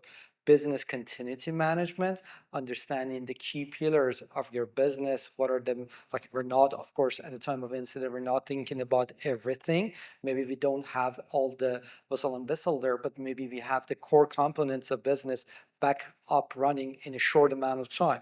Thinking about that, coming up with a plan, actionable plan, and most importantly, putting that plan into a test at least once a year. So when the worst happens, at least there is some muscle memory, there is some tested procedures that we have in front of us, and we can rely on it. Thank you very much, Ali. All right, folks. Now we get to the interactive portion of the section, and we're looking forward to hearing some questions from you. So, Rob, is the tablet, anything coming on the tablet yet? And then we also have the 2 microphones here at the front of the room. So if anyone has any questions, please step up. We'd love to hear from you.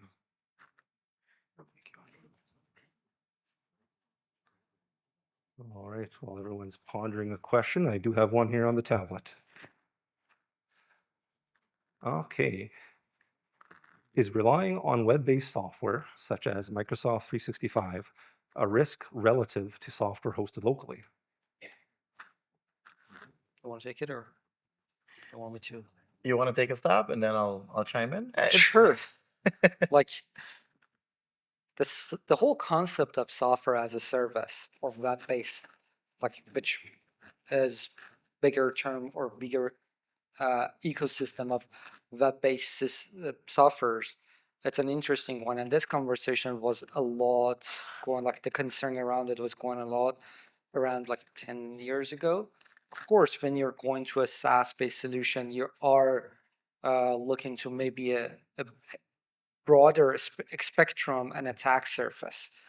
But at the same time, you're reducing and you're protecting yourself from thinking about protecting another vector. Like, I don't want to be marketing for Microsoft, but because the name is mentioned in the question. So when you're thinking about M365, instead of me thinking and concerning about how I secure my email infrastructure, I'm putting that responsibility and transferring that risk all the way to Microsoft. So to me, it's not a yes/no question. I would say it depends. Going SaaS solution, if it is done wisely and appropriately, definitely can help you to reduce the risk. I couldn't agree more with you, Ali. As a matter of fact, let's dissect that question up a little bit, right? So it's a comparison between Microsoft 365, which is in the cloud, is a SaaS-based solution, and then if there's a locally hosted instance of it, in the easiest way, I would say switch it over to Microsoft 365. Now, why? Let's look at the cost factors behind hosting your own email systems, right? You've got to get servers in place. You've got to get good internet connection 24/7. If that system goes down, you won't have any access to your email systems. Emails is no longer, oh, I think I need an email. No, it's a must-have. Everyone uses it. I've got like about 6 different emails out there, so it's super important. Now, when you look at the physical infrastructure that you're going to be hosting an on-prem solution, right? There's the assets itself, there's the connectivity behind it, but what about the protection capabilities? What about the firewalls that you're going to have to put in front of that asset and the external facing world? Because you're going to be traveling, you're going to be moving around, you are going to still need to access emails. So it comes back and it actually talks a little bit more on the point that Ali was saying, right? Is that you're shifting the risk. So instead of yourself incorporating that risk and accepting it, you're shifting it over to a third party. And there's a big page for Microsoft that gives you all of their compliances. They've got ISO 27001, they've got SOC 2 Type 2, which communicates their strengths in terms of cybersecurity controls. But notwithstanding the fact that software does get compromises sometimes. But I think when you look at it in terms of which decision should I take, I think the risk is lower if you choose the SaaS solution, 365, and I would go that direction. Yeah. Yeah, it's a very interesting discussion. At the end of the day, it's really about trading off risks. Yeah. If you are a small organization, you can't afford to invest heavily into cybersecurity. Microsoft spends billions every year on security. And so it would definitely make sense to do so. One important nuance when you're considering any software as a service is it doesn't completely alleviate you of the risk. So the vendors will have a very clear guidance on what they're doing for you, but and then conversely, what you still need to do. So for example, using Office 365, we talked a bit about the email and the other Office 365 components. In this case, Microsoft will patch the OS and patch the applications and do all the server configurations. But you, as the consumer of that software as a service, are still responsible for configuring it in terms of using strong passwords again, because Microsoft can't set that for you. So again, when you're considering software as a service, be aware of what risk the vendor is handling for you and what risk you still are responsible for dealing with. All right. I think that's all the questions I see on the tablet. Anything from the audience? Laura. I'll ask one, Joel's. Didn't get enough mic time this morning, I guess. But one thing when we think about risk mitigation, insurance is often one. And I apologize, I don't recall hearing it during the chat. But say if I have a data breach, does my liability insurance cover that? Or if I've got something that shuts down my web-enabled production, locks me out of packaging my product, does my existing, business continuity or interruption insurance, am I covered off or typically for, standard policies that might be out there for those types of cyber risks? Fantastic question. Yeah, Donnan? it's a great question.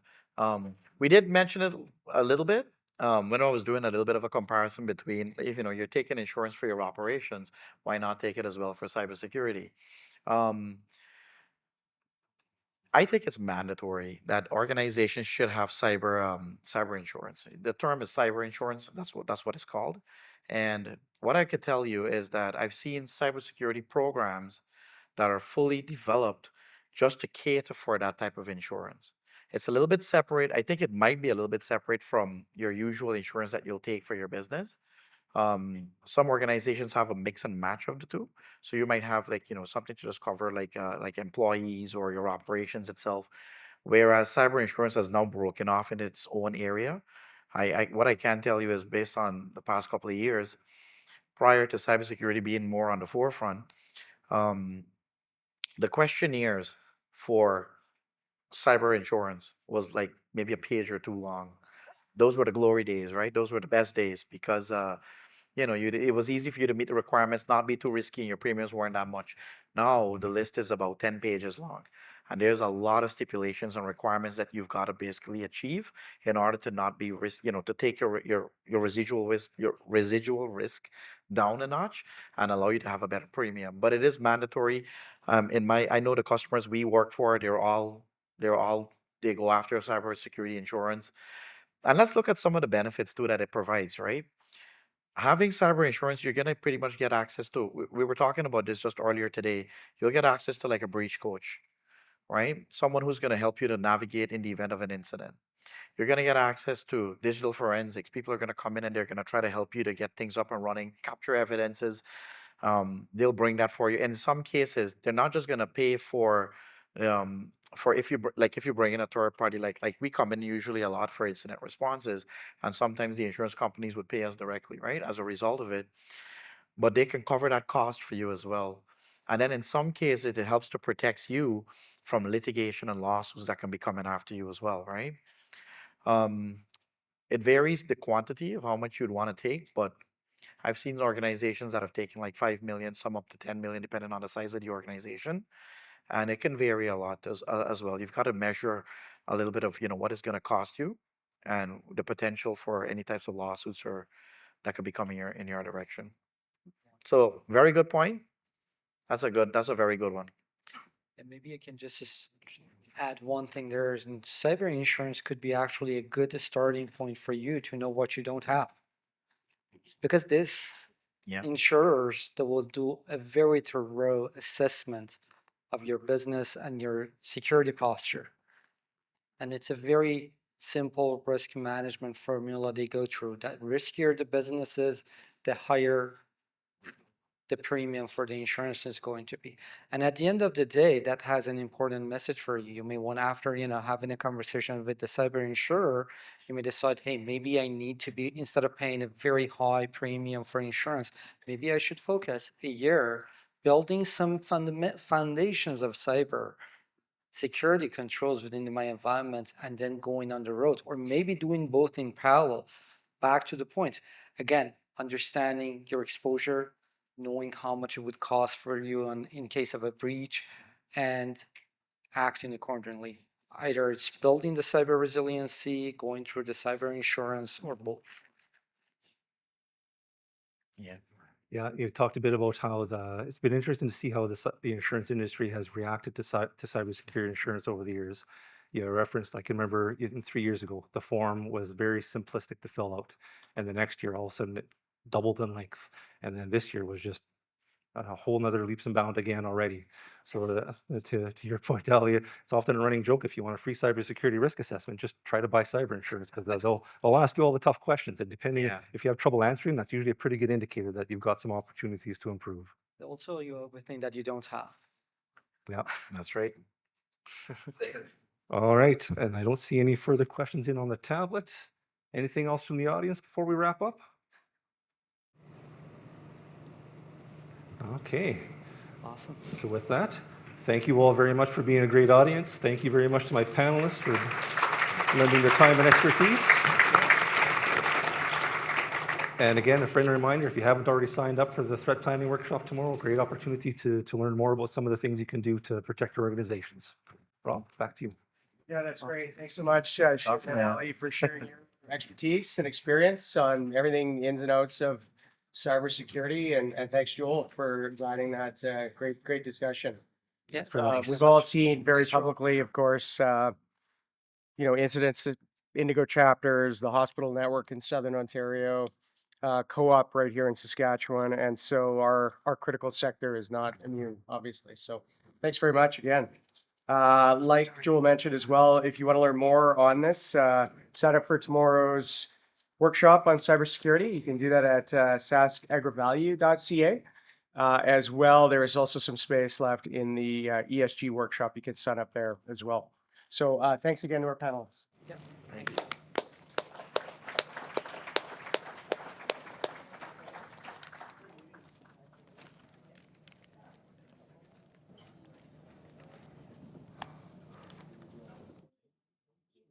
Great. Now it's time for our closing keynote speaker. Very exciting.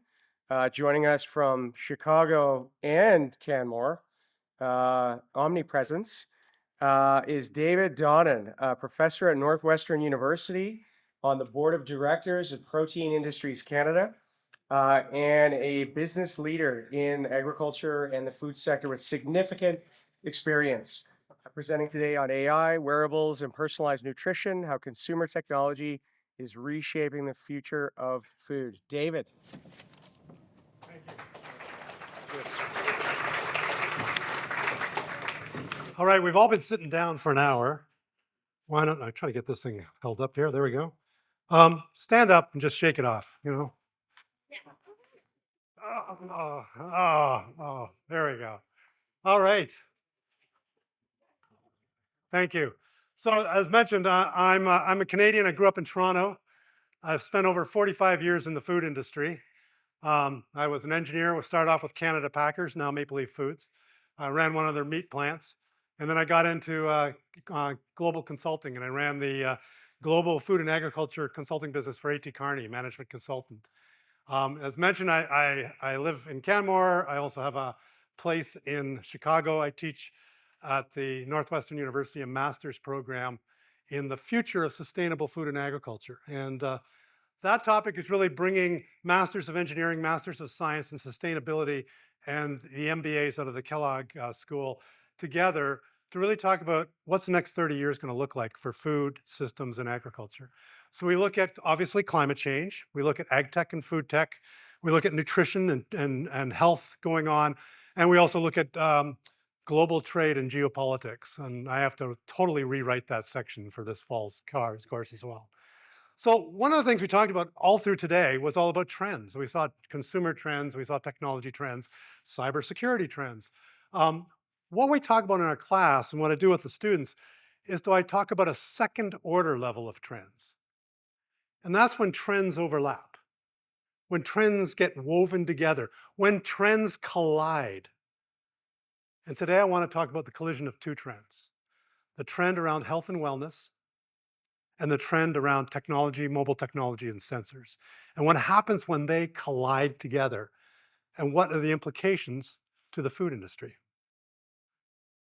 But before we go there, I'm going to take a step back. In fact, I'm going to take many steps back, about 80 years back, and talk about my wife's grandmother, Isabel Morgan. Isabel and her husband, Louis, were farmers in southern Ontario. They had on a fruit and vegetable farm. They had cherry trees, they had peaches, they grew various vegetables. And, you know, in the 40s and 50s, lived on the farm as a typical farm couple and family. Isabel was the farm wife, and she shopped at the local grocery store called Klager's. And Jim Klager ran Klager's grocery store. And every Tuesday, Isabel would pick up her phone and say, "Hey, Jim, how's it going? You know what? I need some more butter. I need milk. I need some eggs and some bread as well. And what specials do you have coming on this week?" And he would explain the specials and what was going on. She says, "Okay. And this Saturday, I'm having a dinner party with the Millers. They're coming on over. Do you have any of those pork chops you had last week? And I like them really thick cut." And Jim would say, "Yeah, absolutely, Isabel. I'll get those to you as well." And so she hung up the phone and she went back out to her garden and was working away. And Jim would get all of the order put together, and he'd get in his truck and he'd drive to the Morgan farm, and he'd put the bread in the pantry, and he'd put all of the eggs and butter and milk into the icebox. And he would go back out, and she'd keep on working in her garden. And then once a month, he'd send the bill or the tab to the Morgan household, and they would pay it. So just think, with all of our digital devices, e-commerce, artificial intelligence, aren't we just trying to create something that we already had? And isn't it becoming more and more complex to make something simple? So I'm going to talk about 4 major trend areas and their collision. First is going to be around rising healthcare costs. Second, social media, which we talked about a bit earlier with Elizabeth and some of the other speakers. Third is purpose-driven consumption. And the fourth is mobile technologies and artificial intelligence. And we're going to look at how these interweave, how these overlap, how they connect, how they collide, and the impact it's going to have on the foods we choose and our food and agricultural systems. So let's start first with healthcare. This chart should scare you. Why? The red line represents the year-over-year change in healthcare costs by country. You can see the United States, Germany, United Kingdom, Canada is right in the middle. So the year-over-year change in healthcare costs for a nation by nation. The green bars represent the year-over-year change in GDP, gross domestic product. Every country, healthcare costs are rising faster than the economy. Now, if you look at the date on this is 2019. Okay, maybe the date is a bit old, whatever. If I went back to the year 2000 and tracked every year from 2000 to 2019, I would see the same chart. We have had our healthcare costs are growing faster than our economies in every Western nation in the world. Right now, Canada, about 12.1% of our GDP is in healthcare costs. In the United States, it's 18.1% of their GDP is healthcare costs. We cannot sustain this continued growth in healthcare costs. And why is it growing? Well, it's growing because we're using more technology. It's growing because we as consumers want more. It's growing because we're all getting older. Now, why don't I have years 2020, 21, 22, 23, 24? Something happened in 2020. Can anybody remember? COVID. In fact, 20, 21, 22, 23, 24 are much worse than this chart. And so I showed 2019, which was kind of the last normal year, and it's just got worse since then. So our healthcare costs, we just can't keep on doing what we're doing because we can't afford and sustain the system. And why? Our healthcare system was built on a doctor-patient analog paper-based system. You and I each had a doctor, and we'd go to that doctor, and the primary purpose of the doctor was to basically solve illness, cure illness, treat illness. And we would go and we'd get, I got aches and pains or whatever, and the doctor would do it. It was a private system. The doctor had all your records, and it was a very closed system altogether. Healthcare system has changed, just like fintech has changed, just as like retail has changed, and we now are mostly a consumer-centric model. And in the consumer-centric model, you are in charge. You choose your doctors. You probably have multiple doctors because you may have specialists as well. You have a chiropractor. You may have a doctor for kidneys, or you may have a doctor for special dental issues, etc. You'll have multiple doctors. Your records are most likely available to you. So you can see your blood work. You can see all of your test results.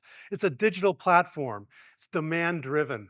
We are going into the doctor with information, more information than the doctor may have.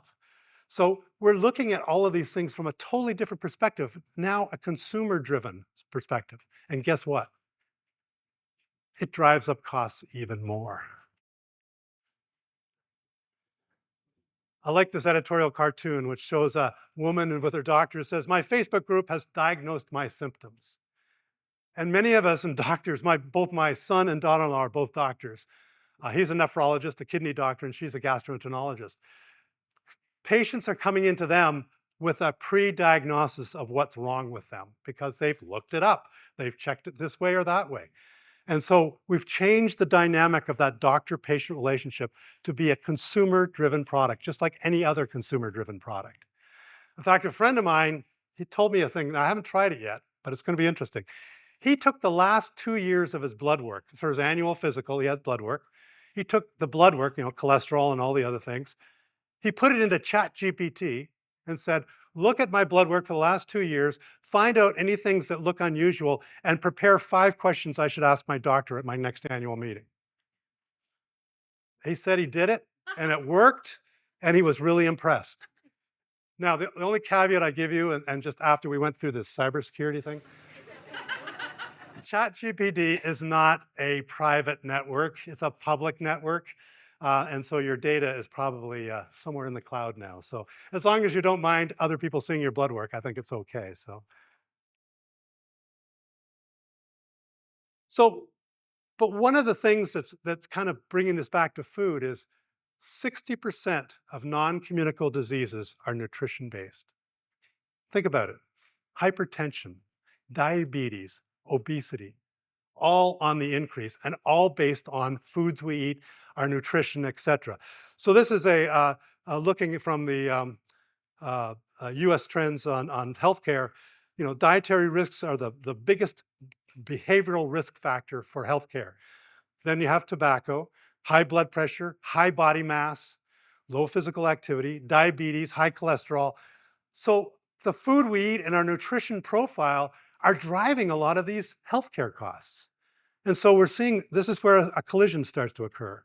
The healthcare industry, which can't sustain these costs anymore, and the food industry, which is just creating more and more work for them.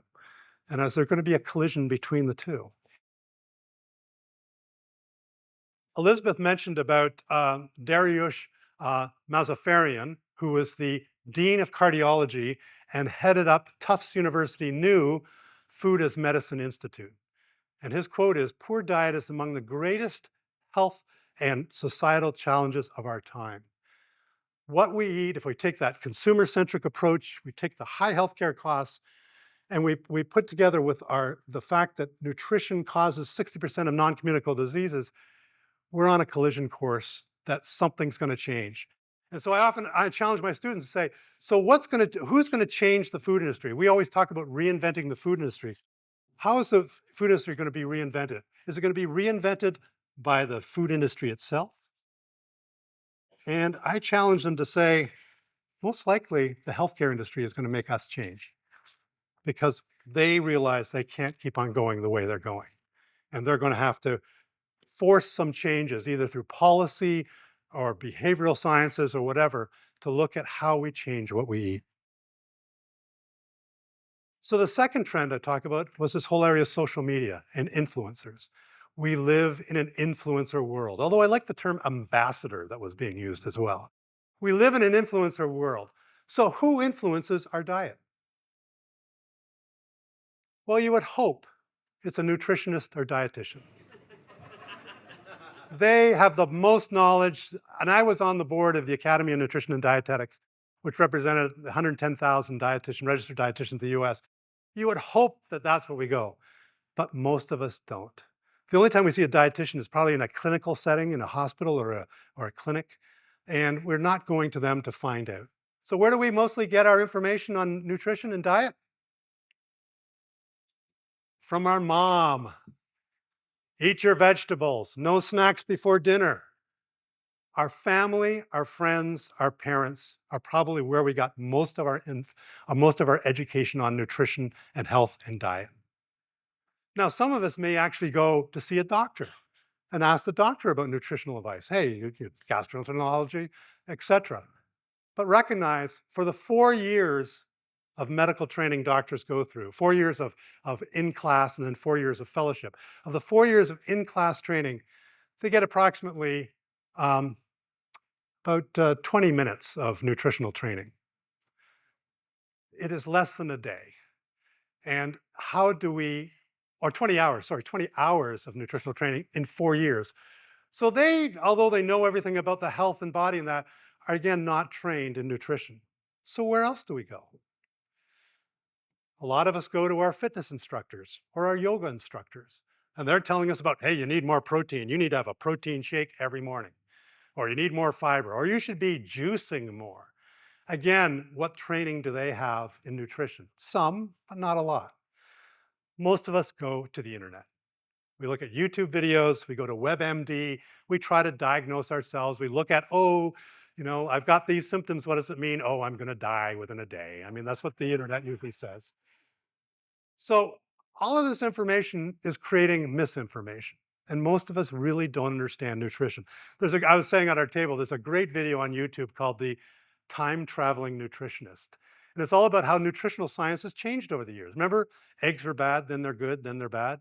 Used to be that butter was bad and that your margarine was good. And now the opposite is true. And so how do we, fat was, stop eating fat because it'll make you fat. And then they found out, no, we substituted sugar for fat. So all of these things change as we get more science. That's the whole idea of science, is the evolution of thought. But it means that we're all confused. We don't know what to eat. And in fact, that's why, and Elizabeth mentioned this as well, the Institute of Food Information, more than 50% of consumers are on some sort of a diet. Intermittent fasting, mindful eating, low carb, paleo, vegan, vegetarian. The one I love is flexitarian. Do you know what a flexitarian is? Somebody is vegetarian during the week and a carnivore on the weekend. Right, exactly. So all of these things are very fragmented. We've got fragmented diets and there's always new ones coming up.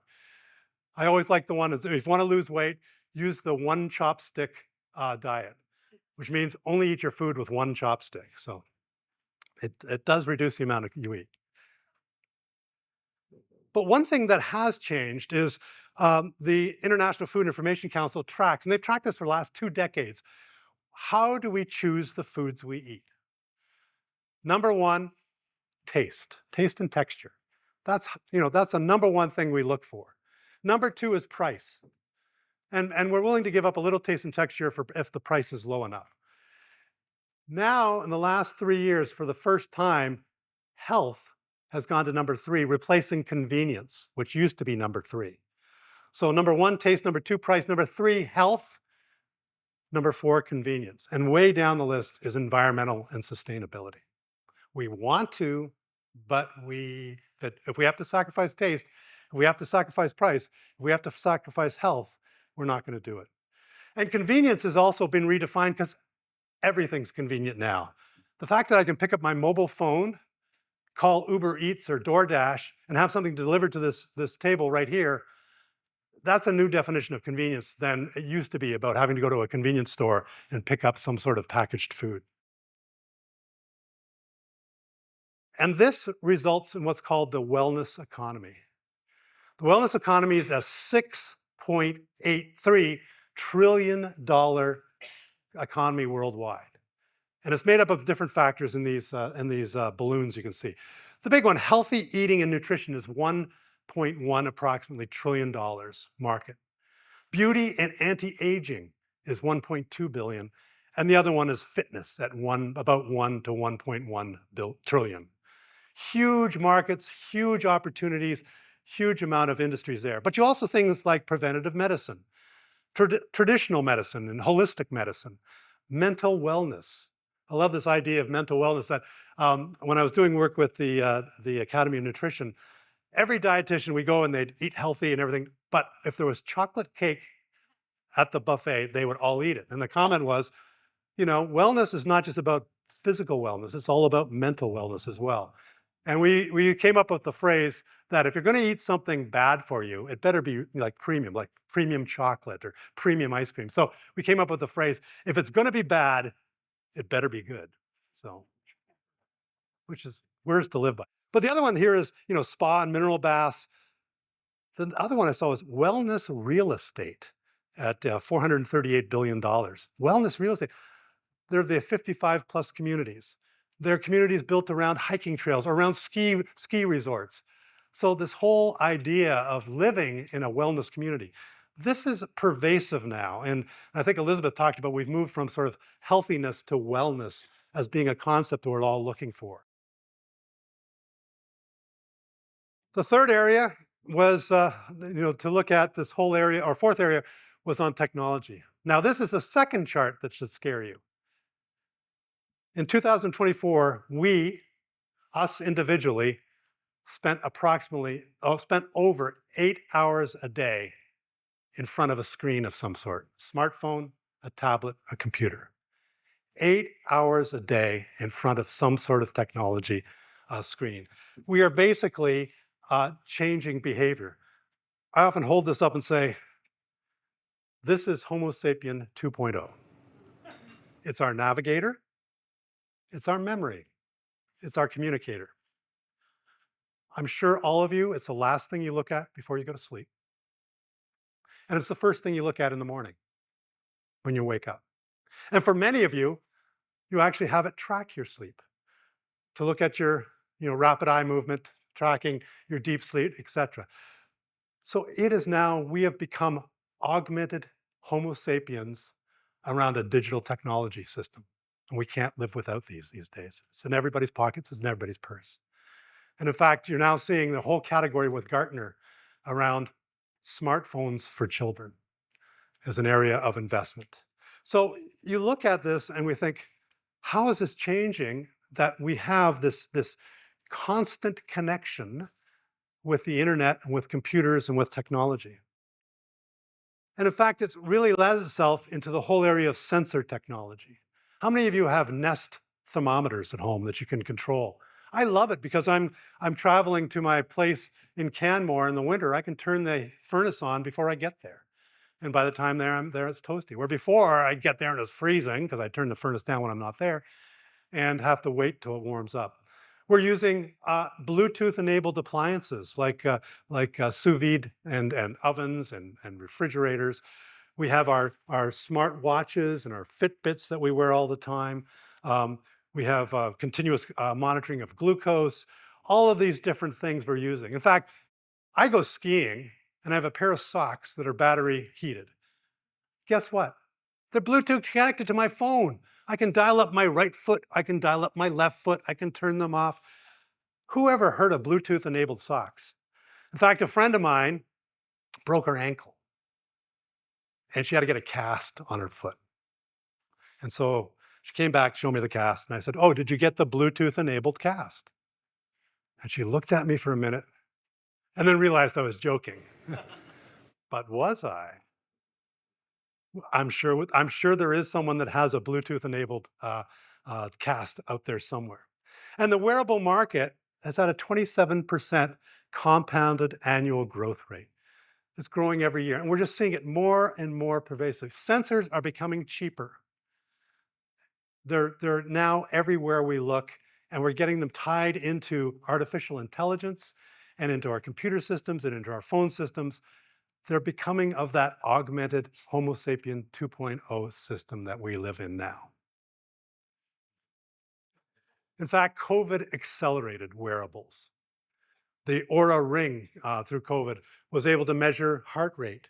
It was able to measure blood ox, which was an important measure during COVID. It measured my heartbeats. And so a lot of people wear the Oura Rings just as a tracker of their fitness and health and well-being.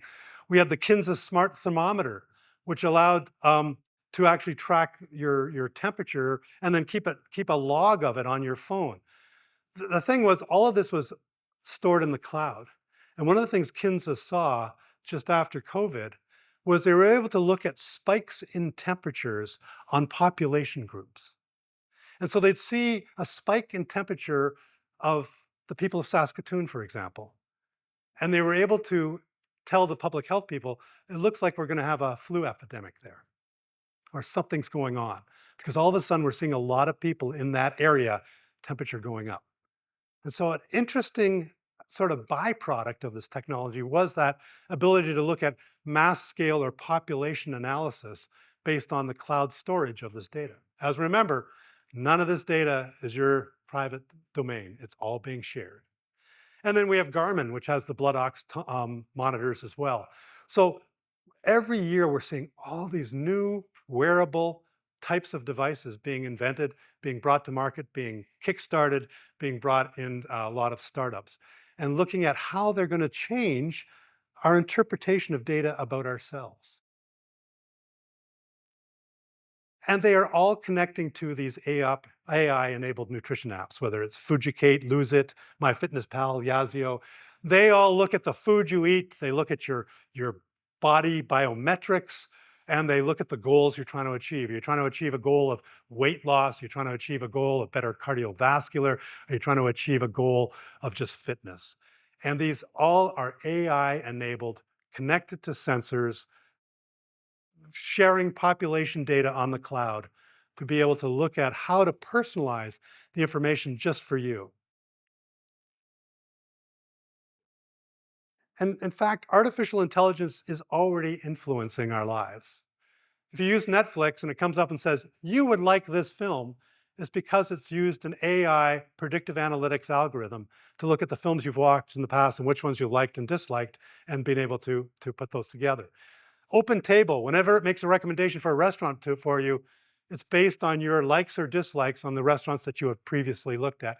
Plus, it looks at the population data of other people like you that have liked these restaurants.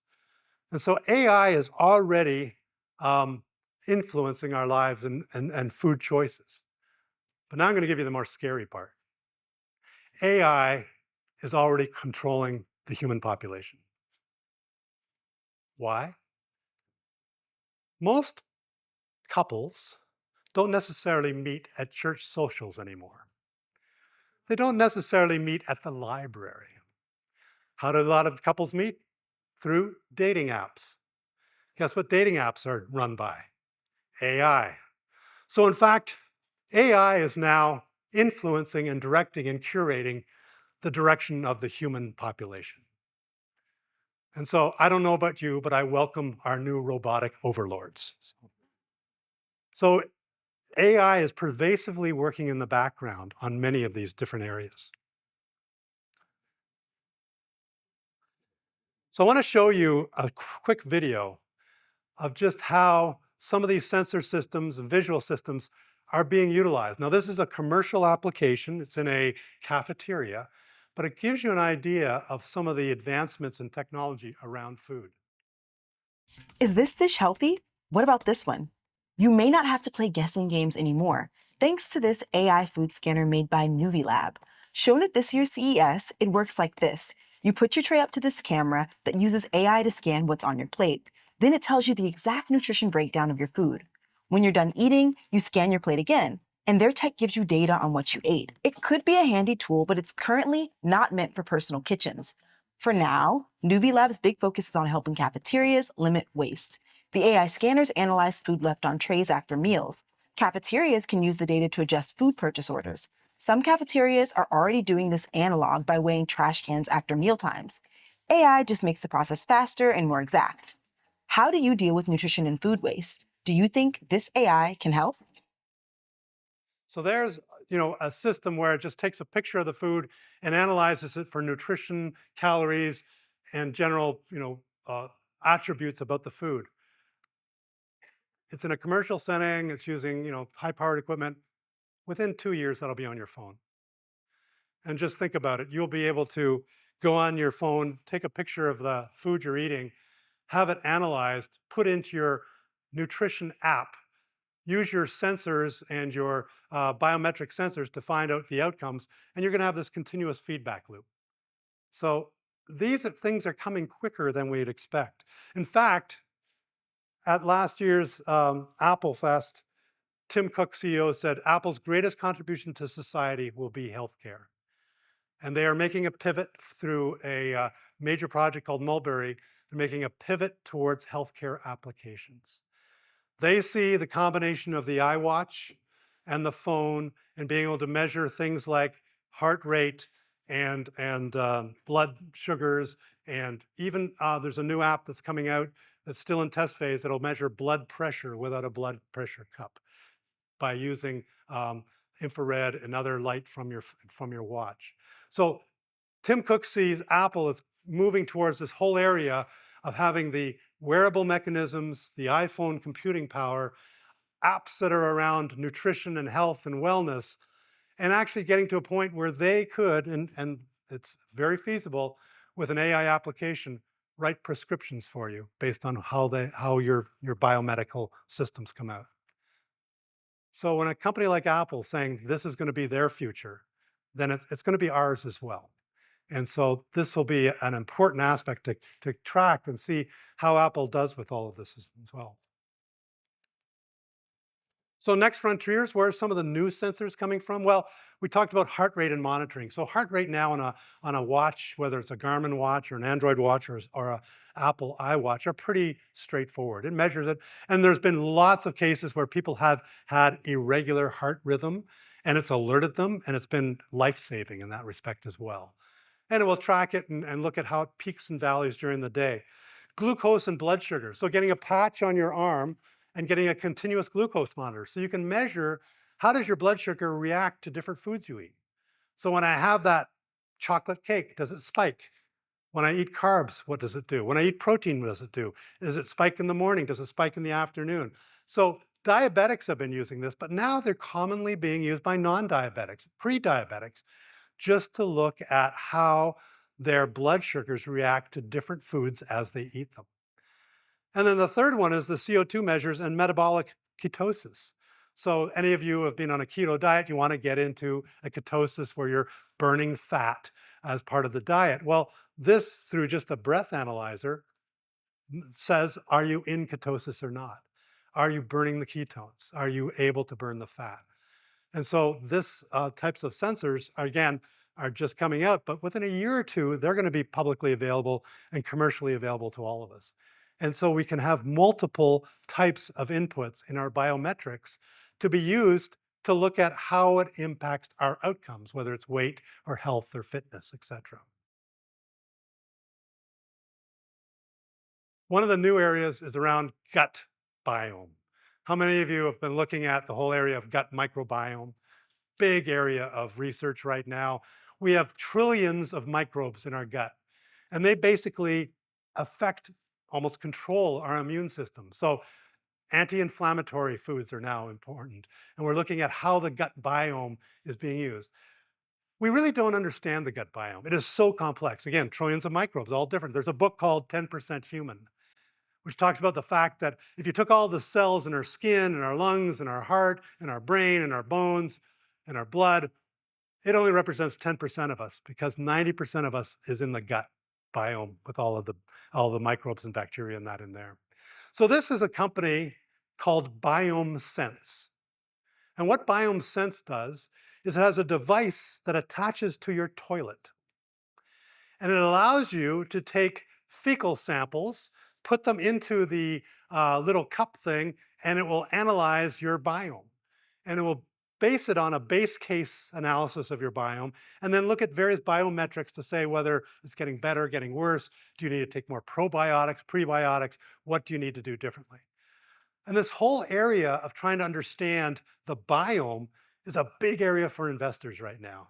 So in fact, there are several of the venture capital investors are going after these technologies. And in fact, they've created a new subcategory of venture capital investment called poop tech. And it's looking at this whole idea of, can we analyze our biome in a much better way? And can we use it to affect our overall wellness and health? So all of these are going to have profound effects. So if we bring all this back together again. Technology provides instant feedback. I know my heart rate. I know my blood sugar. I know my biome. I know all of these things. It gives me feedback right away. With that feedback, our food choices are influenced by perceived outcomes. I saw all those fragmented diets and all the ways we're looking at trying to improve our wellness. So if I get this feedback and it tells me something about how I should eat, I may change my eating so that I can get better outcomes. And it will change how we choose food. I guarantee that in the next several years, with all of the wearables and micro devices and sensors and all of the feedback and AI, we're going to change how we eat. And this is called a nudge. And a nudge is basically a psychological term used to be, how do I give small influences to change behavior?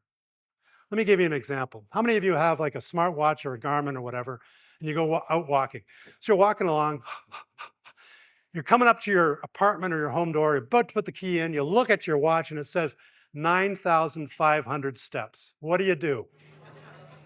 You turn around and go back out again. That's a nudge.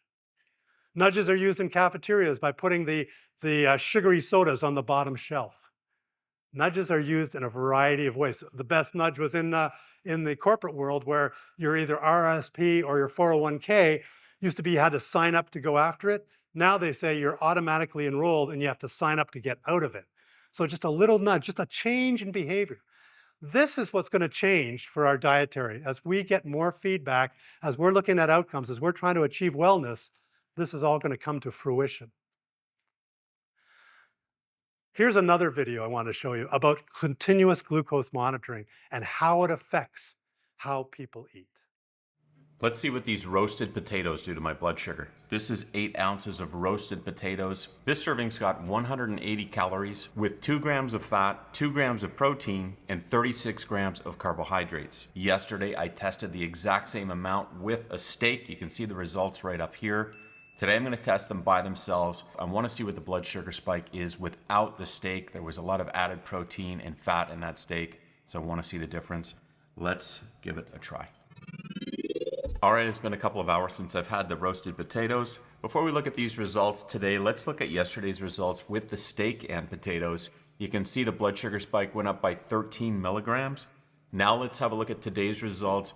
This is without the steak, and you can see here that the blood sugar spike is significantly more. This went up by 36 milligrams. That's a big difference. So you can see that by adding protein and fat from the steak into this meal, it significantly reduces the blood sugar spike caused by those starchy potatoes.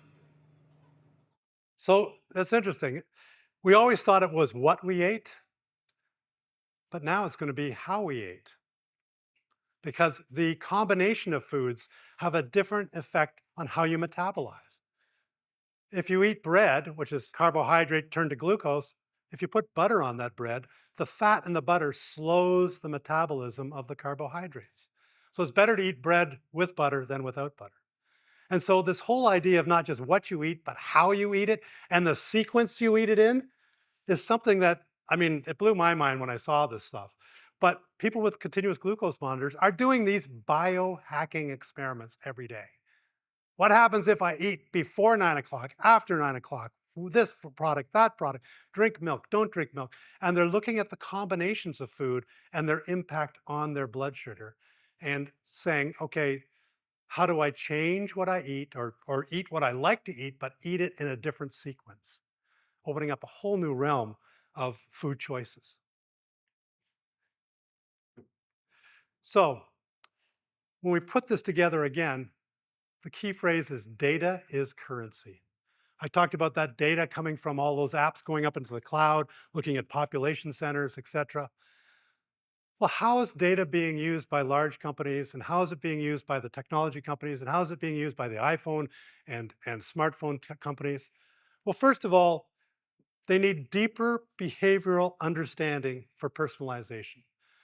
So if Netflix knows what I like to watch, it can give me better recommendations. Its predictive analytics are more precise. So deeper behavioral understanding and personalization can lead to better predictive analytics and improved product targeting. I will like their product more often. And so it may be for a food item, or it may be for watching a movie, or maybe for choosing a restaurant. That then relates to higher switching costs and loyalty. It's harder for me to get off of Uber Eats or DoorDash or whatever one I'm on because it knows me better than the other ones. And so I have higher loyalty. And what does that do?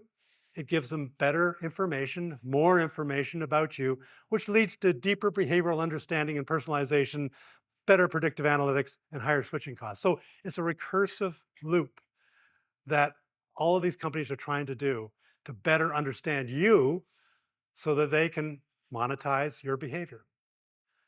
The key phrase here is, if you get Facebook for free, you're not the customer, you're the product. And that's what this is all about, is monetization of consumer data to better help target and personalize products for you as a consumer of food. So what can we expect over the next 10 years? Sensors and wearables will be everywhere. They're low cost, they're getting lower cost, they're getting more technologically innovative. More personalization and targeted meals. Because of this ability to look at and targeting and predictive analytics, I'm going to get more personalization in some of my results. Transparency is expected. I don't necessarily, I want to know what the product is, the food is, but I also want to know where it came from and how it was made. So the transparency in blockchain, the transparency, as we saw with clean labels, the transparency of what type of fertilizer, pesticide, herbicide, and fungicides are being used by the farm that produces the wheat, that produces the bread, that produces my sandwich, are all going to be part of the equation. And shifting policy, we're moving beyond dietary guidelines as in government and in policy and in industry. So first, as next generation are growing up with sensors and wearables, $300 million in funding for baby and children monitoring startups. The whole category, as I mentioned, Gartner looking at smartphones for children. And I love this one. 30% of parents are concerned with their friends judging what their kids eat. And so they'll change that around as well. And 64% of patients use mobile devices to monitor health. So they're all going this way, that we're getting more and more digitally enabled, augmented Homo sapien 2.0. Generation X were considered helicopter parents because they always kind of hovered around their kids. Millennials are drone parents because they've got cameras everywhere, and they've got baby monitors, and they're watching where they are, and their tablets and everything else. So both the Generation Z and Generation Alpha, I think we have one in the back room, the Generation Alpha, are digitally native. They don't know anything other than being totally immersed in a digital world. And so it's going to influence them as well. We have personalized foods. For example, Habit Foods takes DNA analysis and comes up with a customized menu for you based on your particular needs, whether you're diabetic, hypertensive, whatever your DNA tends to show. And Factor 75 creates their curated meals specifically around optimization of wellness, mental wellness and physical wellness. And so we're seeing this idea of very personalized, targeted, purposeful types of meals being generated by various companies. And then the big one, the bulldozer in the room, GLP-1 drugs. So GLP-1 drugs, having a dramatic effect in reducing weight, particularly around, I think, for diabetics. My son, as I mentioned, is a nephrologist. He's saying it's having a profound effect on their practice.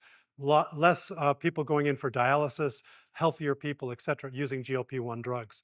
But it's affecting the snack food industry because GLP-1 drugs mean I have less cravings for sugary and salty food. I want to eat smaller more frequently in my food. One of the things that GLP-1 drug, and we were talking about this at our table, is when you lose weight rapidly, you lose 50% fat and 50% muscle mass. Problem is when you go off of GLP-1 drugs, if you have a rebound, you rebound fat, you don't rebound muscle mass. The only way you get muscle mass back is by working out. And not all of us do it, I think. So it's going to be interesting to see where that takes us if people go onto the drug. The other is B12 and protein deficiencies with GLP drugs. Now, Eli Lilly just announced, I think a week ago, that they're going to be bringing out a GLP-1 drug in pill form. So right now it's an injectable, it's very expensive, so few people use it. But having it on a daily pill that'll be a lower cost, all of a sudden we're going to see mass adoption of this type of a drug by people that are trying to maintain weight or dealing with pre-diabetes or diabetes. And so the CPG industry, as we heard Elizabeth talk earlier, are responding with nutrient-dense foods, looking at how to change portion sizes to get smaller, looking at ways to have products that pair with the GLP drugs. Because, as I said, it's going to have a big impact, particularly on the snack food industry within North America and the world. So, future foods. Guy named Mike Lee runs a thing called the Food Lab. And what it does is it brings together a bunch of experts and they predict the future of what food's going to look like. I've had Mike as a guest lecturer. He's fabulous. 2 or 3 years ago, he came up with some new food innovations, things that were way out there, but could possibly exist. First one was Sensum, which was a plate that analyzed your food through sensors and told you what the nutritional value of your food was. Did we just see a video like that? The second one is called Analyze Me. It's a pill you take and it analyzes your gut biome. Well, I like the pill better than the other thing, but that's already there. And then Custom Culture was a product which was a DNA-specific yogurt that was blended just for you. Again, we saw that with Habit Foods and with Factor 75. And so we're seeing these things that were considered speculative, considered far out there, coming to fruition.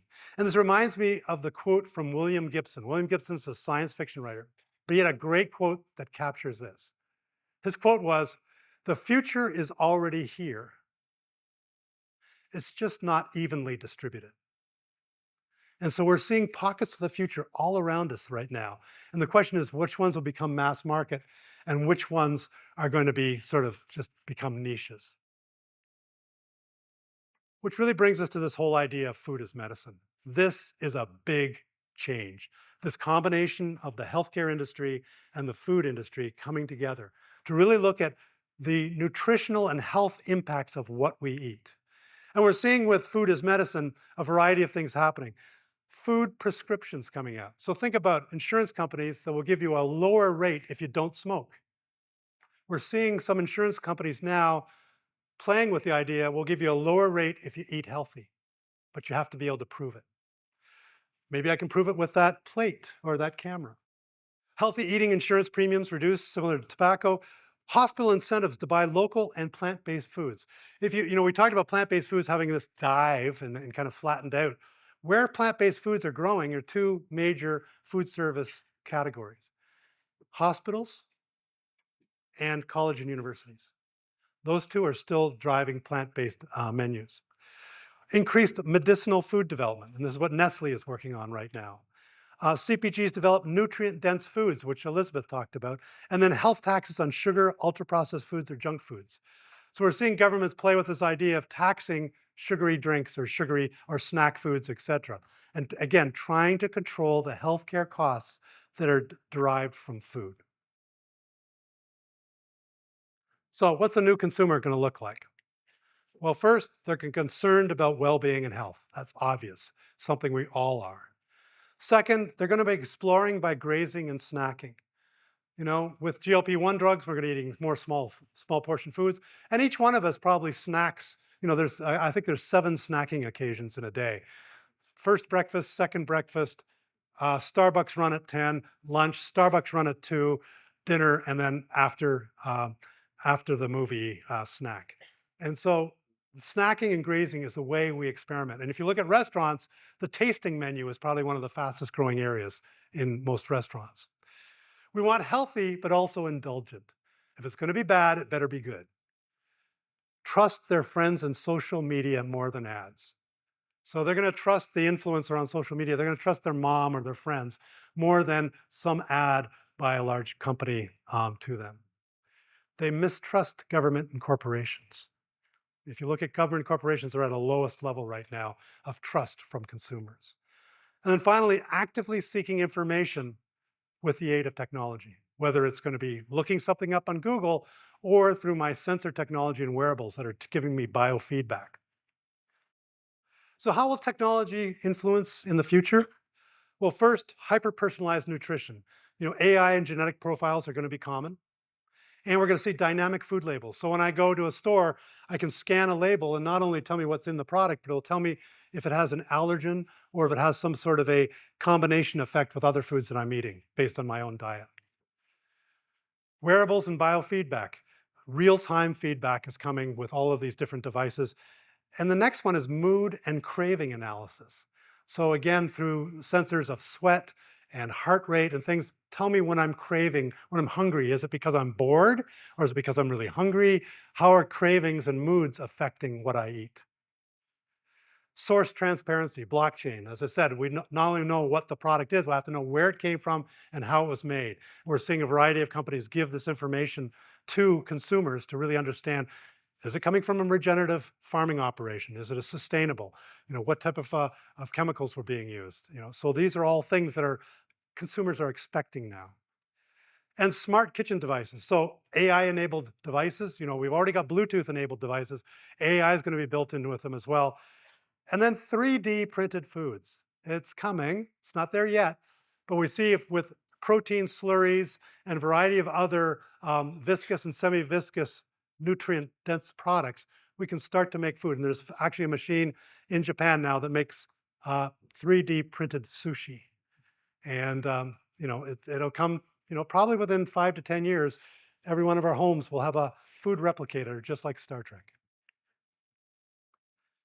So with all of this comes what I'll call the convergence of sciences.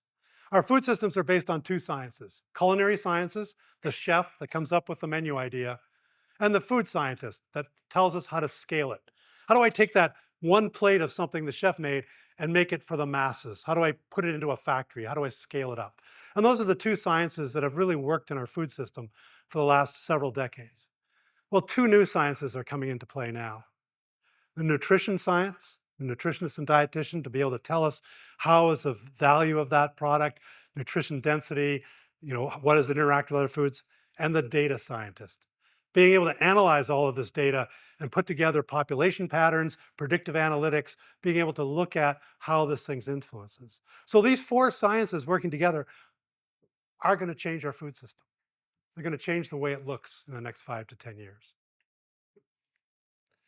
So what do? First, you may need to reformulate products for nutrient density and functional benefits. If your product is not selling on taste and price, then it better be selling on some sort of health attribute.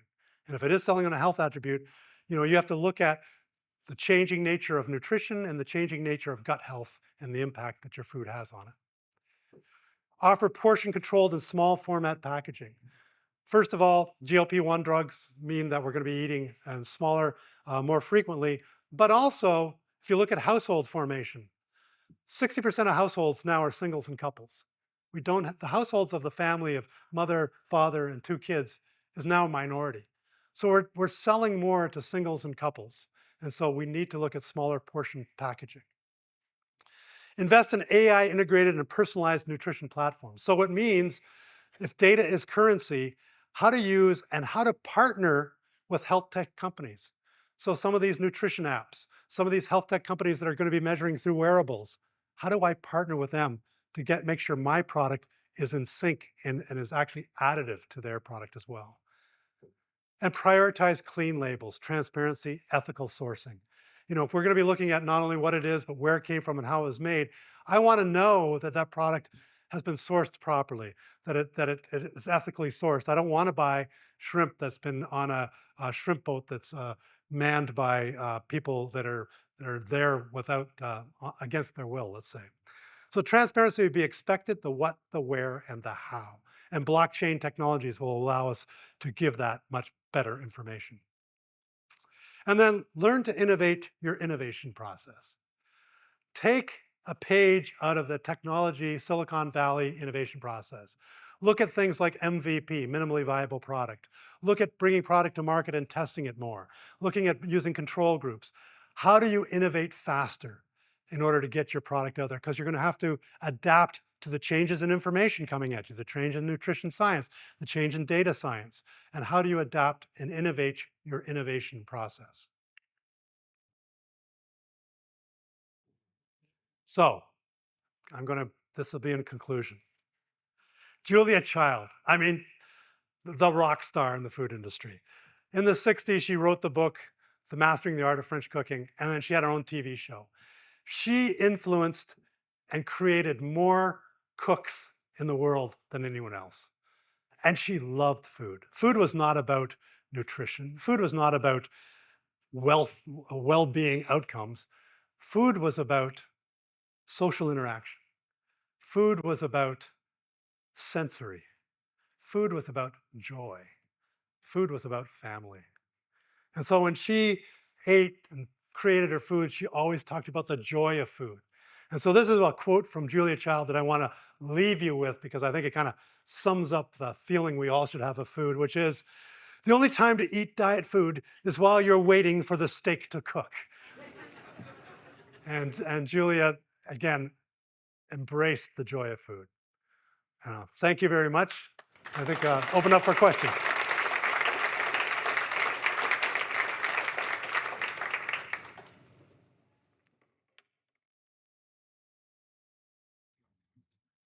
Thanks so much, David. Do we have any questions from the floor for Dave?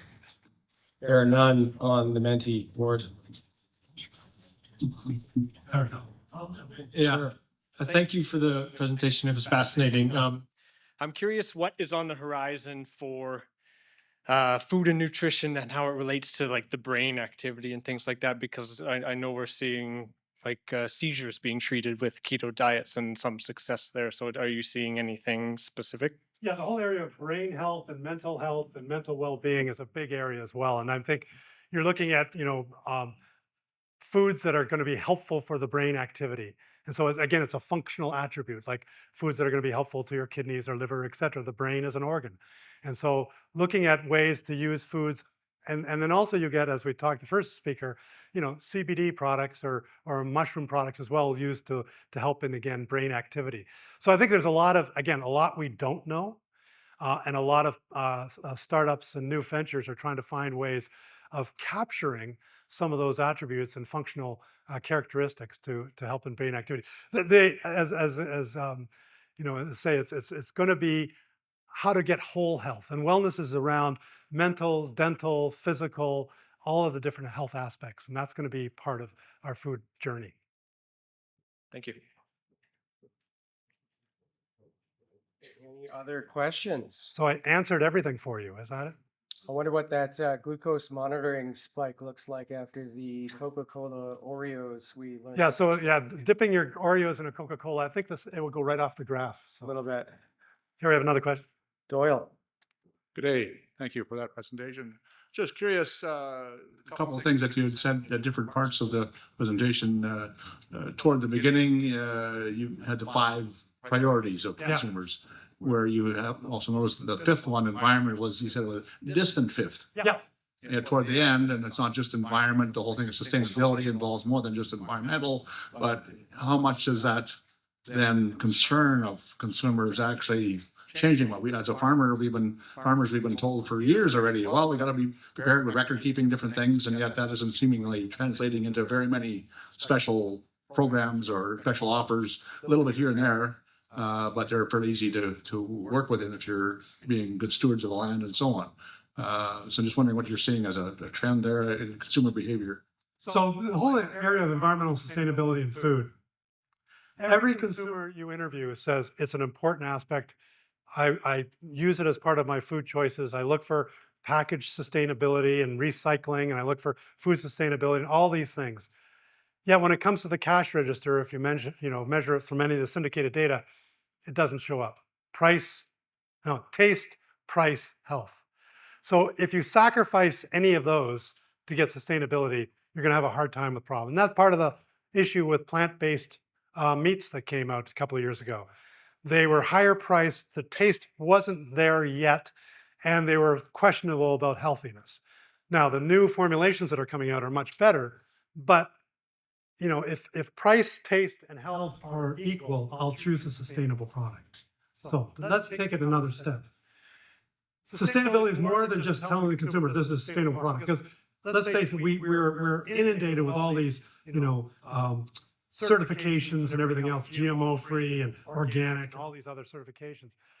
But with the transparency aspect I talked about in blockchain, consumers are asking the question, where is it coming from and how is it made? And so that becomes an important part of it as well, that I think is starting to bubble up more as part of the overall health and wellness, because I see environmental sustainability not so much as saving the planet, but a better set of ingredients and food processes for making me healthier. So it's around, how do I ensure I'm healthy by eating products that are not full of chemicals, not full of petrochemicals and things like that? How do I make sure they're healthy? The other side I would say is on the sustainability side with farmers. I mean, I spent some time with my class down in Illinois, down in the, the soybean and corn country, with these farmers with, 20,000 acre farms. And they're all putting in regenerative agriculture processes. Now, first, they're using precision agricultural technology and drones and that, so they can actually measure soil health and everything else with sensors as they go along. But they realize that going to no-till cover crops, rotational crops, is actually better for their soil. And as I mentioned about gut health and gut biome, soil biome is the analogy of gut biome. The two are interlinked. We don't know how, but they are. And unless we have good soil health, we're not going to have good crops. So although a lot of farmers, when they start regenerative practices, face probably 2 or 3 years of hard sledding, because you're going to be spending more money than you're getting out, what they find is after those 2 or 3 years, when we start to get a good kind of cadence, is that yields do go up, that they use a lot less fertilizer, pesticide, herbicide, and fungicide, and that they get a better product coming out. So I think for farmers, it has to be an economic reason you do regenerative, and it is all about soil health, and it's all about reducing petrochemicals. For consumers, it's going to be around how it impacts their health.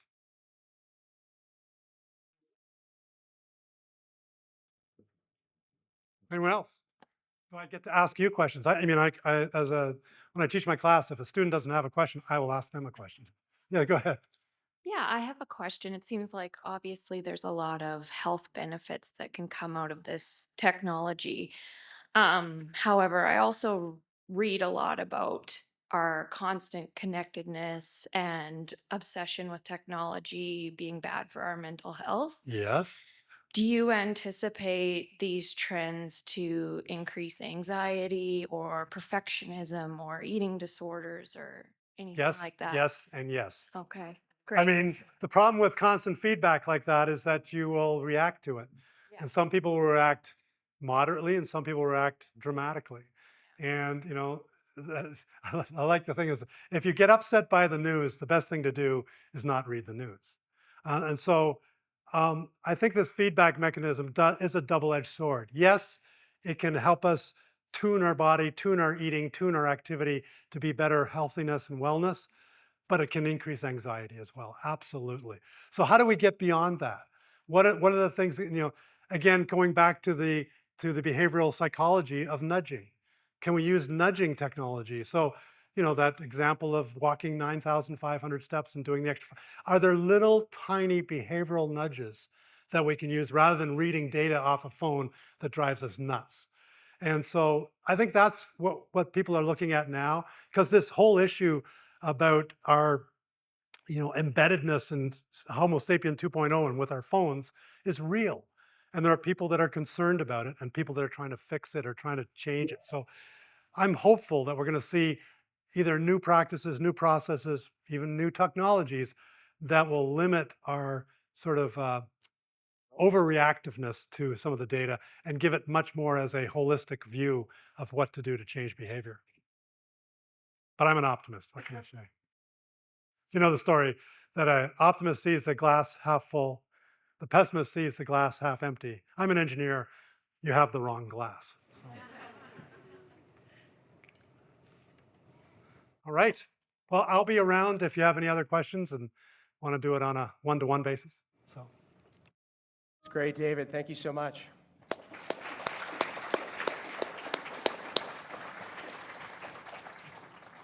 Outstanding last presentation to wrap up the day here. As we wind down the conference for the day, just a final reminder to complete the valuation forms on your tables or via the link you will get emailed to you. Again, that helps us shape the future of this great event. For those of you registered for tomorrow's workshops, we'll see you back here in the morning at 8 a.m. sharp for a quick breakfast and then straight into learning. There's still a bit of space available in both sessions. So again, register online at saskagrivalue.com and hope to see you there tomorrow. For the in-person participants in the room with us today, we hope you'll join us now for the evening reception beginning at 5 o'clock upstairs at the top of the inn. Use the elevators at the front of the hotel, not that one on the side. And we look forward to seeing you there. And with that, on behalf of the Government of Saskatchewan and its organizing partners, thank you all for attending the 2025 Agri-Value Forum. See you again next year and see you again upstairs momentarily. Thanks.